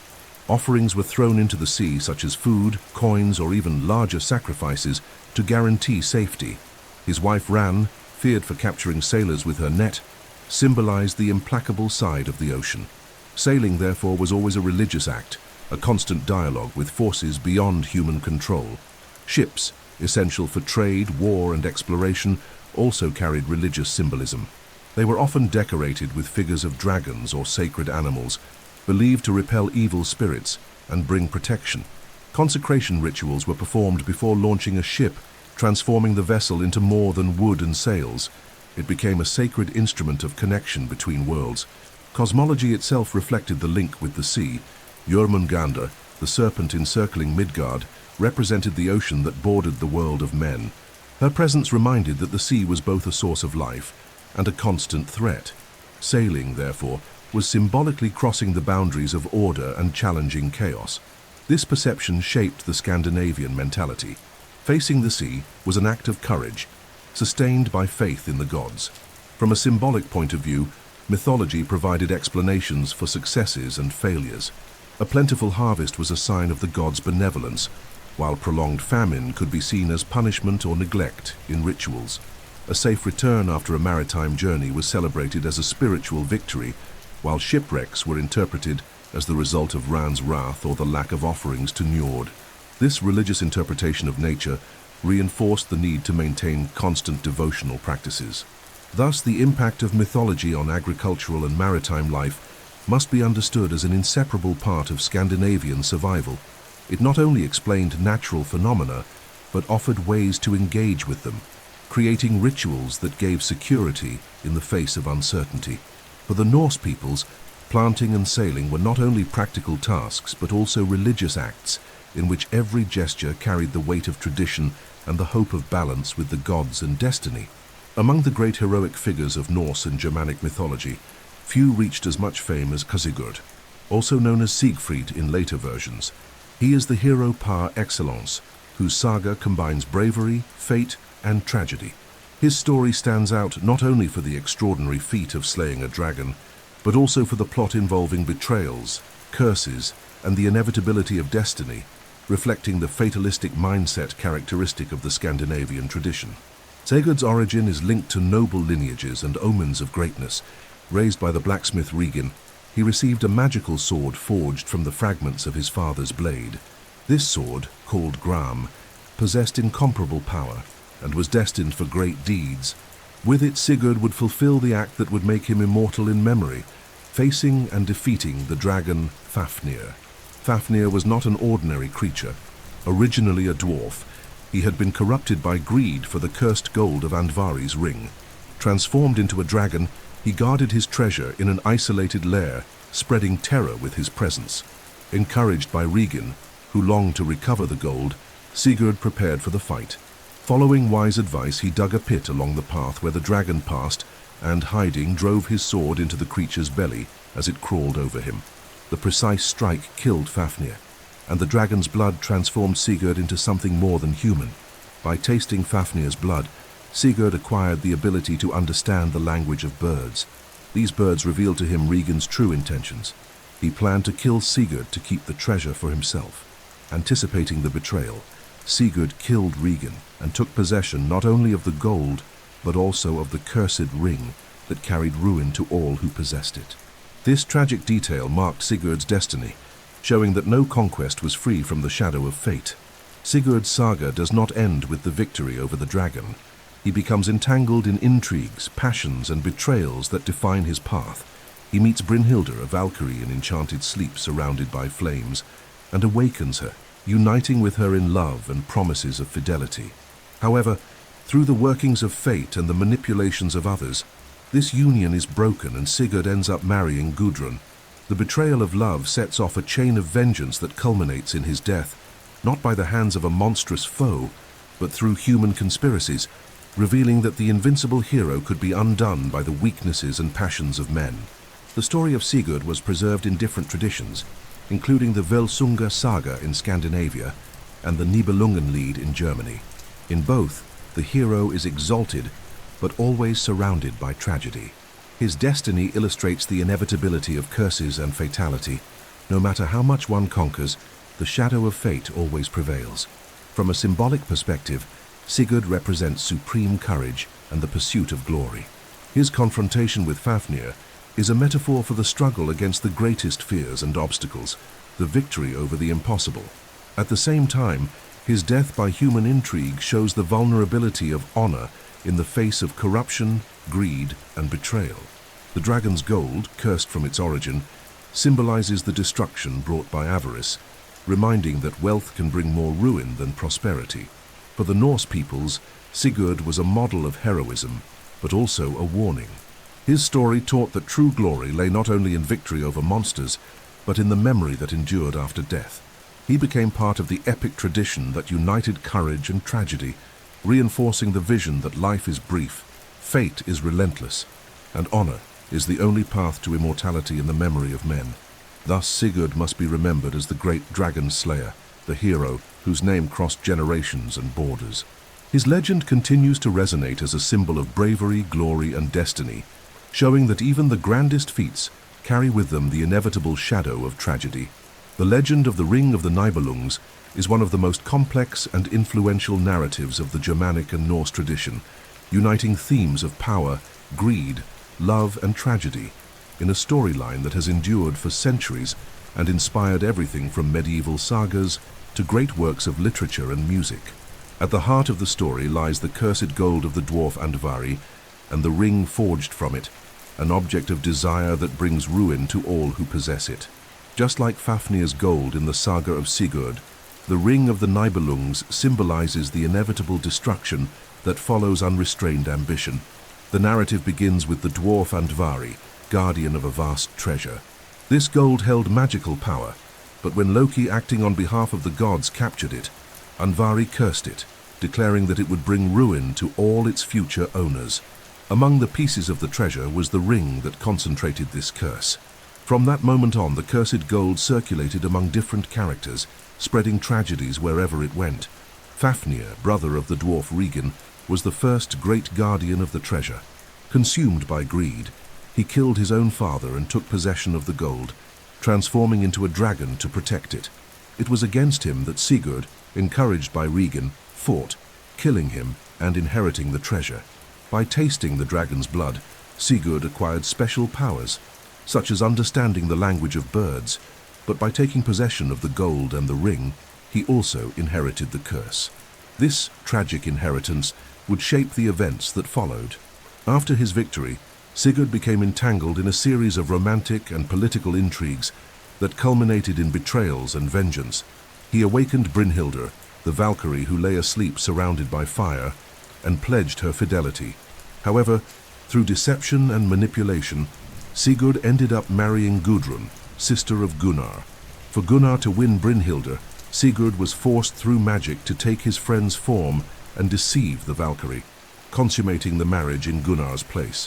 When the truth was revealed, Brynhildr felt betrayed and demanded vengeance, unleashing the final tragedy that would lead to Sigurd's death. The story continues with Gudrun, who, after Sigurd's death, is forced into marriage with Atli. Identified with the historical Attila in some versions, Atli, ambitious and treacherous, desired the treasure of the Nibelungs and betrayed Gudrun's brothers, leading to their deaths. In vengeance, Gudrun killed her own children and served them to her husband in a macabre banquet before setting fire to the hall, killing everyone. This chain of betrayals and revenge shows how the curse of the ring dragged everyone into destruction, leaving no chance of escape. The central theme of the legend is the corruption caused by ambition. The ring and the gold bring neither happiness nor lasting prosperity, only tragedy. What begins as a quest for power becomes a chain of deaths and misfortune, revealing that cursed wealth is a burden impossible to bear. The message is clear. Greed corrupts, destroys families, clans and kingdoms, and not even invincible heroes can escape its curse. From a symbolic perspective, the legend of the Ring of the Nibelungs expresses the fatalistic worldview of the Germanic and Norse peoples. Fate, woven by the Norns and reinforced by the curse, was inescapable. No matter how much the characters tried to resist, every step brought them closer to the end. The ring is a metaphor for the human condition itself. The desire for power and wealth always carries with it the weight of destruction. This legend, preserved in works such as the Völsunga Saga and the Nibelungen Lied, had enormous cultural impact. In the Middle Ages, it became a reference for Germanic epic narratives, and in the 19th century, it inspired Richard Wagner in his monumental opera, The Ring of the Nibelung. Even when transformed over time, the essence of the story remains. Glory and love are always threatened by the curse of greed. Thus, the legend of the Ring of the Nibelungs must be remembered as one of the most powerful tales of the Norse and Germanic tradition. It unites heroes, gods, dwarves, and dragons in a narrative that is not only myth but also warning. The unrestrained pursuit of power and wealth does not lead to victory, but to ruin. For the Scandinavians, this tale was both entertainment and teaching, reminding them that true glory is not won through gold, but through honor that survives in memory. Among the oldest and grandest narratives of the Germanic and Norse world lies the epic of Sigurd and Beowulf, a heroic poem that, although written in Old English, preserves traditions and values deeply connected to the Scandinavian imagination. The hero Beowulf, a legendary figure of the Geats, symbolizes courage, honor, and the inevitability of fate, facing monstrous creatures that represent forces of chaos and destruction. His story has crossed generations, not only as a tale of extraordinary deeds, but also as a reflection on glory, sacrifice, and mortality. The first part of the saga recounts Beowulf's battle against Grendel, a monster who terrorized the hall of King Hrothgar in Denmark. Grendel, described as a descendant of Cain, attacked during the night, invading the Heorot Hall and devouring defenseless warriors. This creature was not merely a physical enemy, but the personification of darkness, envy, and disorder that threatened the social order represented by the royal hall. Beowulf, summoned to help, faced Grendel without weapons, relying solely on his strength. In combat, he tore off the monster's arm, causing it to flee and die in its cave. The victory brought Beowulf glory, but also foreshadowed new challenges. Soon after came vengeance. Grendel's mother, an equally monstrous creature, emerged to seek retribution. The confrontation took place in her underwater lair, a dark and hostile space symbolizing the descent into the unknown. Beowulf fought the creature with the help of a magical sword he found within the lair, decapitating her after an intense struggle. The triumph consolidated his fame, but also reinforced the theme of the endless battle against ever-renewed forces of chaos and destruction. The final part of the epic occurs decades later, with Beowulf now king of the Geats. Aged, he faces his ultimate challenge, a dragon, ravaging his kingdom. Even knowing his death was inevitable, Beowulf chose to face the creature, showing that true honor lies in fighting until the end, even in the face of certain defeat. With the help of a loyal young warrior named Wiglaf, he managed to slay the dragon but was mortally wounded in the process. His death closed the epic with both tragedy and greatness, reminding us that no hero can escape fate. The symbolism of Beowulf's saga is profound. Grendel represents the internal threat, the corruption arising within the heart of society. His mother symbolizes vengeance, an inevitable force that perpetuates the cycle of violence. The dragon embodies final destruction, the power of time and mortality against which no man can prevail. By facing all these enemies, Beowulf not only secured his personal glory, but also displayed the heroic ideal of Germanic culture, to fight against the impossible, knowing death is inevitable, but memory can be eternal. From a cultural perspective, the Beowulf epic reveals the deep interconnection between literature, religion, and society. The Heorot Hall symbolizes community, order, and hospitality, while the monsters represent forces that threaten to dissolve those values. Beowulf's courage is not only physical but moral, upholding the stability of society against chaos. His heroic death, though tragic, affirms that the true legacy of a leader is his memory, preserved in the songs and stories of the people. Thus, Beowulf and the monsters of the night must be remembered as a fundamental part of the Norse and Germanic tradition. His saga combines courage, tragedy, and reflection on life and death, showing that glory is earned through the confrontation of the impossible, and that destiny, even when inevitable, can be accepted with honor. For the Scandinavians, this narrative echoed their own values. Life is brief, the world is hostile, but the memory of the hero who faces the darkness endures forever. Beyond Sigurd and Beowulf, the Norse tradition preserved countless heroic sagas that exalted warriors, kings, and legendary figures. These narratives, transmitted orally before being recorded in manuscripts, were not merely stories for entertainment, but lessons about courage, honor, fate, and the fragility of human life before the forces of the cosmos. Each saga, with its particular features, reinforced the vision that glory was the path to immortality in collective memory. One of the best known is the Saga of the Volsungs, which recounts the story of Sigurd's family in all its complexity, including betrayals, curses, and bloody acts of vengeance. In it, the figure of Brynhildr appears as an example of tragic love and inevitable destiny.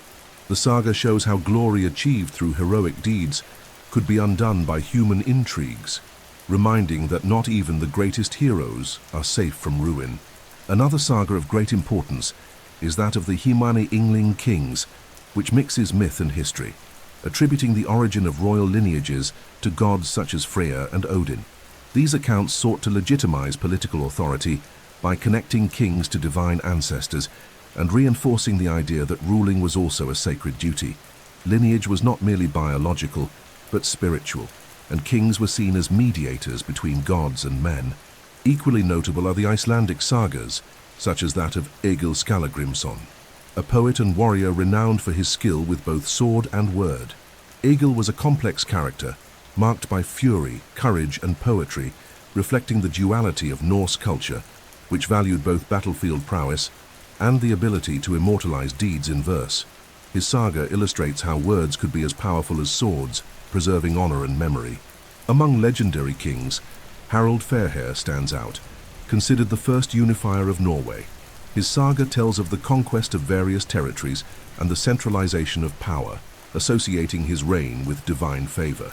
This unification, however, is not described merely as a military conquest, but as an inevitable destiny, marked by omens and symbols that confirmed his role as chosen by the gods.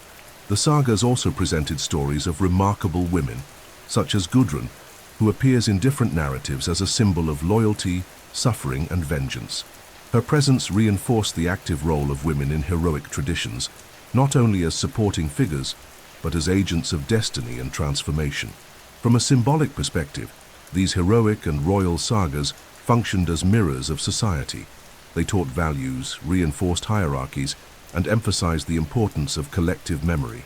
By narrating the deeds of warriors and kings, the skalds ensured that listeners internalized the main lesson. Life is fleeting, but glory and honor endure if preserved in memory. Thus, the heroic sagas and legendary kings must be understood as inseparable parts of Norse mythology and culture. They not only narrated adventures and conquests, but also shaped how Scandinavian peoples understood themselves, their relationship with the gods, and their place in cosmic destiny. For them, each saga was more than a story.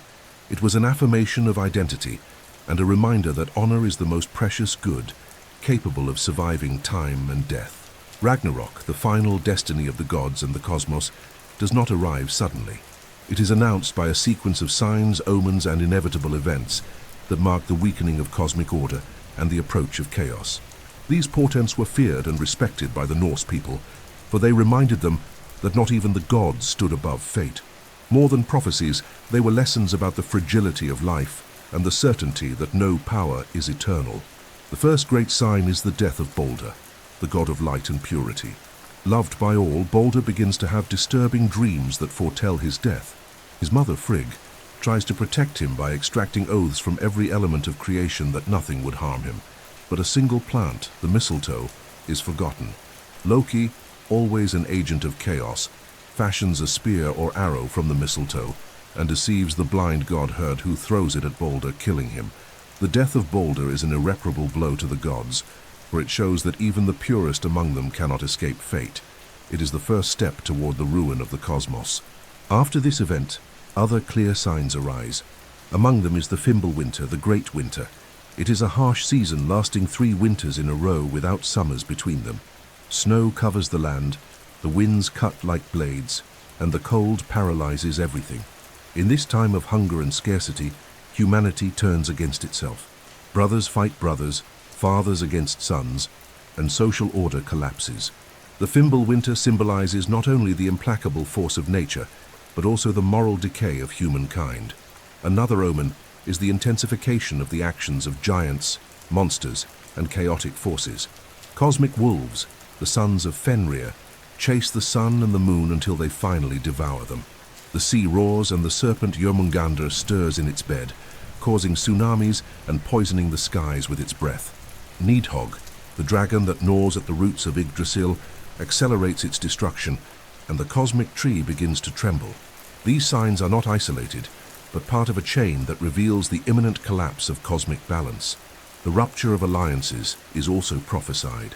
The wolf Fenrir, bound by the gods, breaks free from his chains, bringing devastation. Loki, imprisoned after betraying the gods, breaks his bonds and marches alongside his children against Asgard. Even the Rainbow Bifrost, the bridge connecting the worlds, will shatter, showing that no link between the realms can endure. The order that sustained the 9 worlds will be undone, paving the way for the final battle. From a symbolic perspective, the portents of Ragnarok reflect the idea that nothing is permanent. The death of Balder shows that purity does not protect against fate. The Fimbulwinter reveals that humanity itself, in times of despair, can turn against itself. The liberation of the monsters symbolizes that chaos, however contained it may seem, will always find a way to emerge. These signs reinforced among the Norse a fatalistic notion of life. The end is not a surprise, but an announced certainty. However, the portents were not only a reason for fear. They also served as warnings that courage was necessary until the very last moment. Knowing that the end was near did not diminish the value of the fight, but increased it. For the Norse, true greatness lay in facing the inevitable with honor, even when victory was impossible. Thus, the portents of Ragnarok must be remembered as an essential part of Norse mythology. They show that the end does not come suddenly, but is prepared by a series of signs that reveal the fragility of order and the power of fate. For the Scandinavians, this vision was not one of despair, but of inspiration. To live with courage, fight with honor, and accept that the end is part of the eternal cycle of destruction and renewal. In Norse tradition, The future of the cosmos was not an absolute mystery. It was revealed through signs, dreams, and prophecies that announced the inevitable Ragnarok. These apocalyptic omens did not serve to prevent or alter destiny, but to prepare gods and men to face it with courage. The value lay not in escaping destruction, but in recognizing it, and still fighting until the very last moment. This fatalistic mindset was continually reinforced by mythical narratives and religious rituals. One of the most significant examples is the set of visions described in the poem Völuspá, in which a vulva reveals to Odin the sequence of events that will lead to the end of the world. In this prophecy, the universe is seen in three stages: creation, apogee, and destruction. The vulva describes the signs that precede Ragnarok, such as the death of Balder, the Fimbulwinter, and the release of the monsters. The revelation does not offer consolation, but confirms that the end is part of the natural cycle and that even the gods must submit to destiny. Dreams also played a central role as omens. Balder, the god of light, was tormented by dreams that foretold his death. These dreams were interpreted as inevitable, leading Frigg to try to protect him with oaths from all elements of nature. However, the dreams proved true, for destiny could not be altered.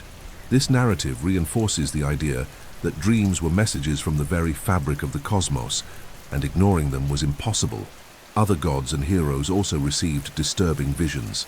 Odin, in his relentless pursuit of knowledge, sacrificed an eye and hanged himself on Yggdrasil to obtain wisdom and visions of the future. Although he understood the signs of the end, he did not use them to avoid it, but to plan the gods' final resistance. His stance shows the essence of the Norse worldview. Destiny is immutable, but honor lies in facing it with awareness of its arrival. From the human perspective, apocalyptic omens also had practical importance. Wars, famines, and natural catastrophes were interpreted as reflections of the weakening of cosmic order. Seeresses, priestesses, and practitioners of Cider could describe dreams or visions that anticipated tragedies, helping the community prepare spiritually. These warnings were not read as possibilities of salvation, but as reminders that life must be lived with courage in the face of the inevitability of the end. The symbolism of the omens was rich. The sun and the moon being devoured by cosmic wolves represented the destruction of natural order. The great winter without summers revealed the collapse of the Earth's fertility. Earthquakes and turbulent seas symbolized the rupture of boundaries between worlds. These signs were not merely literary descriptions, but reflections of the real anxieties of a people who lived in constant struggle against nature and human enemies. From a philosophical point of view, dreams and apocalyptic omens reaffirmed the idea that the universe was cyclical. Ragnarok was not only destruction, but part of a greater cycle that would lead to a new creation. The visions of the end served, therefore, as reminders that all life and all order carry within them the seed of renewal. The apocalypse was inevitable, but not definitive. After the death of the gods and the fall of the cosmos, a new earth would arise, more fertile and radiant. Thus, the role of apocalyptic omens and dreams must be understood as fundamental in Norse mythology. They did not offer salvation, but clarity. They prepared gods and men to accept that the end would come, and that the only worthy response was to face it with bravery. For the Scandinavians, living with the awareness of the end was not a reason for despair, but for courage. After all, true glory did not lie in avoiding death, but in being remembered for facing it with honor. Among all the signs that announce Ragnarok, none is as striking as the Fimbulwinter, the Great Winter. This period is not merely a harsh season, but a cosmic catastrophe that shatters the balance of nature and prepares the way for the end of the world. The Fimbulwinter lasts 3 consecutive winters without intervening summers, plunging men and gods into a devastating cold that destroys crops, weakens herds, and spreads famine. The snow falls without ceasing, the winds cut like blades, and the sun seems absent, unable to warm the earth. In Norse tradition, where winters were already severe, the idea of an eternal winter carried deep symbolic and existential weight. The Scandinavian peoples knew that extreme cold was a constant threat, capable of wiping out entire communities. The Fimbulwinter therefore magnified this reality to a cosmic level. It was not simply the hardship of a harsh season, but the complete destruction of the earth's fertility.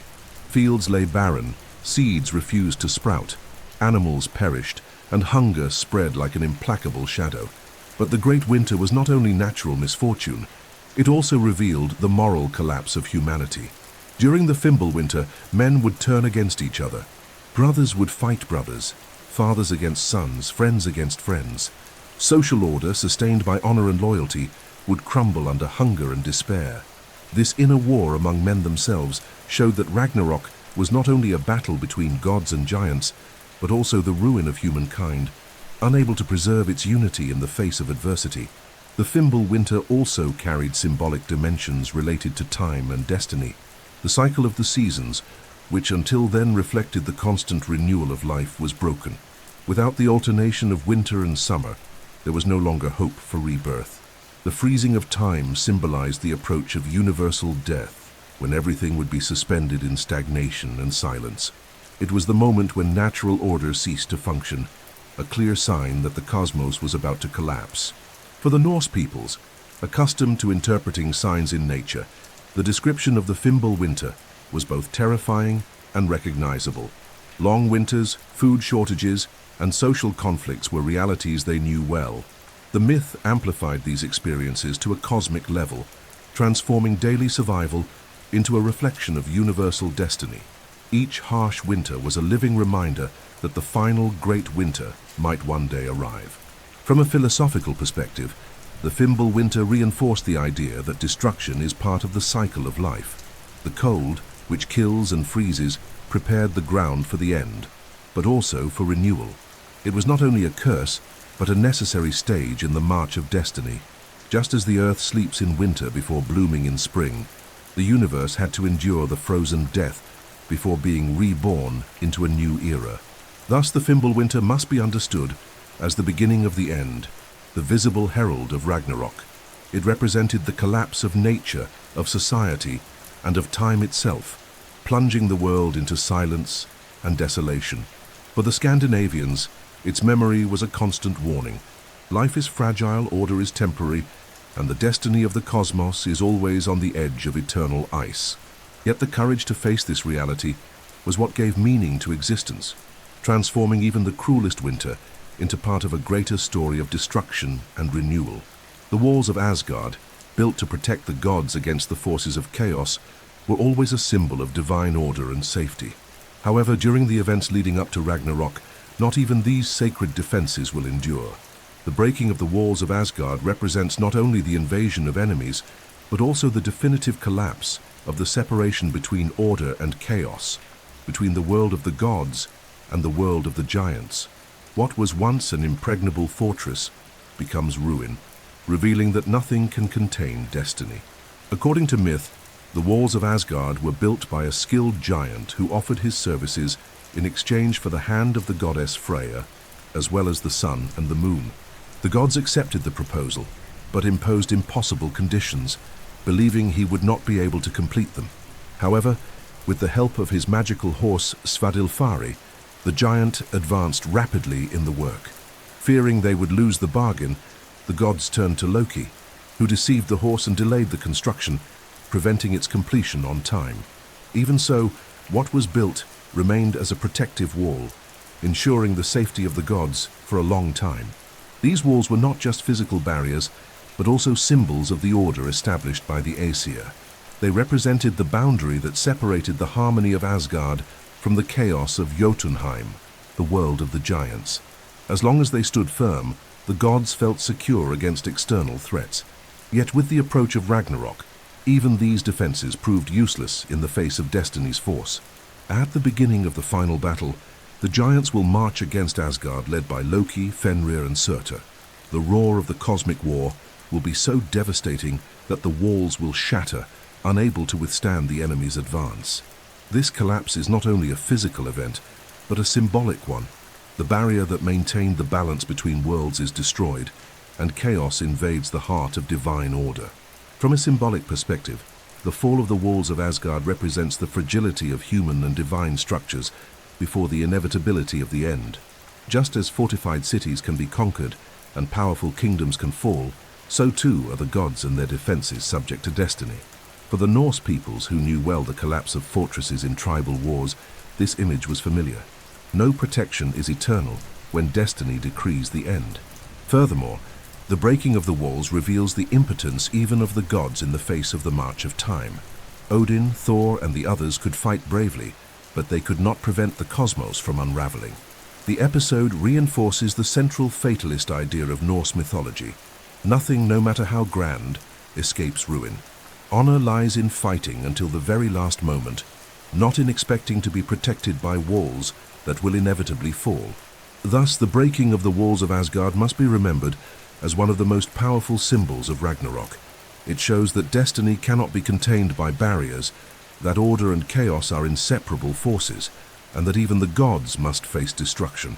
For the Scandinavians, this narrative was both a warning and an inspiration, to live and fight with courage, even knowing that all walls, sooner or later, will break.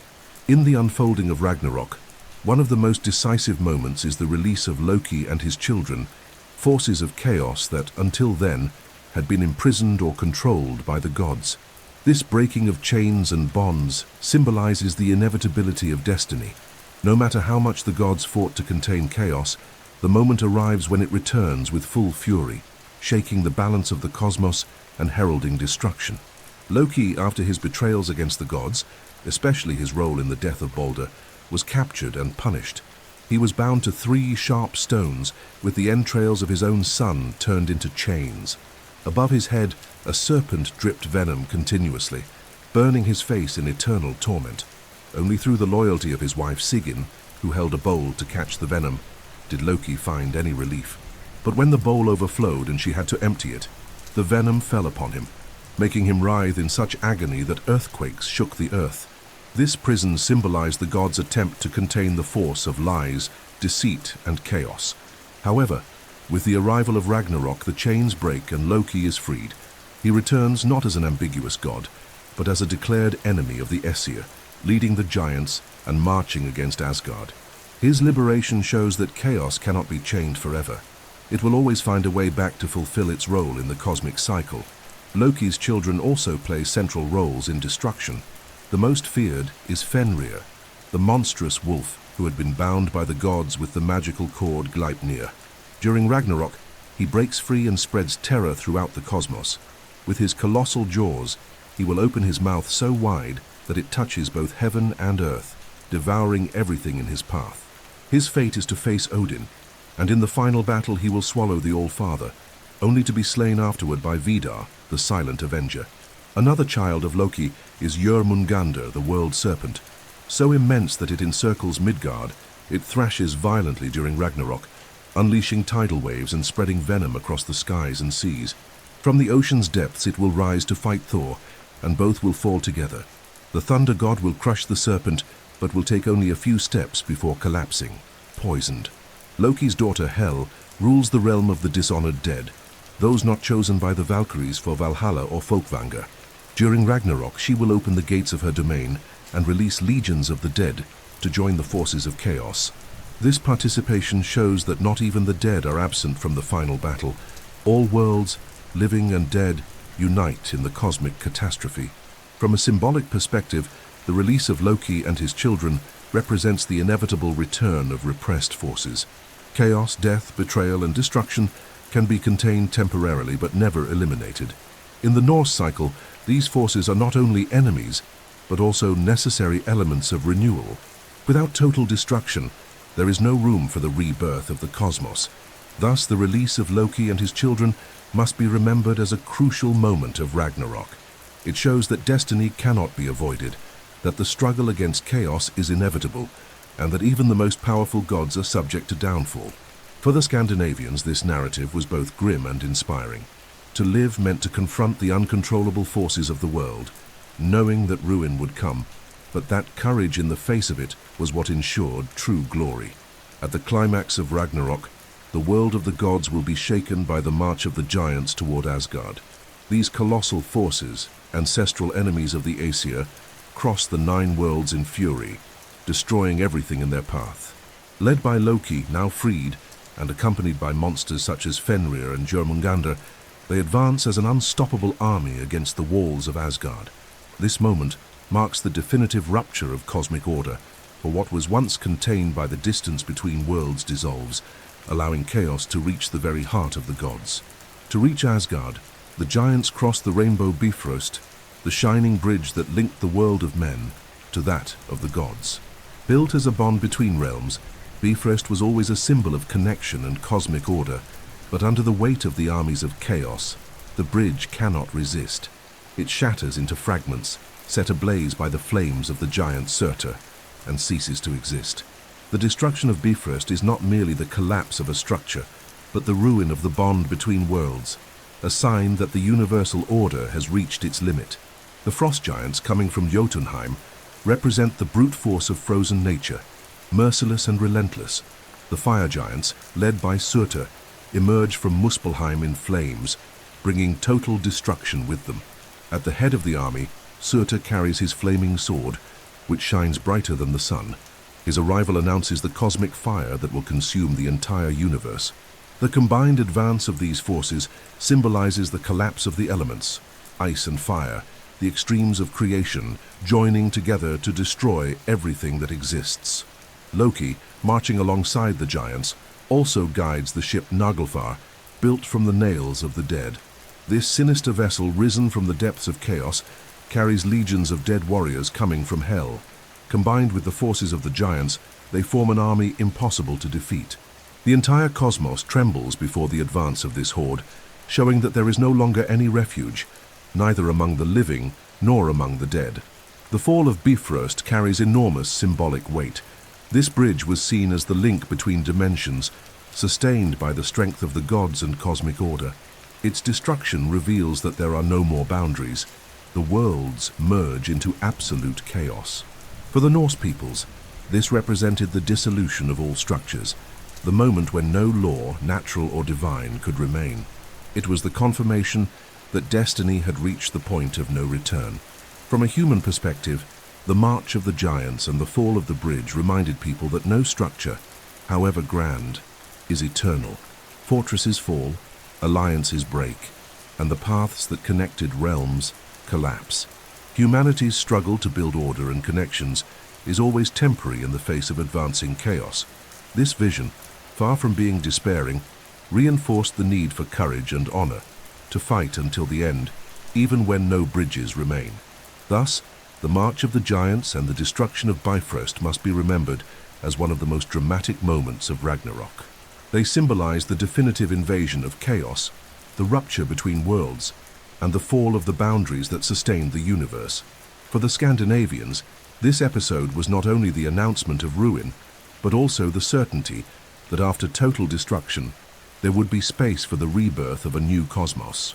Among the most majestic events of Ragnarok is the moment when Heimdall, guardian of the Bifrost Bridge and eternal watchman of the gods, raises the sacred horn, Gjallarhorn, to announce the beginning of the final battle. No other sound in Norse mythology carries as much symbolic weight as this call, for it is not only a summons to war, but also the confirmation that destiny has arrived and that there is no possible return. Heimdall has always been described as a vigilant god, with senses so sharp that he could hear grass growing and see across great distances, even in the darkness of night. Son of 9 giant mothers, he was endowed with extraordinary strength and uncommon longevity. His main mission was to protect the gods from surprises and invasions, keeping guard at the Bifrost Bridge. For ages, he remained attentive, waiting for the moment when he would have to fulfill his destiny. That moment comes at Ragnarok, when he blows Gjallarhorn with all his strength, making it sound echo through all 9 worlds. The call of Gjallarhorn awakens the gods and summons them to the final battle. In Asgard, Odin gathers the warriors of Valhalla, preparing to face the advancing giants and monsters. In Midgard, men feel the sound as a herald of ruin. Even the dead, in Hel's realm, hear the horn, which proclaims that nothing can remain untouched. The sound crosses all realms, dissolving any frontier between life and death, order and chaos. This moment also marks the fulfillment of Heimdall's role. Throughout mythology, he remained as guardian and observer, but at Ragnarok, he becomes an active combatant. His final battle will be against Loki, the great deceiver. This confrontation is not by chance. Heimdall represents vigilance, order, and clarity, while Loki embodies deceit, chaos, and betrayal. Both will kill each other, fulfilling the logic of destiny in which opposing forces must annihilate one another for the cycle to reach its end. From a symbolic point of view, the sounding of the Gjallarhorn is more than a war signal. It is the voice of destiny itself. No being, divine or mortal, can ignore or escape the call. The sound represents the dissolution of all illusions, for it announces that time has reached its limit. For the Norse peoples, accustomed to living with the uncertainty of nature and the proximity of death, this call was the perfect metaphor of inevitability, a sign that cannot be silenced, obliging all to face their fate. Heimdall, by blowing the Gjallarhorn, assumes the role of mediator between the silence that precedes ruin and the thunder of the cosmic battle. His act is solemn, not merely a gesture of war, but the confirmation that even the most vigilant order must fall. His fight against Loki closes a cosmic rivalry, showing that clarity and deceit are inseparable forces in the fabric of the world, and that, by destroying each other, they complete the cycle of destiny. Thus, Heimdall and the sounding of the Gjallarhorn must be remembered as one of the most emblematic moments of Ragnarok. The guardian who sees and hears everything fulfills his final mission by awakening gods, men, and the dead to the inevitable battle. For the Scandinavians, this episode was more than myth. It was a reminder that every cycle has its final call, and that when it resounds, the only worthy response is to face destiny with courage. The climax of Ragnarok occurs in the cosmic battle that gathers gods, giants, monsters, and the dead in a confrontation that shakes all the structures of the universe. This combat is not only the greatest war in Norse mythology, but also the culmination of the entire cosmic cycle, in which order and chaos collide in a definitive way. The final battle brings no victors in the human sense of the word, but fulfills the destiny woven by the Norns since the creation of the world. On one side stand the Aesir gods and the warriors of Valhalla, led by Odin. He marches with his ravens, Hugin and Munin, and his wolves, Geri and Freki, followed by the Einherjar, warriors chosen by the Valkyries to fight at the end of times. On the other side stand the giants of ice and fire, led by Loki, Fenrir, and Surtur, bringing with them legions of the dead led by Hel, as well as monsters like Jormungandr. The battlefield is Vigrid, an immense plain stretching for hundreds of leagues, destined from the beginning to be the stage of the final clash. Odin advances against Fenrir, the monstrous wolf. Even knowing his fate, the Allfather does not retreat. Mounted on Sleipnir and armed with his spear Gungnir, he faces the beast but is devoured by the wolf in a devastating act. The death of Odin symbolizes the climax of the collapse of divine order, for the wisest and most powerful of the gods is defeated. Soon after, Vidar, the silent son of Odin, avenges his father. With the help of a magical shoe made from pieces of leather donated by all men, he steps on Fenrir's jaw and tears him apart, carrying out vengeance with implacable precision. Meanwhile, Thor faces Jormungandr, the serpent that encircles the world. The combat is so immense that it shakes the heavens and seas. Thor strikes the creature with his hammer Mjolnir and manages to crush it, but after taking 9 steps following his victory, he succumbs to the mortal venom released by the serpent. His fall shows that even the strongest god is subject to fate, reinforcing the Norse view that no power is eternal. Elsewhere on the battlefield, Tyr faces Garm, the infernal hound that guards the gates of the realm of the dead. Both kill each other in a fierce duel that symbolizes the struggle between order and chaos at the very threshold of life and death. Heimdall and Loki also meet in their final combat. Heimdall, representing vigilance, and Loki, representing deceit, fight until both perish, sealing cosmic balance.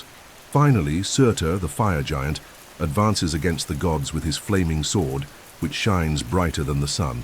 With a single stroke, he sets the entire universe ablaze, consuming sky, land, and sea. Surtur's flames not only destroy but also renew, preparing the cosmos for rebirth. The final fire symbolizes purification, the end of one cycle and the opening for another.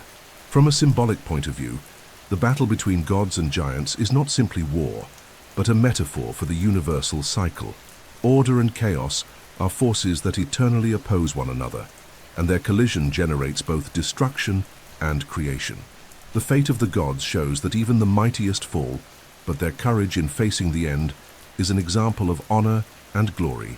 For the Norse peoples, this vision was not despairing but inspiring. To live with the awareness of the end and still fight was the highest expression of dignity. Thus, the final battle between gods and giants must be understood as the culmination of Norse cosmology. It shows that the end is not defeat, but part of a greater cycle.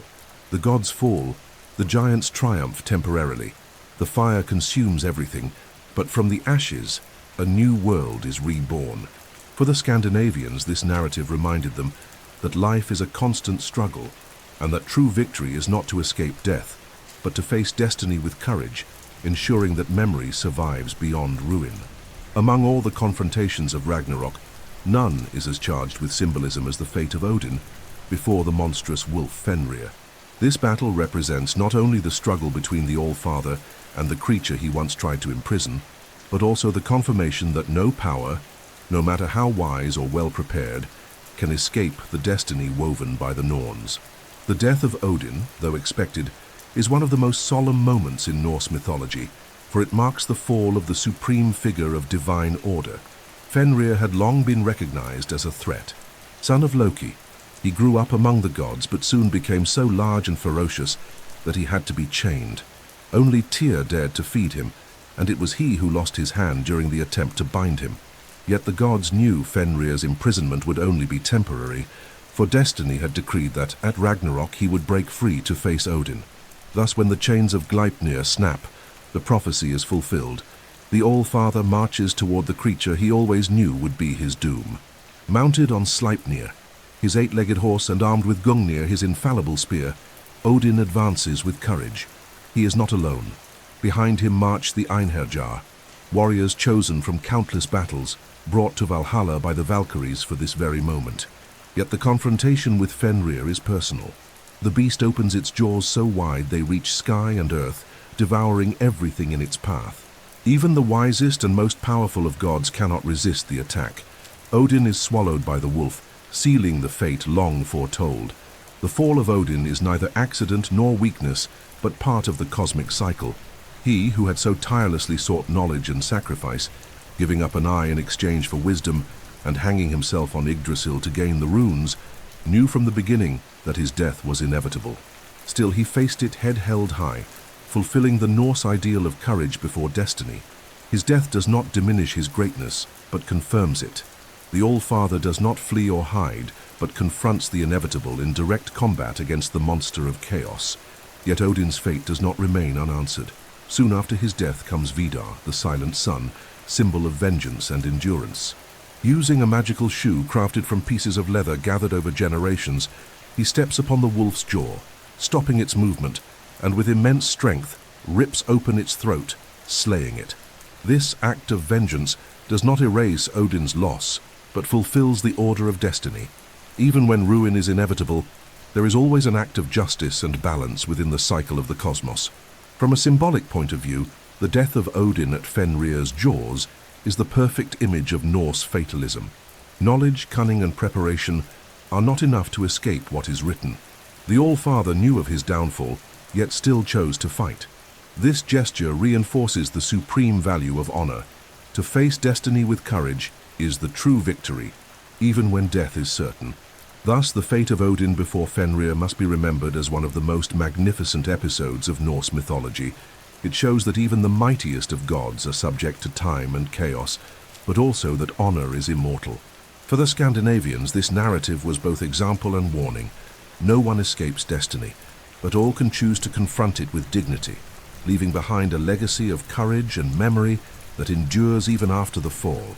Among the most grandiose and feared battles of Ragnarok is the duel between Thor, the god of thunder, and Ginnungagap, the world serpent. This fight had long been foretold, appearing in various Norse myths as an inevitable clash between strength and destruction.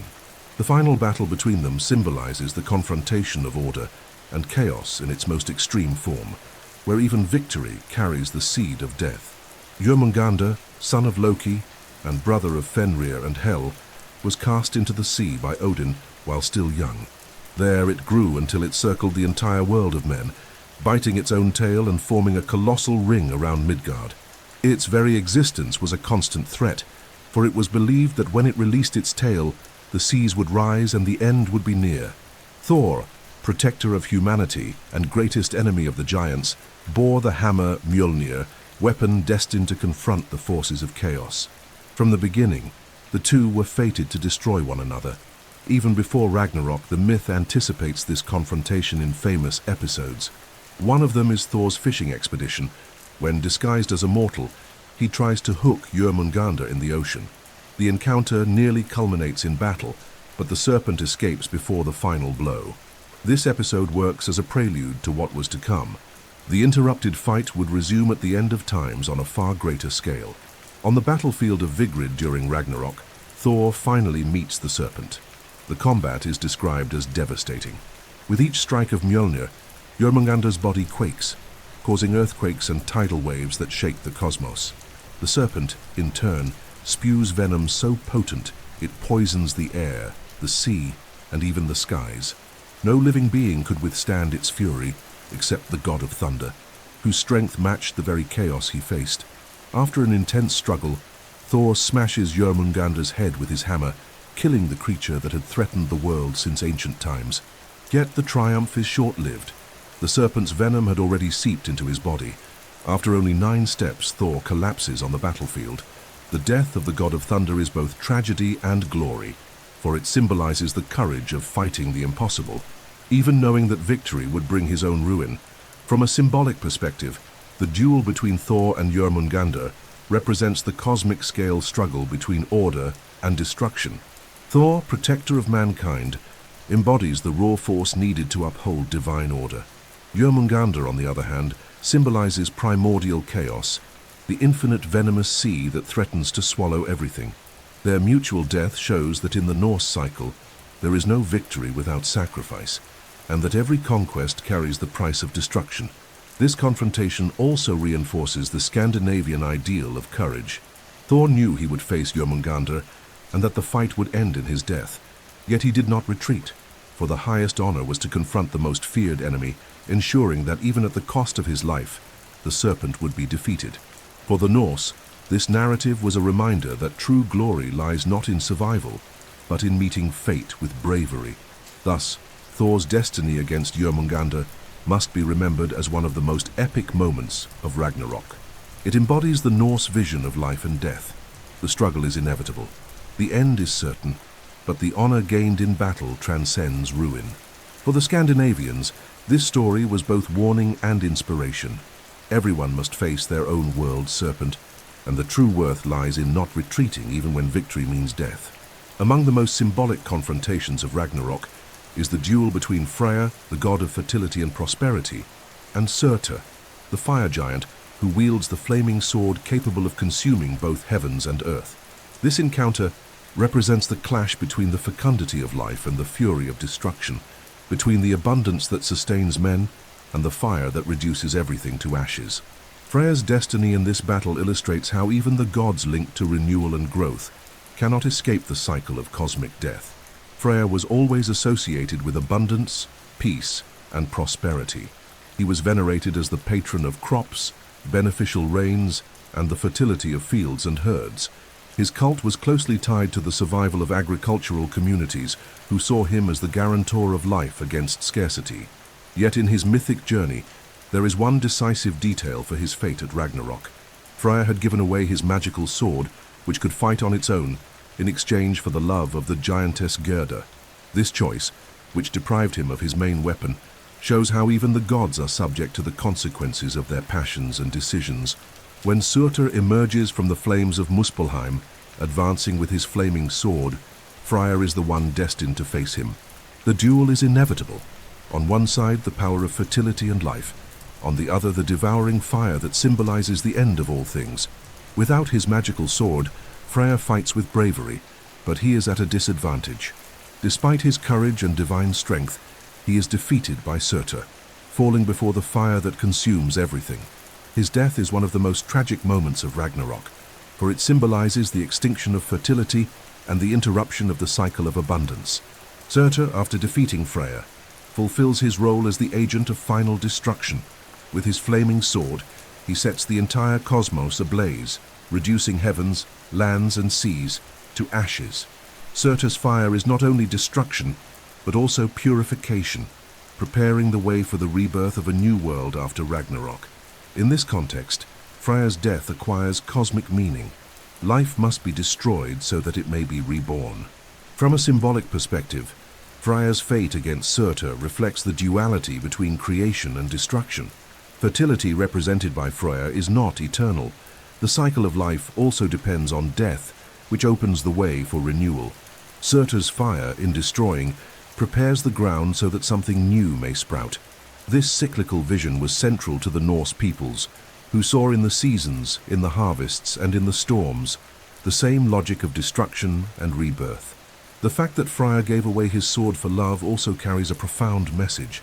His choice shows that not even the gods escape the consequences of desire and passion.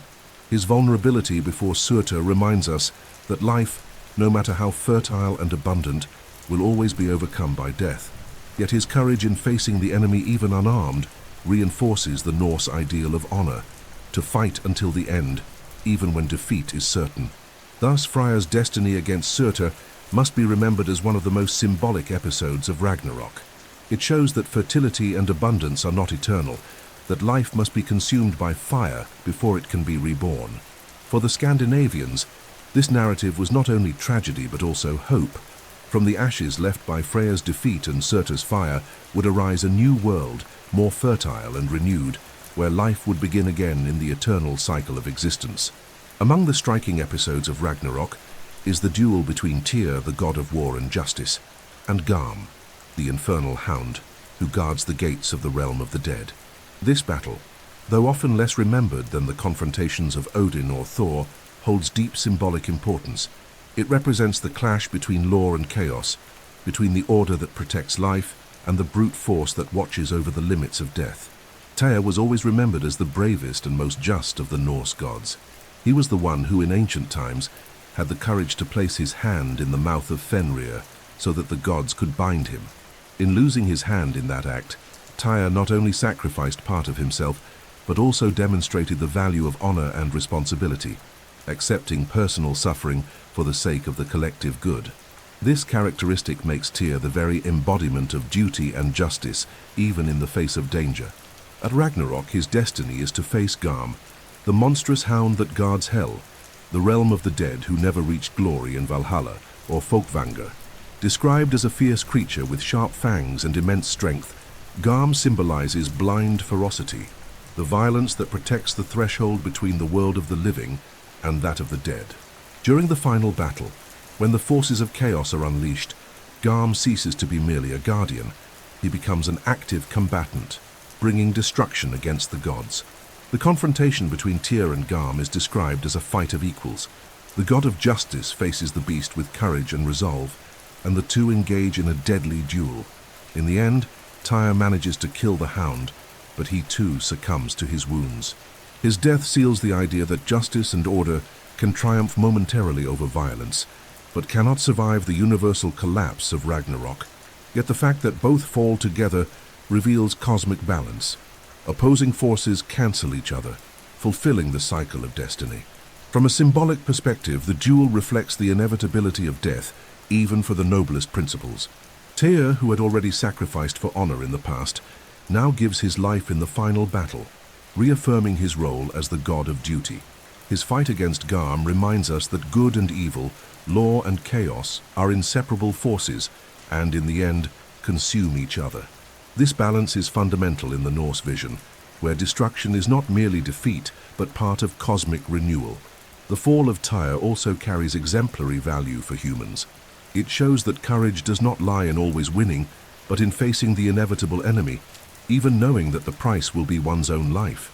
For the Scandinavian peoples, who valued honor above survival, Tyr represented the supreme ideal, the warrior who fights not for personal glory but for duty and justice, even though he knows he will not see the rebirth of the world.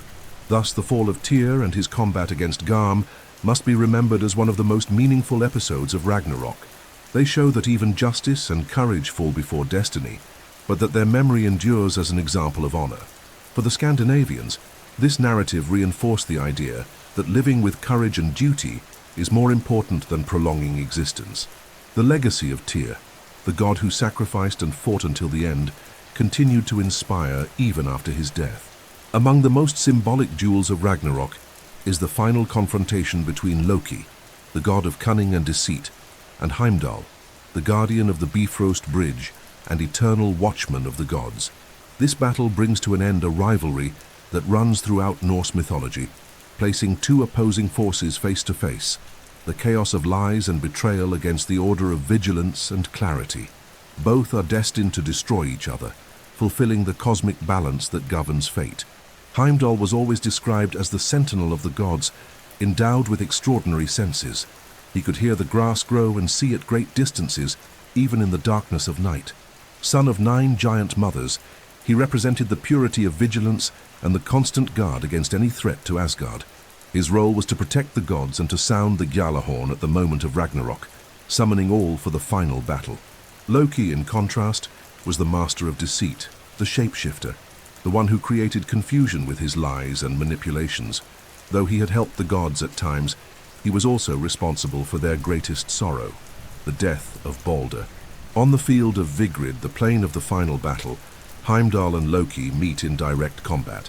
The fight between them is not merely physical, but laden with symbolism.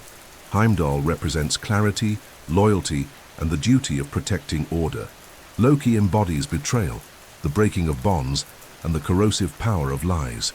The clash between these forces shows that vigilance and deceit are inseparable poles of the same destiny.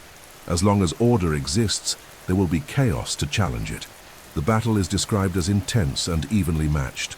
Loki, cunning and agile, uses his skill to deceive and elude, while Heimdall, steady and relentless, fights with precision and strength.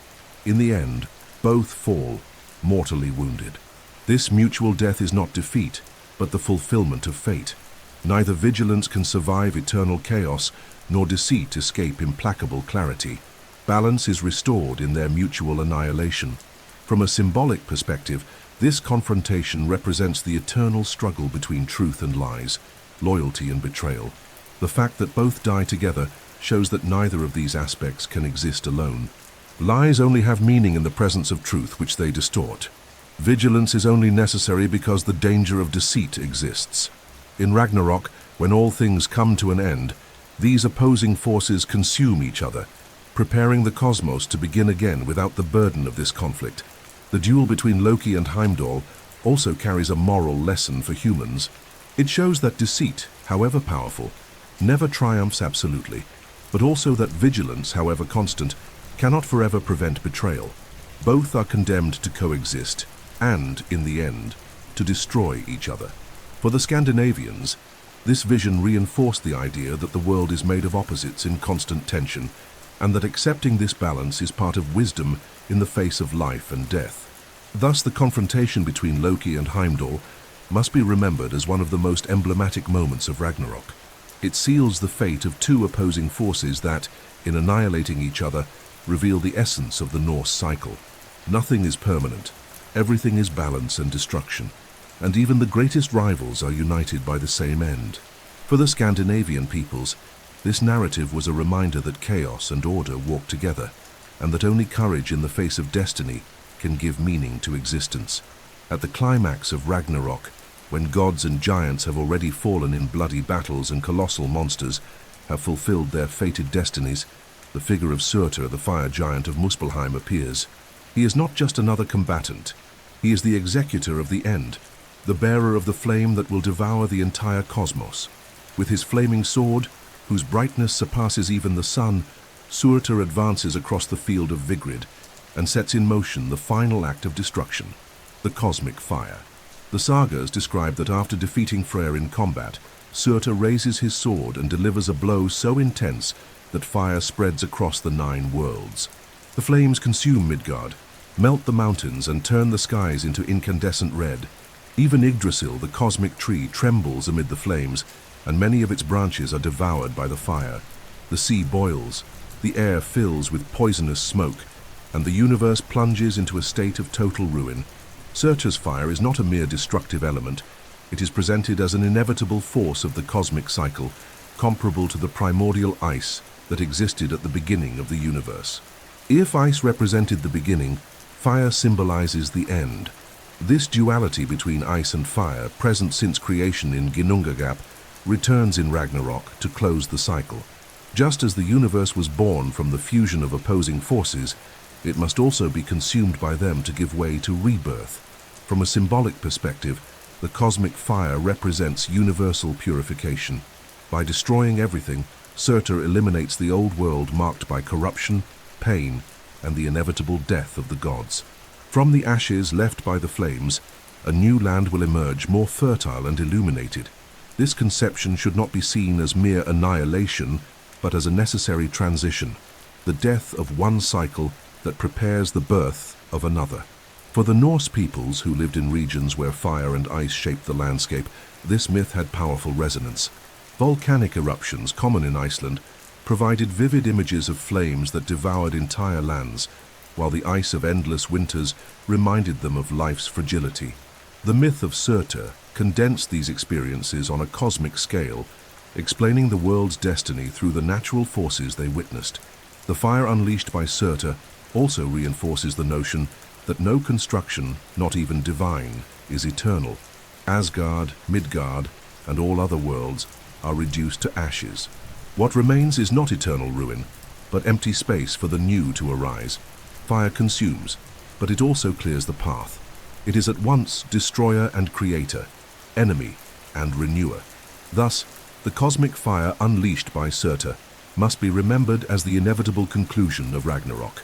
It is not only the end of the known order, but also the sign that from the ashes a new cosmos will be born. For the Scandinavians, this narrative conveyed both fear and hope. Everything that exists will be destroyed, but life will always find a way to begin again. Surtur's fire, therefore, is not only the flame of destruction, but also the light that announces the rebirth of the world. Despite the total destruction caused by Ragnarok, Norse mythology does not end in eternal ruin. From the ashes left by Surtur's fire, and from the collapse of the 9 worlds, comes the promise of renewal. The cosmos, though devastated, is reborn in a new form, more fertile and radiant, showing that death is only a stage in the greater cycle that governs the universe. This rebirth of the earth is described as a sign of hope, revealing that even after the fall of the gods and the annihilation of the old world, life always finds a way to begin again. The sagas tell that after the cosmic fire, a new earth rises from the waters. Greener and more fertile than before, it emerges purified by the flames. Mountains rise again, rivers flow and fields bloom abundantly. The sun, which had been devoured by a wolf during Ragnarok, is replaced by its daughter, equally radiant, ensuring that light once again shines upon the new world. The alternation between destruction and rebirth reaffirms itself as an unbreakable cosmic law. In this new cycle, some gods survive or return. Balder, the god of light slain by Loki, returns from the underworld, bringing reconciliation and hope. He is accompanied by his brother Hod, who had been deceived into killing him. Together they symbolize the overcoming of tragedy and the restoration of harmony. Other young gods, such as Vidar and Vali, sons of Odin, and Modi and Magni, sons of Thor, also remain alive. They inherit the weapons of their fathers, including Mjolnir, and represent the continuation of divine order in a new generation. Humanity also finds a way to survive. 2 humans called Lif and Lifthrasir hide in the forest of Hodmimi's Holt, surviving the fire and chaos. Feeding on the morning dew, they endure until the rebirth of the world. From their union, a new humanity repopulates the earth, showing that even in the face of the most absolute end, life finds ways to rise again. This narrative reinforces the belief that the cycle of existence is never permanently interrupted. From a symbolic point of view, the rebirth of the earth after Ragnarok expresses the Norse vision that destruction and creation are inseparable. The fire that consumes is the same that purifies. The death of the gods makes way for new gods. The ruin of humanity generates its renewal. This cycle reflects the Scandinavian experience of living through harsh winters and renewing springs, where life always seemed to emerge from apparent death. Moreover, the return of Balder and the survival of the younger gods indicate that the new world is not just a repetition of the old, but an evolution. There is reconciliation where once there was tragedy, continuity where once there was rupture. The reborn cosmos is a promise of greater balance, marked by the memory of what was lost and by the hope of what can still flourish. Thus, the rebirth of the earth after Ragnarok must be remembered as the final message of Norse mythology. Nothing ends definitively, for every end is also a beginning. For the Scandinavian peoples, this vision was more than a myth. It was a philosophy of life. It taught that even in the greatest adversities, hope always rises again, and that from the most complete destruction can emerge the most abundant fertility. The cycle of the world, like that of the seasons, never ceases. There is always death, but there will always be rebirth. Among the most moving aspects of the rebirth after Ragnarok is the return of Balder, the god of light, purity, and beauty. His death, caused by the schemes of Loki, had been one of the main omens of the destruction of the cosmos. Now, with the end fulfilled and Surtur's fire consuming the old world, Balder returns from the underworld, bringing with him the promise of reconciliation and hope for the new cycle. Tradition tells that Balder had descended to Hel, the realm of the dead, after being struck by the mistletoe arrow launched by Herd, manipulated by Loki. His death was mourned by gods, men, and even creatures of nature, for it symbolized the loss of innocence and harmony. However, after Ragnarok, Balder and his brother Herd return to life reconciled. This reunion not only restores the light, but also corrects the past tragedy. The fratricide that marked the fall of the gods is now transformed into union. The return of Balder is described as the triumph of purity and light over the darkness of destruction. He becomes a symbol of renewal and hope, assuming a central role in the new world that emerges from the ashes. Together with other survivors, Vidar, Vali, Modi, and Magni, Balder helps rebuild divine order, establishing a more harmonious and just reign. His presence reinforces that the cycle does not simply restart, but is purified and elevated, free from the betrayals that had scarred the old cosmos. This return also carries a strong symbolic dimension. Balder is the god who dies and is reborn, representing the cycle of life, death, and renewal. His return after Ragnarok echoes universal themes of resurrection and spiritual rebirth. For the Norse peoples, Balder embodied the promise that total destruction was not the definitive end, but the opening to a more radiant reality. The reconciliation of the gods in the New World is another essential point. There are no longer divisions between Aesir and Vanir, nor internal rivalries, such as those that led to Loki's deception. The new pantheon is formed by younger gods who inherit the legacies of the old, but without carrying their flaws. The hammer Mjolnir passes to Modi and Magni, the sons of Thor. Vidar and Vali continue Odin's mission, and Balder brings with him the harmony that had once been lost. This union symbolizes the overcoming of the past and the promise of balance in the future. From a philosophical perspective, Balder's return represents the triumph of hope in the face of destruction. Even when everything seems lost, there is always the possibility of renewal. The reconciliation with Herd reinforces the idea that the new world will be free from the old guilt, establishing an era marked by peace and fraternity.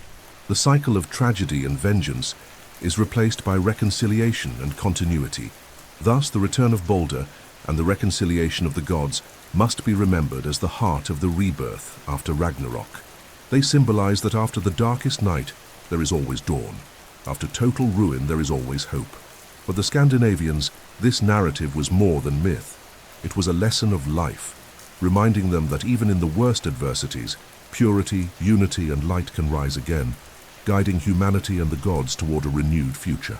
After the cataclysm of Ragnarok and the cosmic fire unleashed by Surtur, when gods, giants, and monsters are consumed in destruction, Norse mythology presents a note of hope, the emergence of a new humanity. This continuity is ensured by two human beings, Lif and Lifthrasir, whose names literally mean life and the one who longs for life. They are responsible for repopulating the earth and beginning a new era, showing that despite universal ruin, existence never disappears completely. Tradition tells that Lif and Lifthrasir took refuge in the forest called Hodmimis Holt, a sacred and protected place often associated with Yggdrasil itself. While Surtur's fire devastated the Nine Worlds, they remained hidden among the trees, feeding on the morning dew and preserving themselves from the surrounding chaos.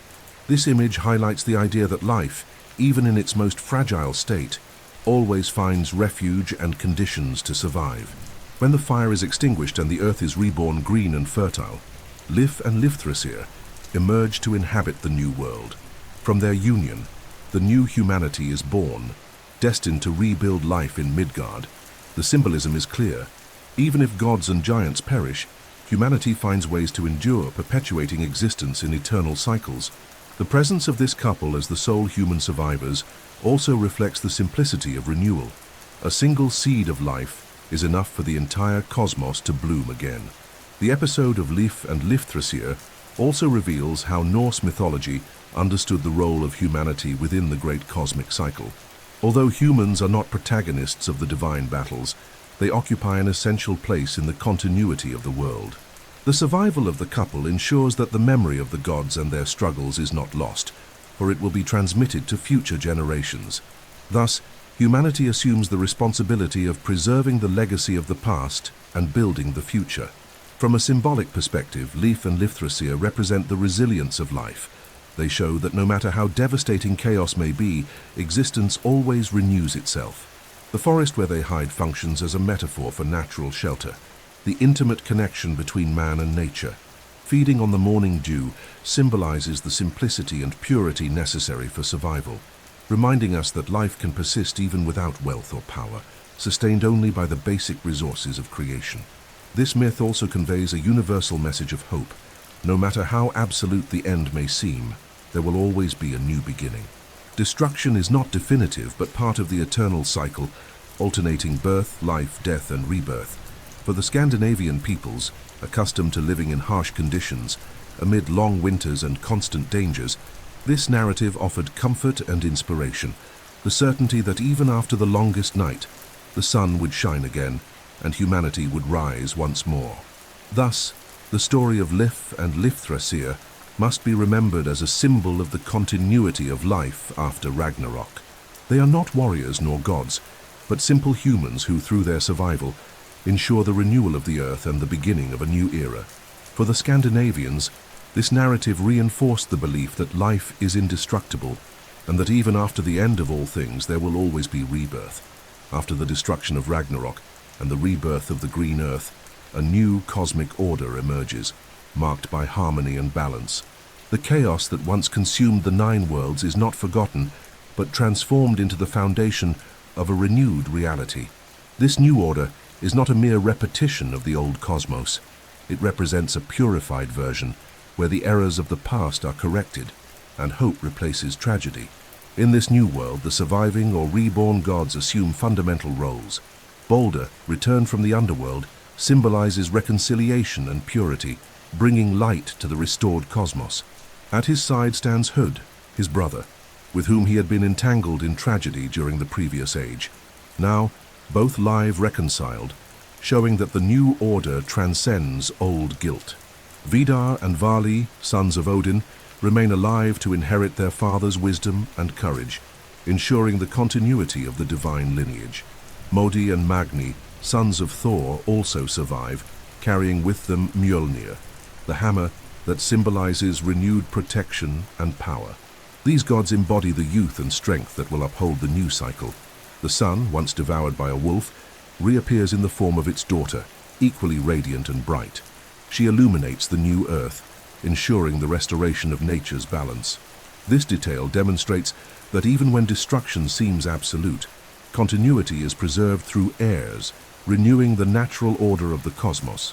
Humanity, represented by Lif and Lifthrasir, is also an essential part of this new order. Their survival guarantees that mankind will repopulate the earth and take part in building a more fertile and just reality. Unlike the previous age, marked by constant wars and betrayals, the new humanity is born into a purified world, free of the divisions that once led to ruin. From a symbolic perspective, the new cosmic order represents the triumph of renewal over destruction. Ragnarok is not an absolute end, but a necessary stage in the universal cycle. The death of the old gods clears the way for the youth of the divine. The fire that consumes opens space for green fields. The darkness that dominated the skies is replaced by new light. This cyclical pattern reflects the Norse philosophy that all life is shaped by the alternation between death and rebirth. The new order also conveys a message of hope and learning, The mistakes and tragedies of the past are not erased, but transformed into the foundation of a more balanced world. The reconciliation of Balder and Herd shows that even the deepest wounds can be healed. The survival of the young gods proves that strength is renewed with each generation, and the rise of the new humanity demonstrates that life never ceases. Thus, the new cosmic order must be remembered as the grand conclusion of Norse mythology. It shows that the end is not defeat, but the condition for a new beginning. For the Scandinavians, this narrative was a source of comfort in the harshness of life. Even after the greatest of destructions, there will always be rebirth, balance, and hope. The new cosmos is not merely a repetition of the old, but a promise that from the ashes of ruin a better world may arise. Norse mythology differs from many other ancient traditions by viewing the universe not as a straight line with a definite beginning and end, but as an eternal cycle of creation, destruction, and renewal.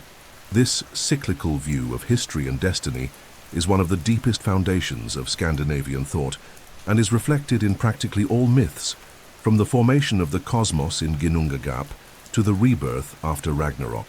For the Norse, nothing is static. Everything that is born is destined to die, and everything that dies gives rise to something new. From the creation of the world, this logic was already present. The cosmos arose from the encounter of opposing forces, the ice of Niflheim and the fire of Muspelheim, whose fusion gave rise to Ymir, the primordial giant. From this being were born the elements of the universe: lands, seas, mountains, and even the skies. In other words, the very origin already contained destruction, for Ymir had to be killed so that the world could be formed. Life, therefore, was born from sacrifice and death, establishing the cycle that would repeat itself until the end of time.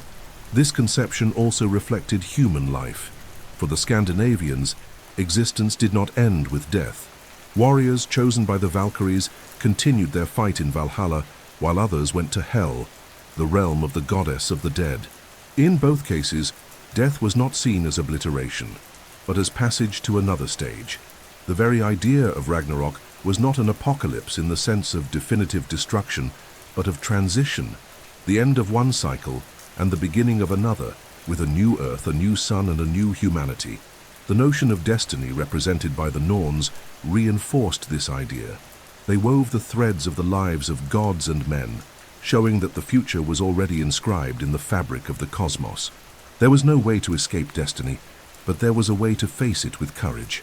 Knowing that destruction would come was not a reason for despair, but an incentive to live honorably, for the cycle did not end in death, but extended into memory and renewal. The alternation of the seasons also helped consolidate this view. The harsh winter, which seemed to bring death and silence to the earth, was always followed by spring, which restored fertility and life. This natural cycle reflected the cosmos itself. Just as the fields bloom after the cold, the universe would be reborn after Surtur's fire. The daily life of the Scandinavians, marked by harvests, winters, and summers, reinforced this perception that everything repeats in eternal cycles. From a symbolic point of view, the cyclical vision of history and destiny shows that Norse mythology did not see destruction as defeat. The downfall of the gods in Ragnarok was not failure, but part of a larger process. Even the gods, however powerful, were inserted into this universal cycle. This perspective made life more intense. If the end is certain, then value lies in courage, in honor, and in the memory left for those who come after. Thus, the cyclical vision of history and destiny must be understood as the essence of Norse mythology.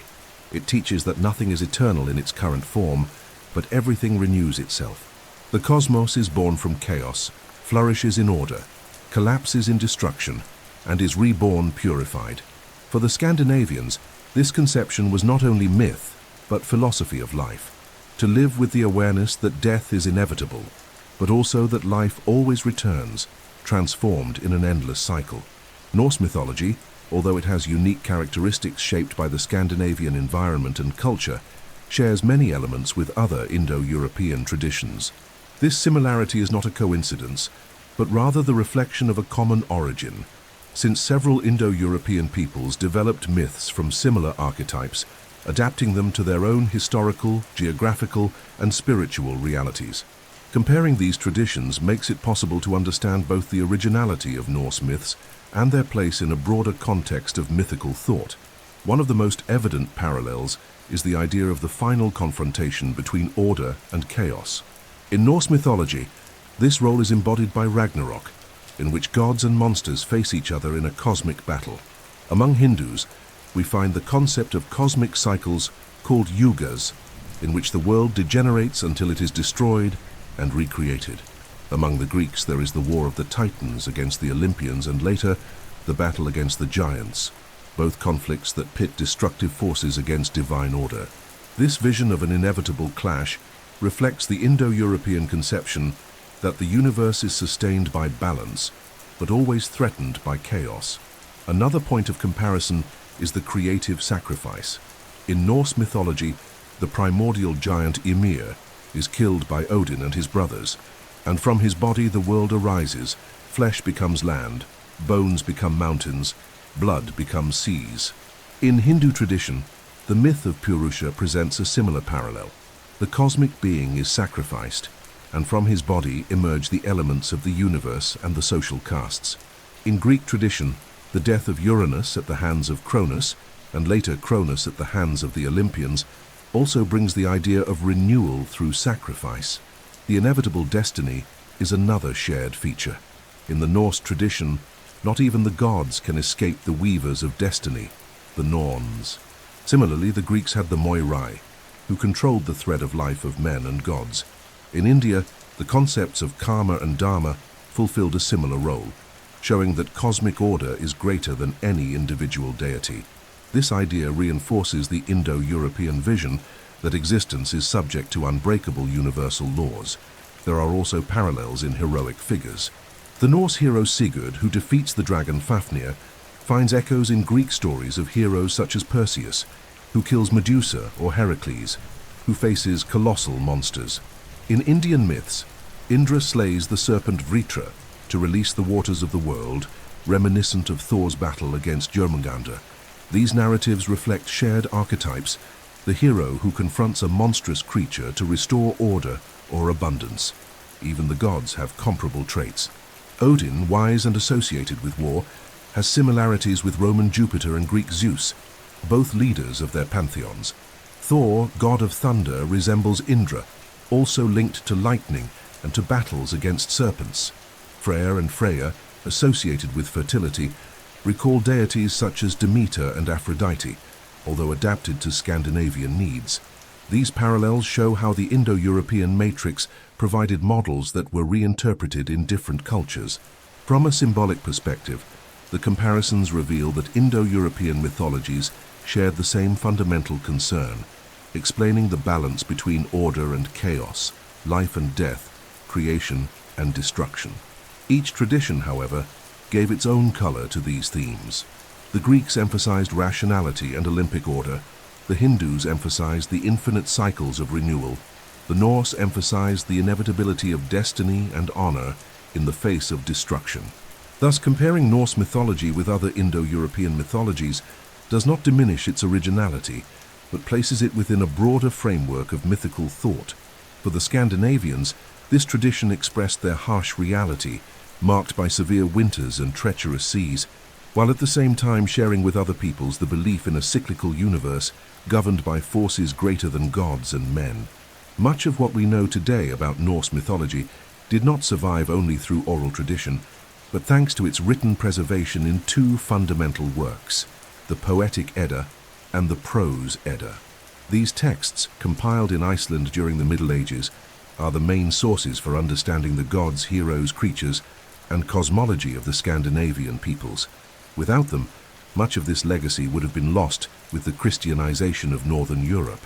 The Poetic Edda, also called the Elder Edda, is a collection of poems preserved in the Codex Regius, a manuscript from the 13th century, but whose texts are much older, probably dating from between the 9th and 11th centuries. These poems are diverse in nature. Some describe the creation of the world, others recount the deeds of the gods, and many tell heroic sagas. The most famous is the Völuspá, in which a seer reveals to Odin the past, the present, and the destiny of the cosmos, including Ragnarok. The strength of the Poetic Edda lies in its enigmatic language, full of symbols, kennings, and images that require careful interpretation. The Prose Edda, or Edda of Snorri, was written in the early 13th century by Snorri Sturluson, an Icelandic historian and poet. His main objective was to preserve the tradition of skaldic poetry, providing a manual for young poets. To achieve this, Snorri gathered myths and stories of the gods, explaining the meaning of metaphors and kennings used in the ancient poems. In this way, his work not only saved essential narratives but also ensured that the Nordic literary tradition could continue to be practiced. Among its most important sections is the Gylfaginning, which presents the cosmology, the genealogy of the gods, and the narrative of Ragnarok. The coexistence of these two Eddas shows two different forms of preservation. The poetic Edda is older and maintains the ritualistic, religious, and epic tone of the oral tradition. The prose Edda, more systematic, reflects the conscious effort to organize and explain the myths at a time when Christianity already dominated Northern Europe. Together, they allow us to glimpse both the mythical and symbolic aspects, as well as the medieval scholarly interpretation of mythology. From a historical perspective, the preservation of myths in the Eddas was decisive. Without these texts, the stories of Odin, Thor, Loki, Balder, and Ragnarok might have disappeared, reduced to incomplete oral fragments. Iceland, relatively isolated, became a cultural refuge where the oral tradition found space to be recorded before it was erased. From a symbolic perspective, the Eddas reveal the tension between two worlds, the pagan and the Christian. Although written in an already Christianized context, they did not eliminate the value of the ancient gods, but preserved them in a literary framework. This transition shows how cultures can adapt and survive, even amid changes in religious paradigms. Thus, the preservation of myths in the poetic Edda and the prose Edda should be understood as an act of cultural resistance and a historical testimony. They are not just ancient texts, but bridges that connect the present to a past rich in symbols, beliefs, and worldviews.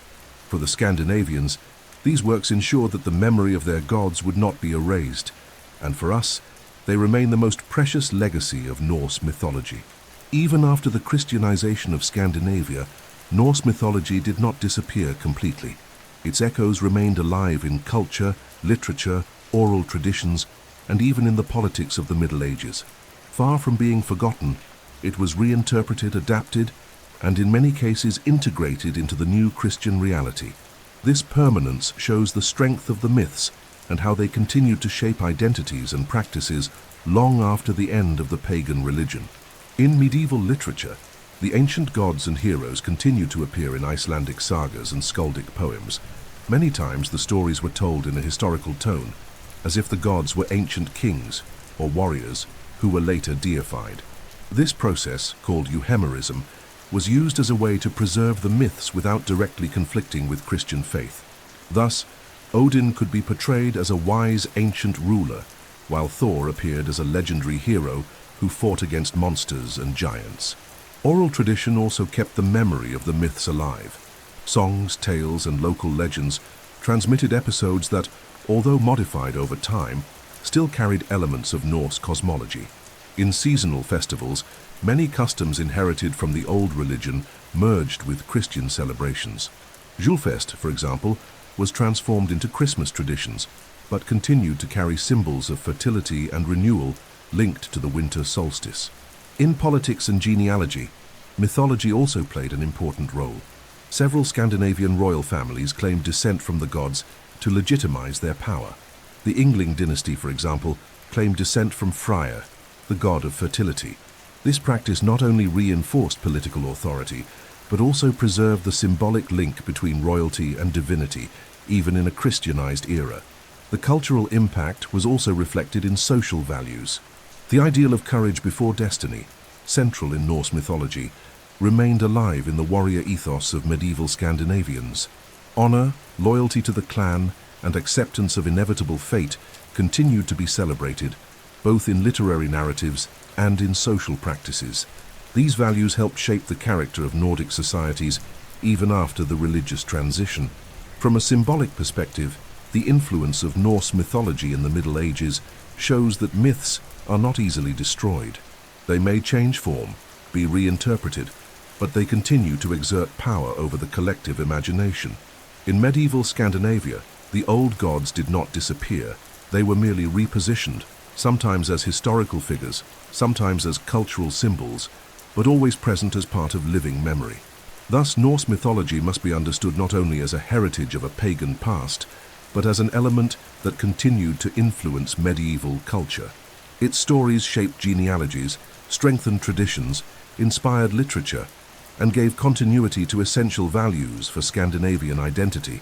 For medieval peoples, even under Christian rule, the echoes of Odin, Thor, and Balder still resonated, reminding them that the old gods, though defeated, were never entirely forgotten. Norse mythology, although originating in ancient times and preserved through the Eddas and medieval sagas, experienced a modern rebirth that transcended geographic and cultural boundaries. From the 19th century onward, especially during the European Romantic movement, the gods, heroes, and monsters of Scandinavia were rediscovered and reinterpreted, gaining new life in the arts, literature, music, and even politics. This process transformed Norse mythology into a universal cultural heritage, no longer restricted only to the peoples of the North. In the fields of literature and philology, scholars such as Jacob Grimm and other German romantics dedicated themselves to collecting and studying ancient Germanic and Norse traditions.